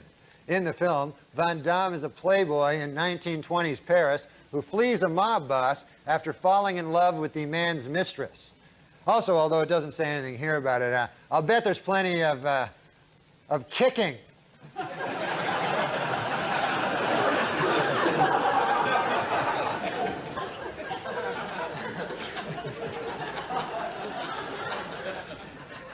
Tonight we are proud to present a new feature on Weekend Update, In Their Own Words. As you remember last month in the televised town meeting on kids and drugs, President Clinton moved Peter Jennings and the audience as well when he said, quote, I've received many letters from 5-year-old kids around the country telling me that they are frightened and asking for my help. Earlier this week, the White House released the text of some of these letters. Walker D. of Connecticut, a 5-year-old child, writes, Dear Mr. President, when the Republicans are finished wasting taxpayer money on their Whitewater witch hunt, perhaps they can join you in your efforts to protect Medicare and the environment and to expand the earned income tax credit. P.S. Paula Jones was asking for it. Here's one from Elizabeth A. of Long Island, who wrote, Dear President Clinton, Newt Gingrich is a bad, bad man. Also, Paula Jones was asking for it. In their own words. Under a new law passed by the State Assembly, effective next year, Michigan will set aside an allotment of hunting licenses for blind people. This after years of relentless lobbying by deer.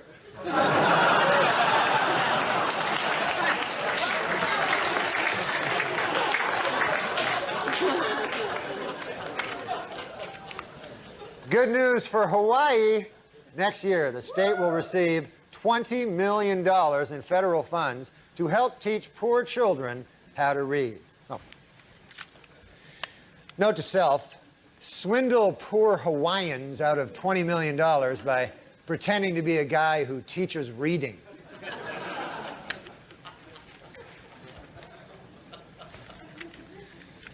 Note to self, before I start, also learn to read. That will help give the scam what we like to call credibility.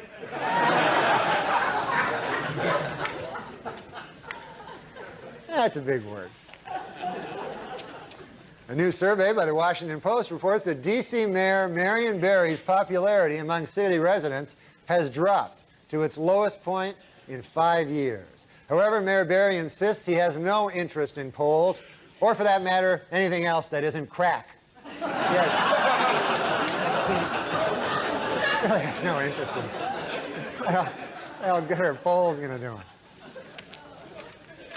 Finally, reports out of Germany continue to indicate that David Hasselhoff is a major recording star in that country, where his concerts routinely sell out and his albums turn platinum. Which once again proves my old theory, Germans love David Hasselhoff. And it's been fun, folks. Thank you.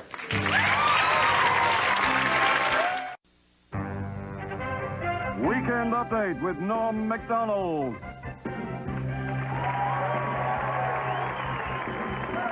Thank you. I'm Norm MacDonald. Now the fake news. Our top story tonight. This Thursday in an Arlington, Virginia courtroom, sportscaster Marv Albert accepted a plea bargain in his trial on forcible sodomy charges. This following revelations of Albert's compulsion for biting women, three-way sex, and wearing panties and garters. Said Albert about his decision, quote, "At least I've still got my dignity."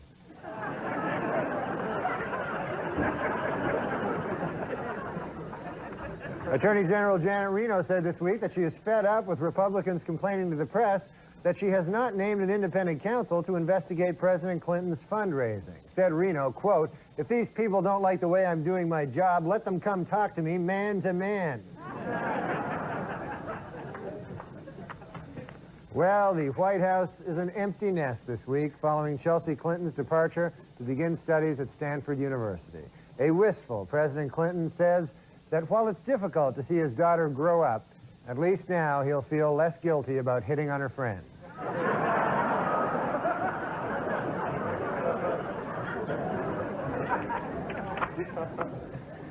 According to the U.S. Bureau of the Census, California's population is expected to grow nearly 18 million by the year 2025.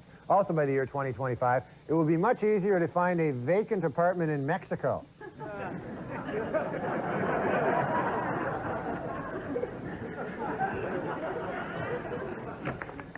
In international news, French President Jacques Chirac met this week with NATO Secretary General Javier Solana.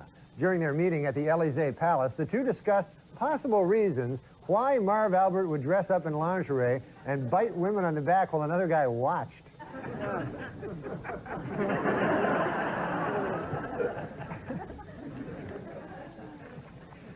After closing out a successful first season, the WNBA is considering several changes to improve the level of play in the league next year. Among the proposals, extending the playoffs, increasing salaries, bringing back the three-point line, and replacing all the female players with guys.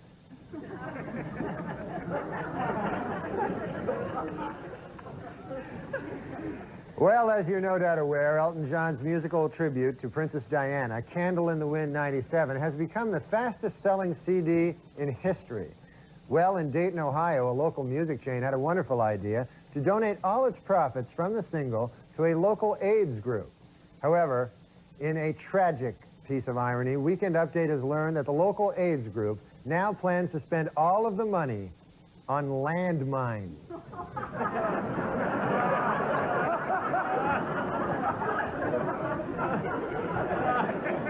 What a world we live in. Dirty, dirty landmine. Richard Thomas of Chicago is taking a novel approach to getting his wife Sally to quit smoking. He is suing her in U.S. District Court, asking a judge to order her to quit.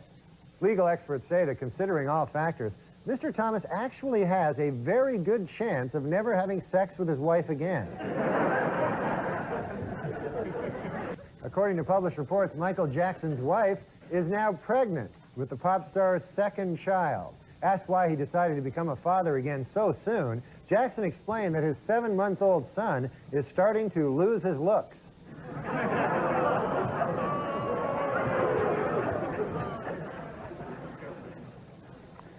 Next month, the U.S. Postal Service will begin issuing stamps depicting Dracula, the Mummy, and Frankenstein's monster. These stamps are part of a new series called People Who Abbott and Costello Have Met.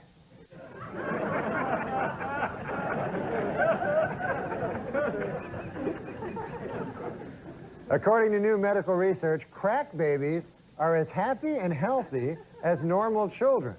You know, that's amazing, you know, because I thought they'd be much happier with all that crack in their system, you know. It's crazy. Former President Ronald Reagan is selling his Santa Barbara ranch to the federal government, which will turn it into a California state park. In what can best be described as a sweetheart deal for Reagan, he will get $5 million for the 700-acre ranch, and he will still think he owns it.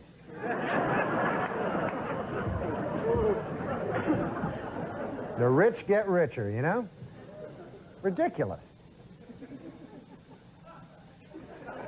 David Kaczynski, the brother who turned in Unabomber defendant Ted Kaczynski, said he plans to share the $1 million reward money he will receive with the bombing survivors. He says roughly $400,000 will go to the bombing victims, and the other $600,000 he will blow on whores and cocaine.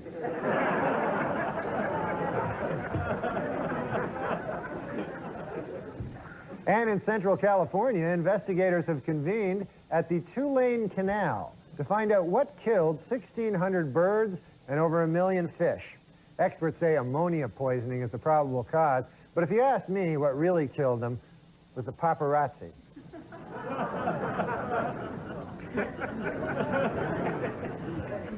In a recent interview, Paul McCartney confessed that Bob Dylan turned the Beatles on to marijuana. In return, George Harrison turned Dylan on to looking old and haggard. Well, finally, our congratulations to musician Ike Turner, who recently got married for the 13th time. The ceremony marked the first time that a minister performing a wedding has ever asked, "Does anyone here not object?"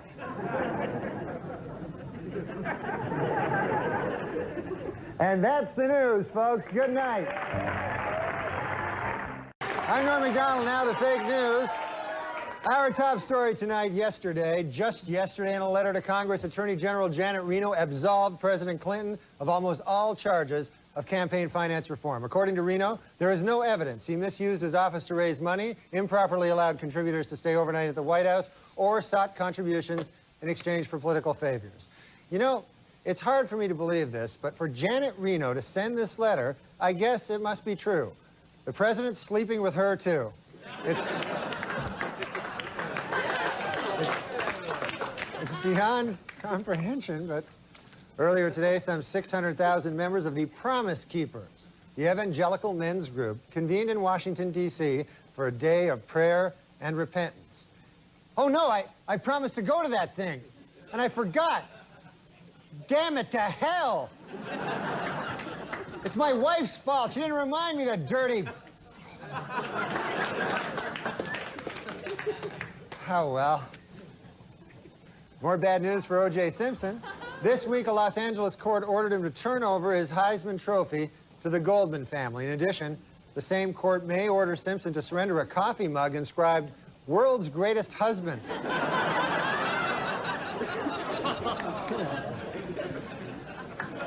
A new development in the Marv Albert story. This week, his accuser, Vanessa Perhatch, decided to go public, allowing news agency to print her name and picture.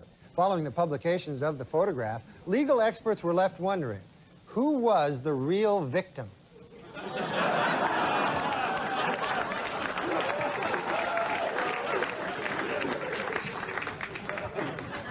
Not easy on the eye.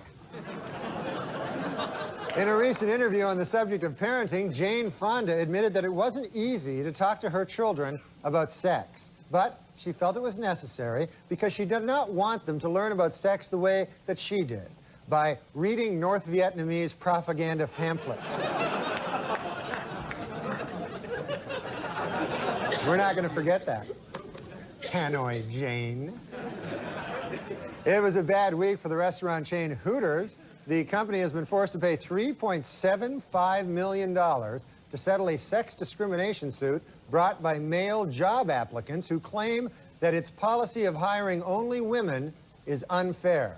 The settlement was hailed as a landmark case for guys who try to ruin everything.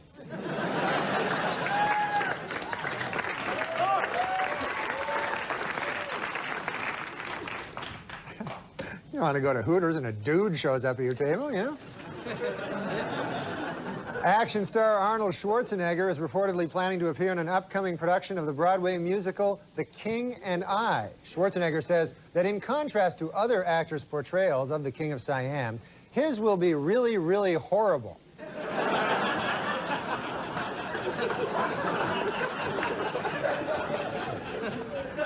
Also in entertainment, the play Hiroshima, a tribute to the victims of the first atomic bomb, with music and singing by Yoko Ono, opened in New York City this week.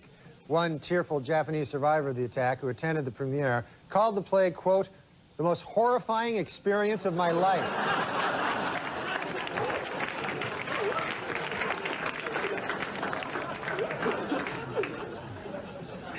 And in entertainment news, Ellen DeGeneres and lover Anne Hesh have announced that they want to have a baby. However, their plan has hit a snag. They are both women. It is not possible to have a child. Well, Bart, the 1,800-pound bear who co-stars with Anthony Hopkins and Alec Baldwin in the movie The Edge, reportedly earns a whopping $10,000 per day as a Hollywood actor. A small amount of the grizzly's income goes toward the preservation of bears' natural habitat. Bart spends the remaining money on bear whores and cocaine.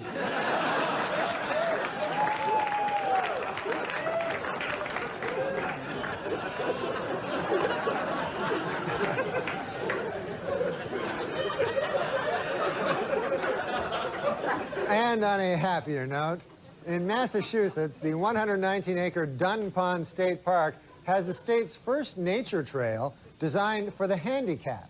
Along the trail, you will find a rich variety of birds, lizards, and insects, all of them handicapped. So, it's not really a very good trail, you know?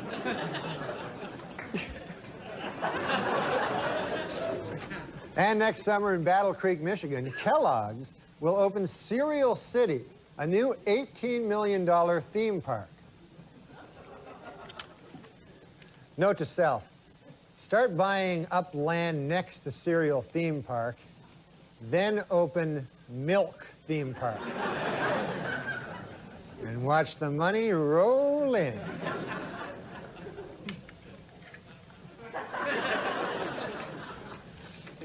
Well, finally, the Guinness Book of World Records announced this week that Gul Mohammed of New Delhi, at 22.8 inches tall, is the shortest man in the world to have Eddie Murphy's head. And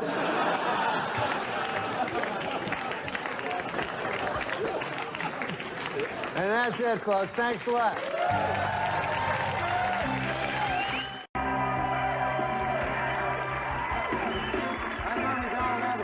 Our top story tonight, does President Clinton have a bent penis? Well, according to a doctor who examined him last week, the president's genitals are, quote, completely 100% normal.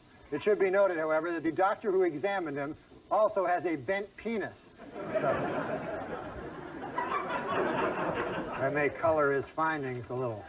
While this controversy raged, the president himself was on a state trip to South America, where he met with various leaders and repeatedly stressed his strong ties to the region. Finally asked to elaborate on these ties, Clinton replied, "Are you kidding me? My brother Roger was a huge coke dealer."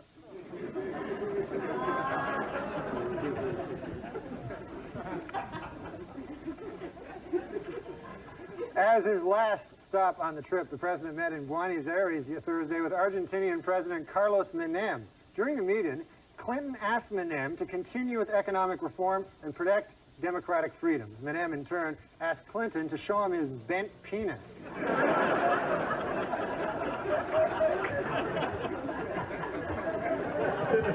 According to a new survey by the Women's Vote Project, women would be more likely to vote if they could send in ballots by mail or if polls were open longer.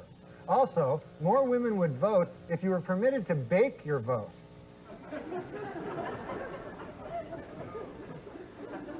They like to bake.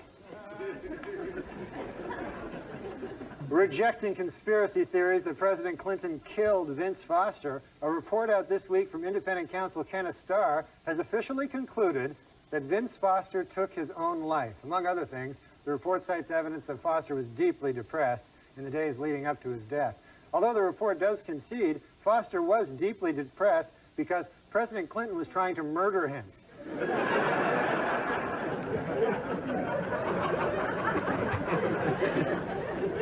Visitors to Yellowstone National Park are being advised to carry pepper spray to defend themselves against bears. According to park officials, pepper spray is inexpensive, and it is far more effective against bears than their first idea, which was honey spray. That didn't work out at all. That worked completely counter to the sources in Hollywood report the on-again, off-again relationship between actor Johnny Depp and supermodel Kate Moss is on again, and that Depp and Moss are now engaged. According to her friends, Moss is so excited she hasn't eaten a thing in 23 years.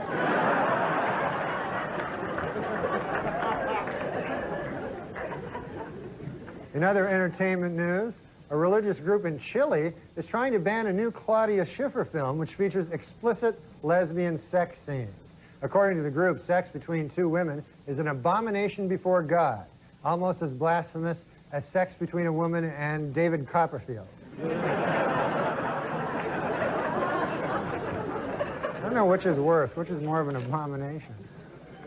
Well, the 1997 World Series began tonight with the Marlins beating the Indians 7-4. Joining us on Weekend Update with an analysis of each team is a baseball legend and a dear, dear friend. Please welcome Hall of Fame broadcaster Harry Carey. Hey, Harry. Hi, everybody. Harry Carey here. I gotta tell you, folks, it looks like we've got a very exciting World Series on our hands.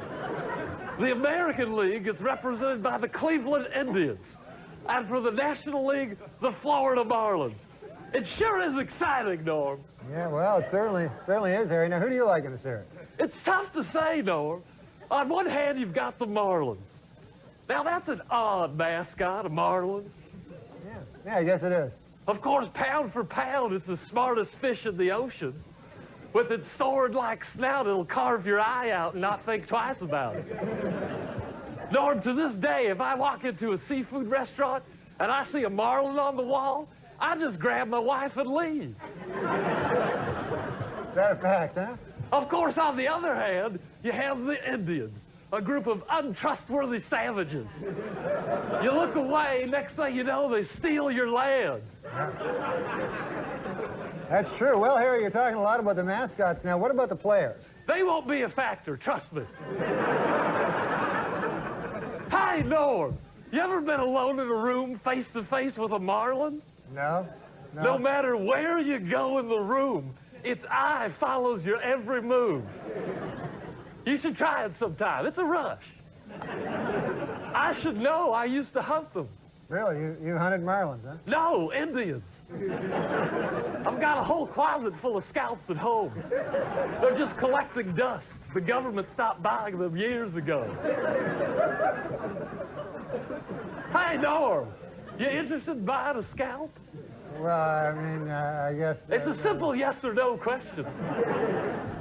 Well, what does this have to do with the World Series? This sale isn't going to make or break me, Norm, so don't jerk me around. Do you want to buy a scalp or not? No, I don't, no. Fine. Just take my card and give me a call when you want to get serious. Okay, thanks. And peruse through this when you get a chance. What's that? A catalog of all the scalps available. Good Lord. I got all of them, Apache to Zuni. Oh, well, you got any Mohawk in there? Oh, Norm, if I had a Mohawk scalp, I wouldn't be sitting here talking to you. I'd be relaxing on a tropical island. Why is that? Because they're highly valuable. All right, well, thanks for stopping by. Mohawk, you can't find one. No? No. Harry Carey, everybody. Come to win.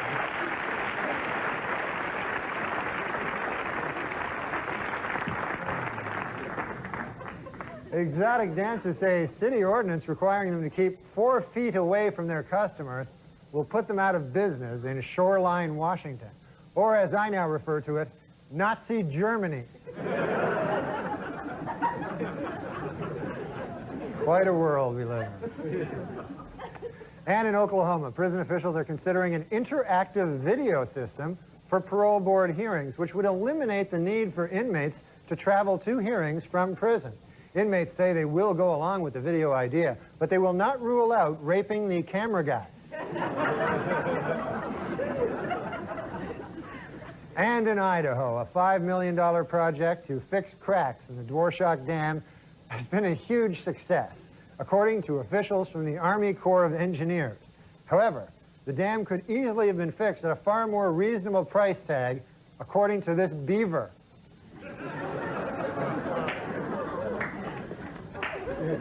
They'll have to agree to disagree.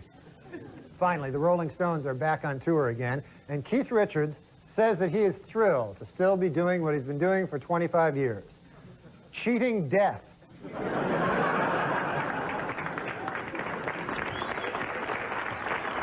Good news. Weekend Update with Norm MacDonald.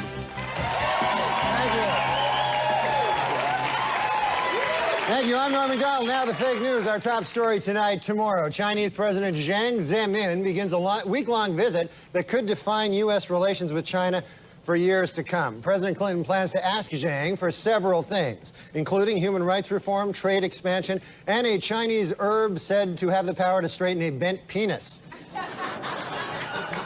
Well, it's official. Sportscaster Marv Albert, convicted last month on assault and battery charges, will serve no jail time. But the big story was outside the courthouse, where the second accuser from his trial, Patricia Maston, showed her face in public for the first time. This new development had legal experts asking once again, who was the real victim here?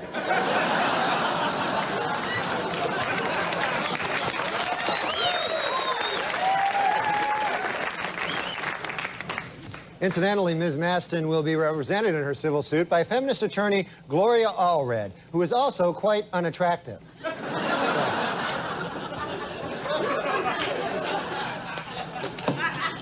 No box of chocolates, that one. Well, this week, Attorney General Janet Reno charged software giant Microsoft with trying to monopolize access to the internet and has asked a federal court to fine the company $1 million per day. Analysts say that at this rate, Microsoft CEO Bill Gates will be broke just 10 years after the Earth crashes into the sun. He's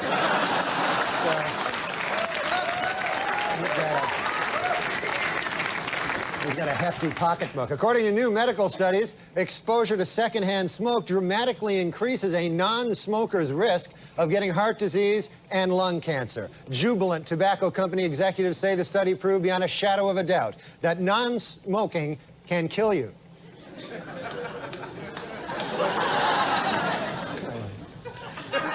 That one wasn't very good, but try to laugh anyway, because it helps Farley have a little rest. Dr. Jack Kevorkian announced this week that he will start to offer organs taken from his suicide patients to people who need transplants. In addition, Kevorkian promised that anyone who does not get a life-saving organ will receive a free murdering.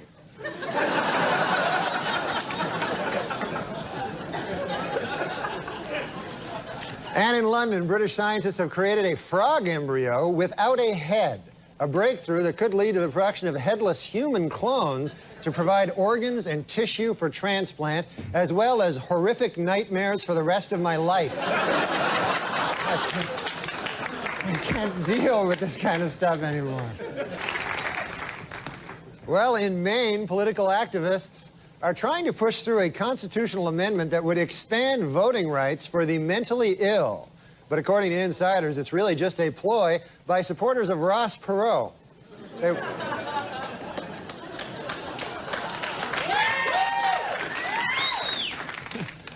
Okay. And in New Orleans this week, Doonesbury creator Gary Trudeau was honored by the Drug Policy Foundation, a group which seeks to legalize marijuana. Also honored this week by the foundation, weed.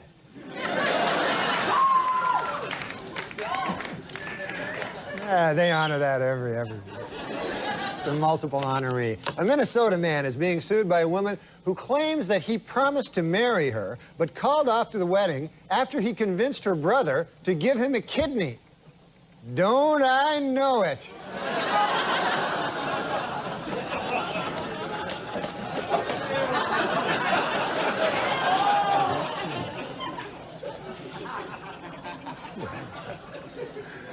Well, according to fire department officials in Wisconsin, many of the state's communities can't find enough people to be volunteer firefighters. As a possible explanation, officials cite the extreme danger of the job combined with the complete absence of pay.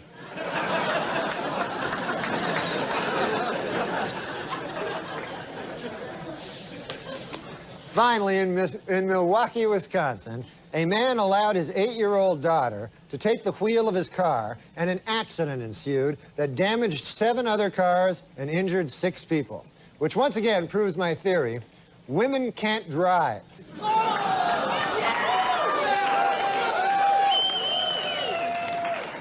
Okay, folks, that's the news. Thank you.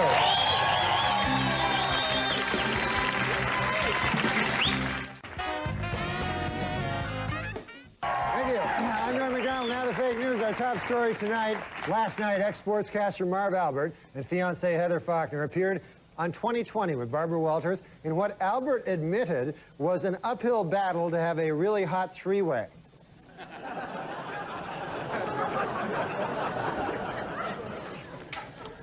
Earlier today, following 2 weeks of provocation by Saddam Hussein over UN weapons inspection, President Clinton has issued his clearest warning yet to the Iraqi leader. The unusually frank, strongly worded letter reads as follows, quote, "Should your government persist in flouting international law, I will have no choice but to order military action which will be both swift and devastating.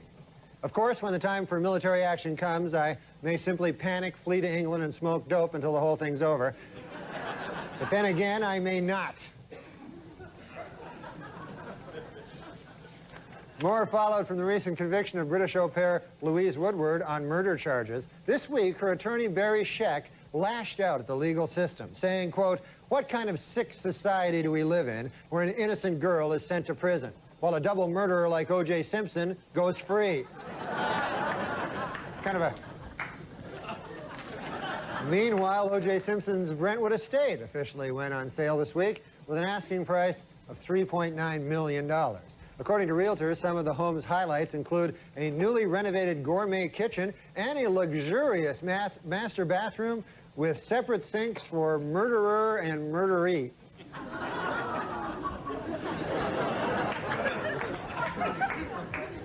Murderer, murderee. On Capitol Hill this week, 17 Republican congressmen formally asked the House Judiciary Committee whether there is sufficient evidence to begin impeachment proceedings against President Clinton. In response, the president said, quote, "Hey, you know who would have the answer to that question? Vince Foster."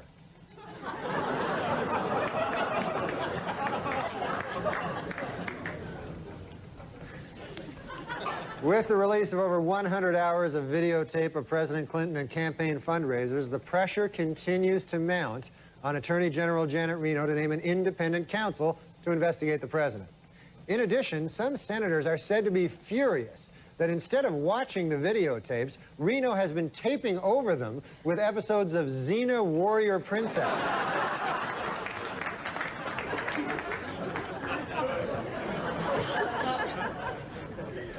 On Tuesday, New York City Mayor Rudolph Giuliani cruised to re-election with 57% of the vote. The mayor credits his victory to strict enforcement of quality of life ordinances, while loser Ruth Messenger blamed her defeat on low voter turnout by aggressive panhandlers and squeegee men. She was expecting them to show up strongly. This week, the crew of the trouble-plagued Russian space station Mir took a much-deserved break, using their onboard computer to do some shopping on the internet. Among the cosmonauts' purchases this week, a VCR, an exercise bike, and a new space station.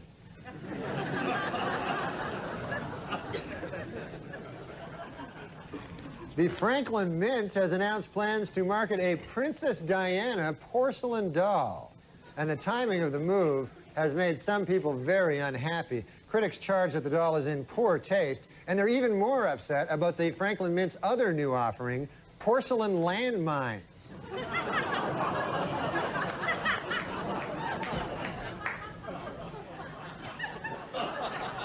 You can play with them together if you want. This week, a milestone in rock music. REM drummer Bill Berry has announced that he is quitting the band. Berry, who has been with REM for 17 years, says the decision to leave was entirely mutual between himself and his giant eyebrow.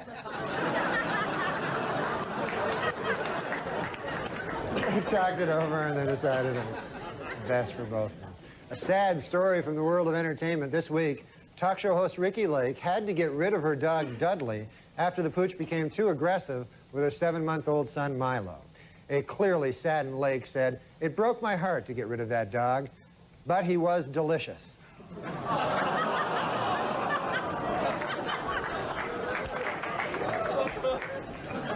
She ate a whole dog. In aviation news, a new study suggests there might be more survivors of plane crashes if all seats were equipped with airbags. According to the study, this is especially true for plane crashes under 50 miles per hour. The other one just doesn't do much good. In Waukesha, Wisconsin, 5 grade school students have been charged with holding down a boy and giving him a wedgie, tearing his underwear in the process. The students now face 3-day suspensions as well as fines of up to $140. Meanwhile, the boy himself faces more wedgies. In New Zealand, a convicted swindler who weighs 670 pounds has been sentenced to house arrest because he is too big for prison. According to prison officials, it took 4 inmates just to rape him.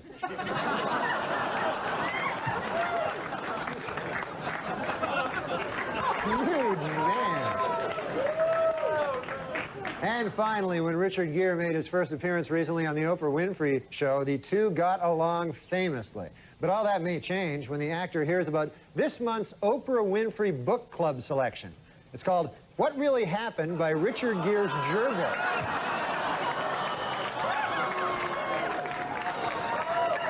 Crazy. Okay, folks, that's the news. Have a good thing. Weekend Update with Norm MacDonald.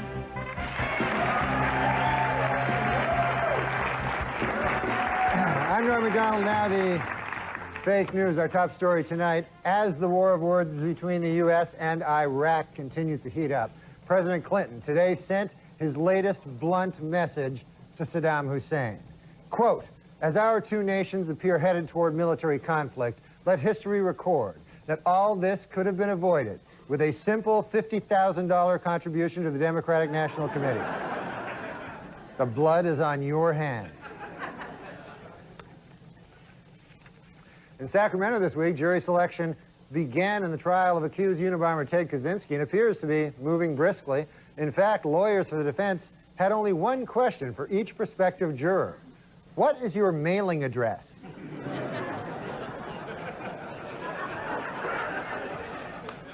Just days after she was freed by a Massachusetts judge, British nanny Louise Woodward has received numerous job offers from families seeking an au pair. Although her attorneys refuse to say precisely who has made these offers, speculation has surfaced that Jean-Benet Ramsey's parents are expecting. Yeah, they're going to have a little bundle of joy there in their life.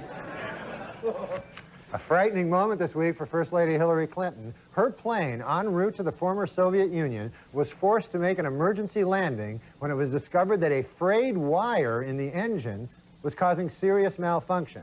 The president was said to be furious and demanded an immediate investigation of what went wrong with Operation Frayed Wire.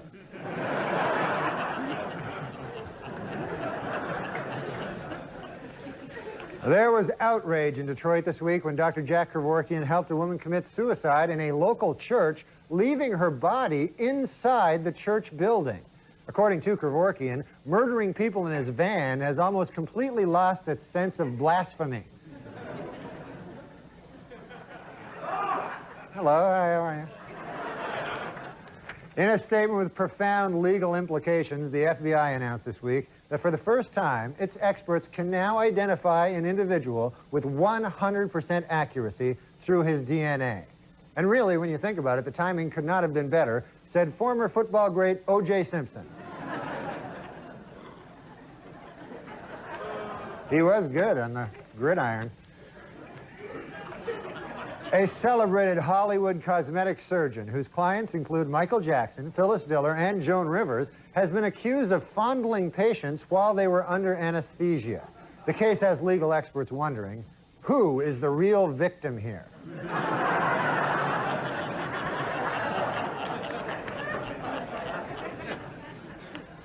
In Bridgeport, Connecticut, Robert Auger, who suffers from emphysema, blew up his home trying to smoke a cigarette while breathing with an oxygen tank. In response, the R.J. Reynolds Company has presented him with its Lifetime Achievement Award. In Washington, D.C., several local activists are trying to gather enough signatures by December to put a medical marijuana initiative on the ballot. Meanwhile, one local activist is trying to do the same thing for medical crack.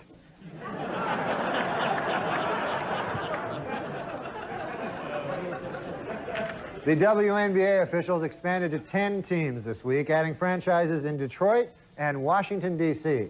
But before you get too excited about the new additions to the league, remember, all of the players are still women. They stink at basketball, that's the problem. Other than that, it'd be a good, good game, but they're all horrible, so it makes for a kind of a boring game. 4 Wisconsin men have been charged with felony hate crimes after burning a man's buggy simply because he was Amish. If convicted, the men face up to 25 years in prison. But furious Amish leaders say that is not enough. They want the dunking wheel.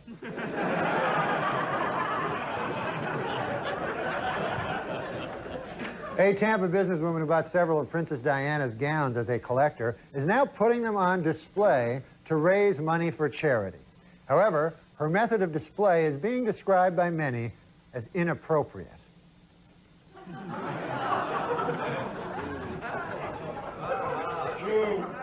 Still, for 4 bits, it's a good deal. According to a recent study published in New Choices magazine, the more household chores a husband does, the more likely his wife is to report having good sex. The article explains that when a man does a substantial amount of housework, it gives his wife some time to go out and find a real man to have sex with.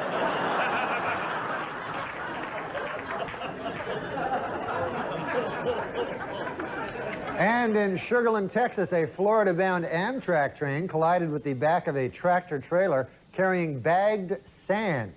Thankfully, no serious injuries were reported. However, the accident did draw protests from the group People for the Ethical Treatment of Sand. Yeah, those people. And finally, in Burien, Washington, elementary school teacher Mary Kay Letourneau pled guilty this week to having sex with a 6th grade student whose child she bore in May. Miss Letourneau has been branded as a sex offender, or as the kids refer to her, the greatest teacher ever.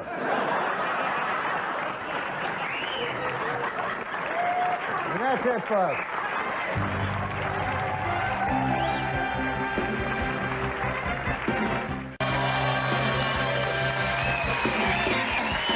Thanks, I'm Norm MacDonald. Now the fake news. Our top story tonight. This week, the Clinton White House angrily denied charges that burial plots in Arlington National Cemetery were being handed out as political favors. Although presidential spokesman Mike McCurry did acknowledge that it is not easy to explain the tomb of the unknown Asian contributor.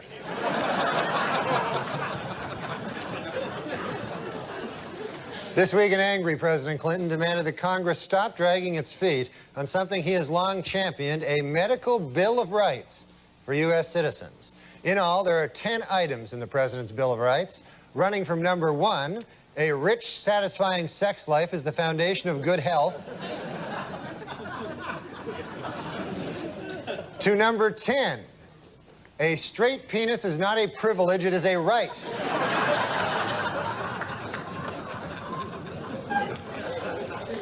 Toy maker Mattel has decided to give its Barbie doll a new and less curvaceous body.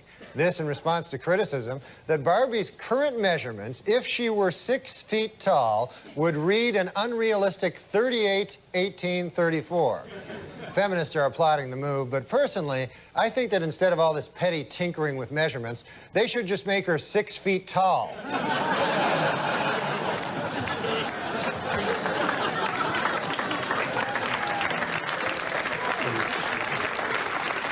Speaking of toys, this year's survey of the 10 most dangerous toys has been released. Topping the list this year, Tyco's new throat clogger upper.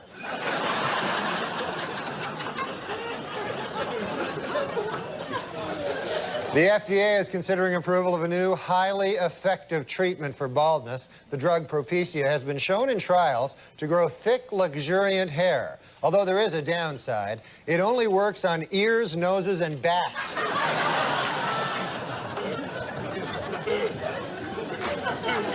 In next week's Life magazine, pop star Michael Jackson appears in a pictorial with his infant son.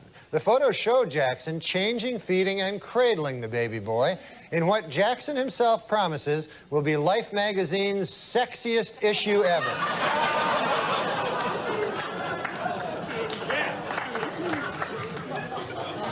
First Lady Hillary Clinton has been out of the country this week visiting the remote region of Siberia. Said the president, quote, "When the cat's away, the mice..." Oh, who am I kidding? The mouse screws plenty of women even when the cat's right here.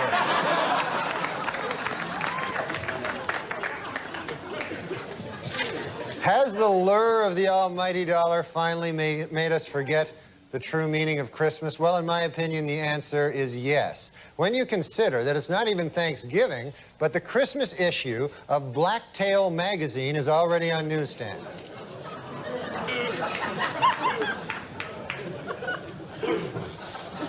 Shame on you, people at Blacktail magazine.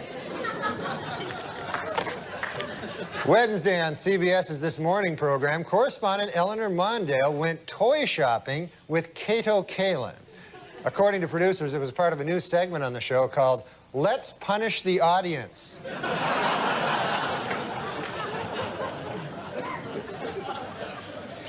Well, now there is finally a matchmaking service for dogs. At Happy Animals, matchmakers guarantee to find your dog a perfect mate based on height, weight, age, and breed. So far, the dog dating service has had a 100% success rate because, according to its founders, any dog will have sex with any other dog.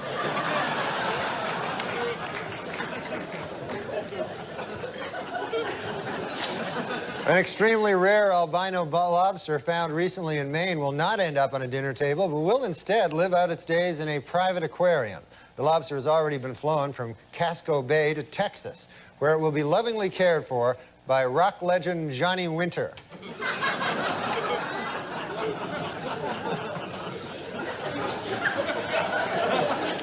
I'd like now to make a correction to a story that we reported earlier tonight. It seems that the Christmas issue of Blacktail is not yet available on newsstands. I'm sorry. So far, it's only gone out to those of us who subscribe. Our apologies to the editors of Blacktail, and keep up the good work, boys.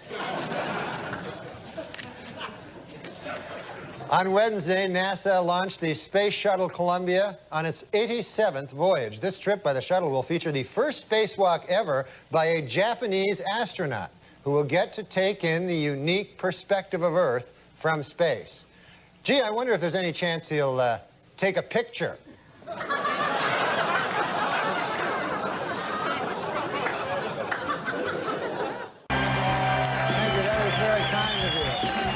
I'm Norm MacDonald. Now the fake news. Our top story tonight. This week, Attorney General Janet Reno announced she will not name an independent counsel to investigate campaign fundraising by the president. At a press conference, she said, quote, "The decision was mine. It was based on the facts, on the law, not pressure, not politics, not any other factor." She was then led away at gunpoint by the First Lady and 9 Chinese guys.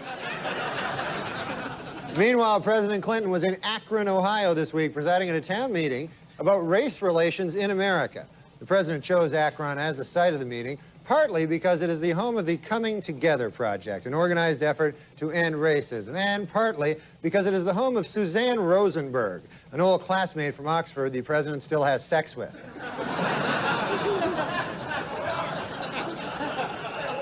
The trial of Unabomber suspect Ted Kaczynski underway. His lawyers are making arrangements now to move their client's 10 by 12-foot shack into the courtroom.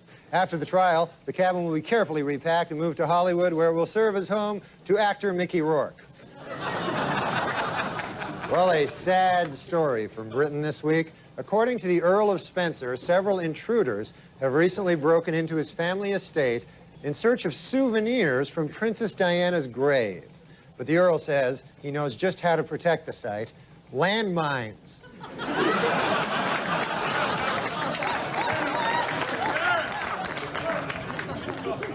This week in the former Soviet Union, an American engineer for a San Diego-based company was arrested and charged with spying for the United States. Russian authorities say he was caught attempting to smuggle out their secret formula for alcoholism and despair.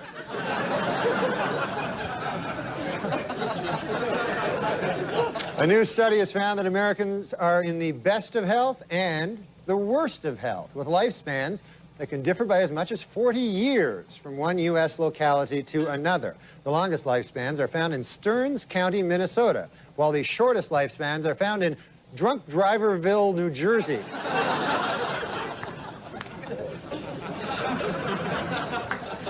In January, production will begin on the 7th season of MTV's The Real World. The 7 young people appearing in the series will represent different backgrounds, ages, religions, and sexual orientations. However, this year, they will share one trait in common. I will hate them.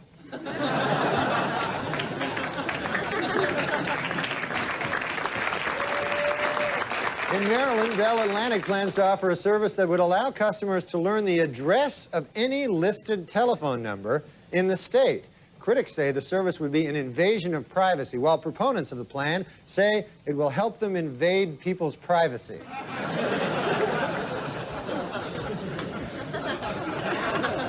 On Tom Snyder this week, actor Tony Danza said he thought the recent open display of affection by lesbian couple Ellen DeGeneres and Anne Hesh in front of President Clinton was extremely disrespectful. On hearing the comment, President Clinton responded, "Someone should tell Tony Danza to shut the hell up."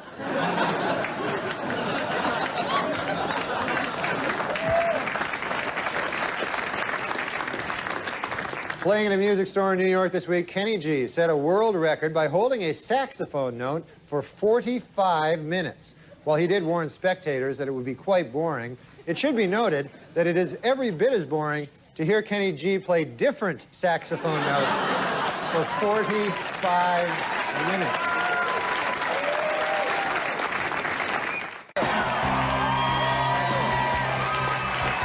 Thank you. I'm Norm MacDonald, and now the fake news. Our top story tonight this week, following revelations that he lied about his military service, the body of former diplomat and Democratic contributor Larry Lawrence was removed from Arlington Cemetery. Commenting on the affair, an angry President Clinton called it, quote, "the most outrageous deception regarding one's military service since me."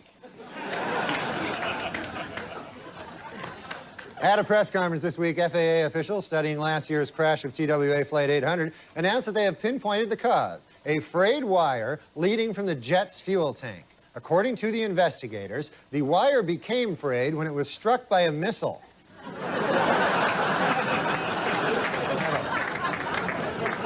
That'll fray a wire. Golden State Warrior star Latrell Sprewell, suspended last week for attacking and choking his coach, has hired attorney Johnny Cochran to represent him. At a press conference Tuesday, Cochran said that his client did not choke his coach, and even offered a reward to help find the real chokers.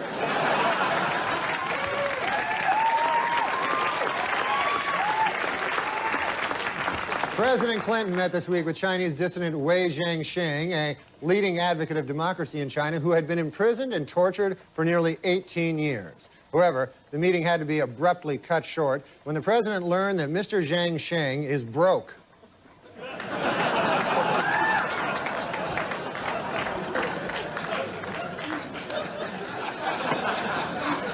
At a congressional hearing this week, Republicans blasted Attorney General Janet Reno for her refusal to investigate White House fundraising. Responding to criticisms, Reno said, "Wow, some congressmen must really want their homes firebombed and run over by tanks, huh?" Well, our best wishes to North Carolina Senator Jesse Helms, who at 76 years old recently underwent surgery to repair an old knee injury. Doctors say the senator will no longer need his cane for walking, but Helms says he will continue to use it to scare off young whippersnappers. Nothing better than a cane to scare off young whippersnappers. This week, computer hackers broke into Yahoo, the internet's most popular website, and vowed to unleash a crippling computer virus if a fellow hacker is not released from prison. Experts warn that catching these cyber terrorists will not be an easy task and may require the cooperation of both nerds and geeks.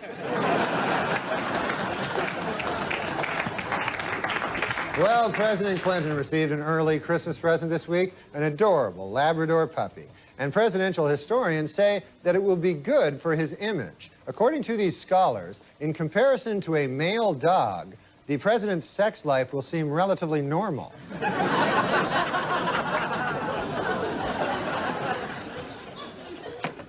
Well, this week, after a Los Angeles restaurant refused to seat him, O.J. Simpson demanded and got $500 in compensation.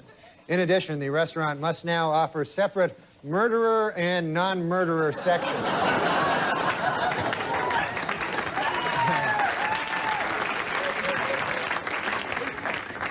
Who are safer drivers, men or women? Well, according to a new survey, 55% of adults feel that women are most responsible for minor fender benders, while 78% blame men for most fatal crashes. Please note that the percentages in these pie graphs do not add up to 100% because the math was done by a woman.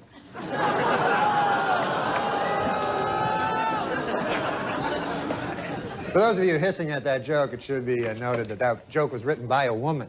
So now you don't know what the hell to do. No, I'm just kidding. We don't hire women.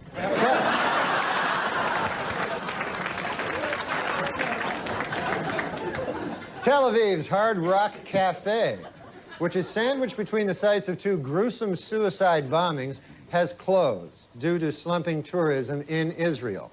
Also contributing to the closing of the Hard Rock, the restaurant's best piece of rock memorabilia is Henry Kissinger's ukulele. Well, a sad story from the world of entertainment this week. Actor Bob Bell, better known to millions as Bozo the Clown, has died at the age of 75. Commenting on his passing, President Clinton said, quote, "You know, for $50,000, he can be buried next to JFK."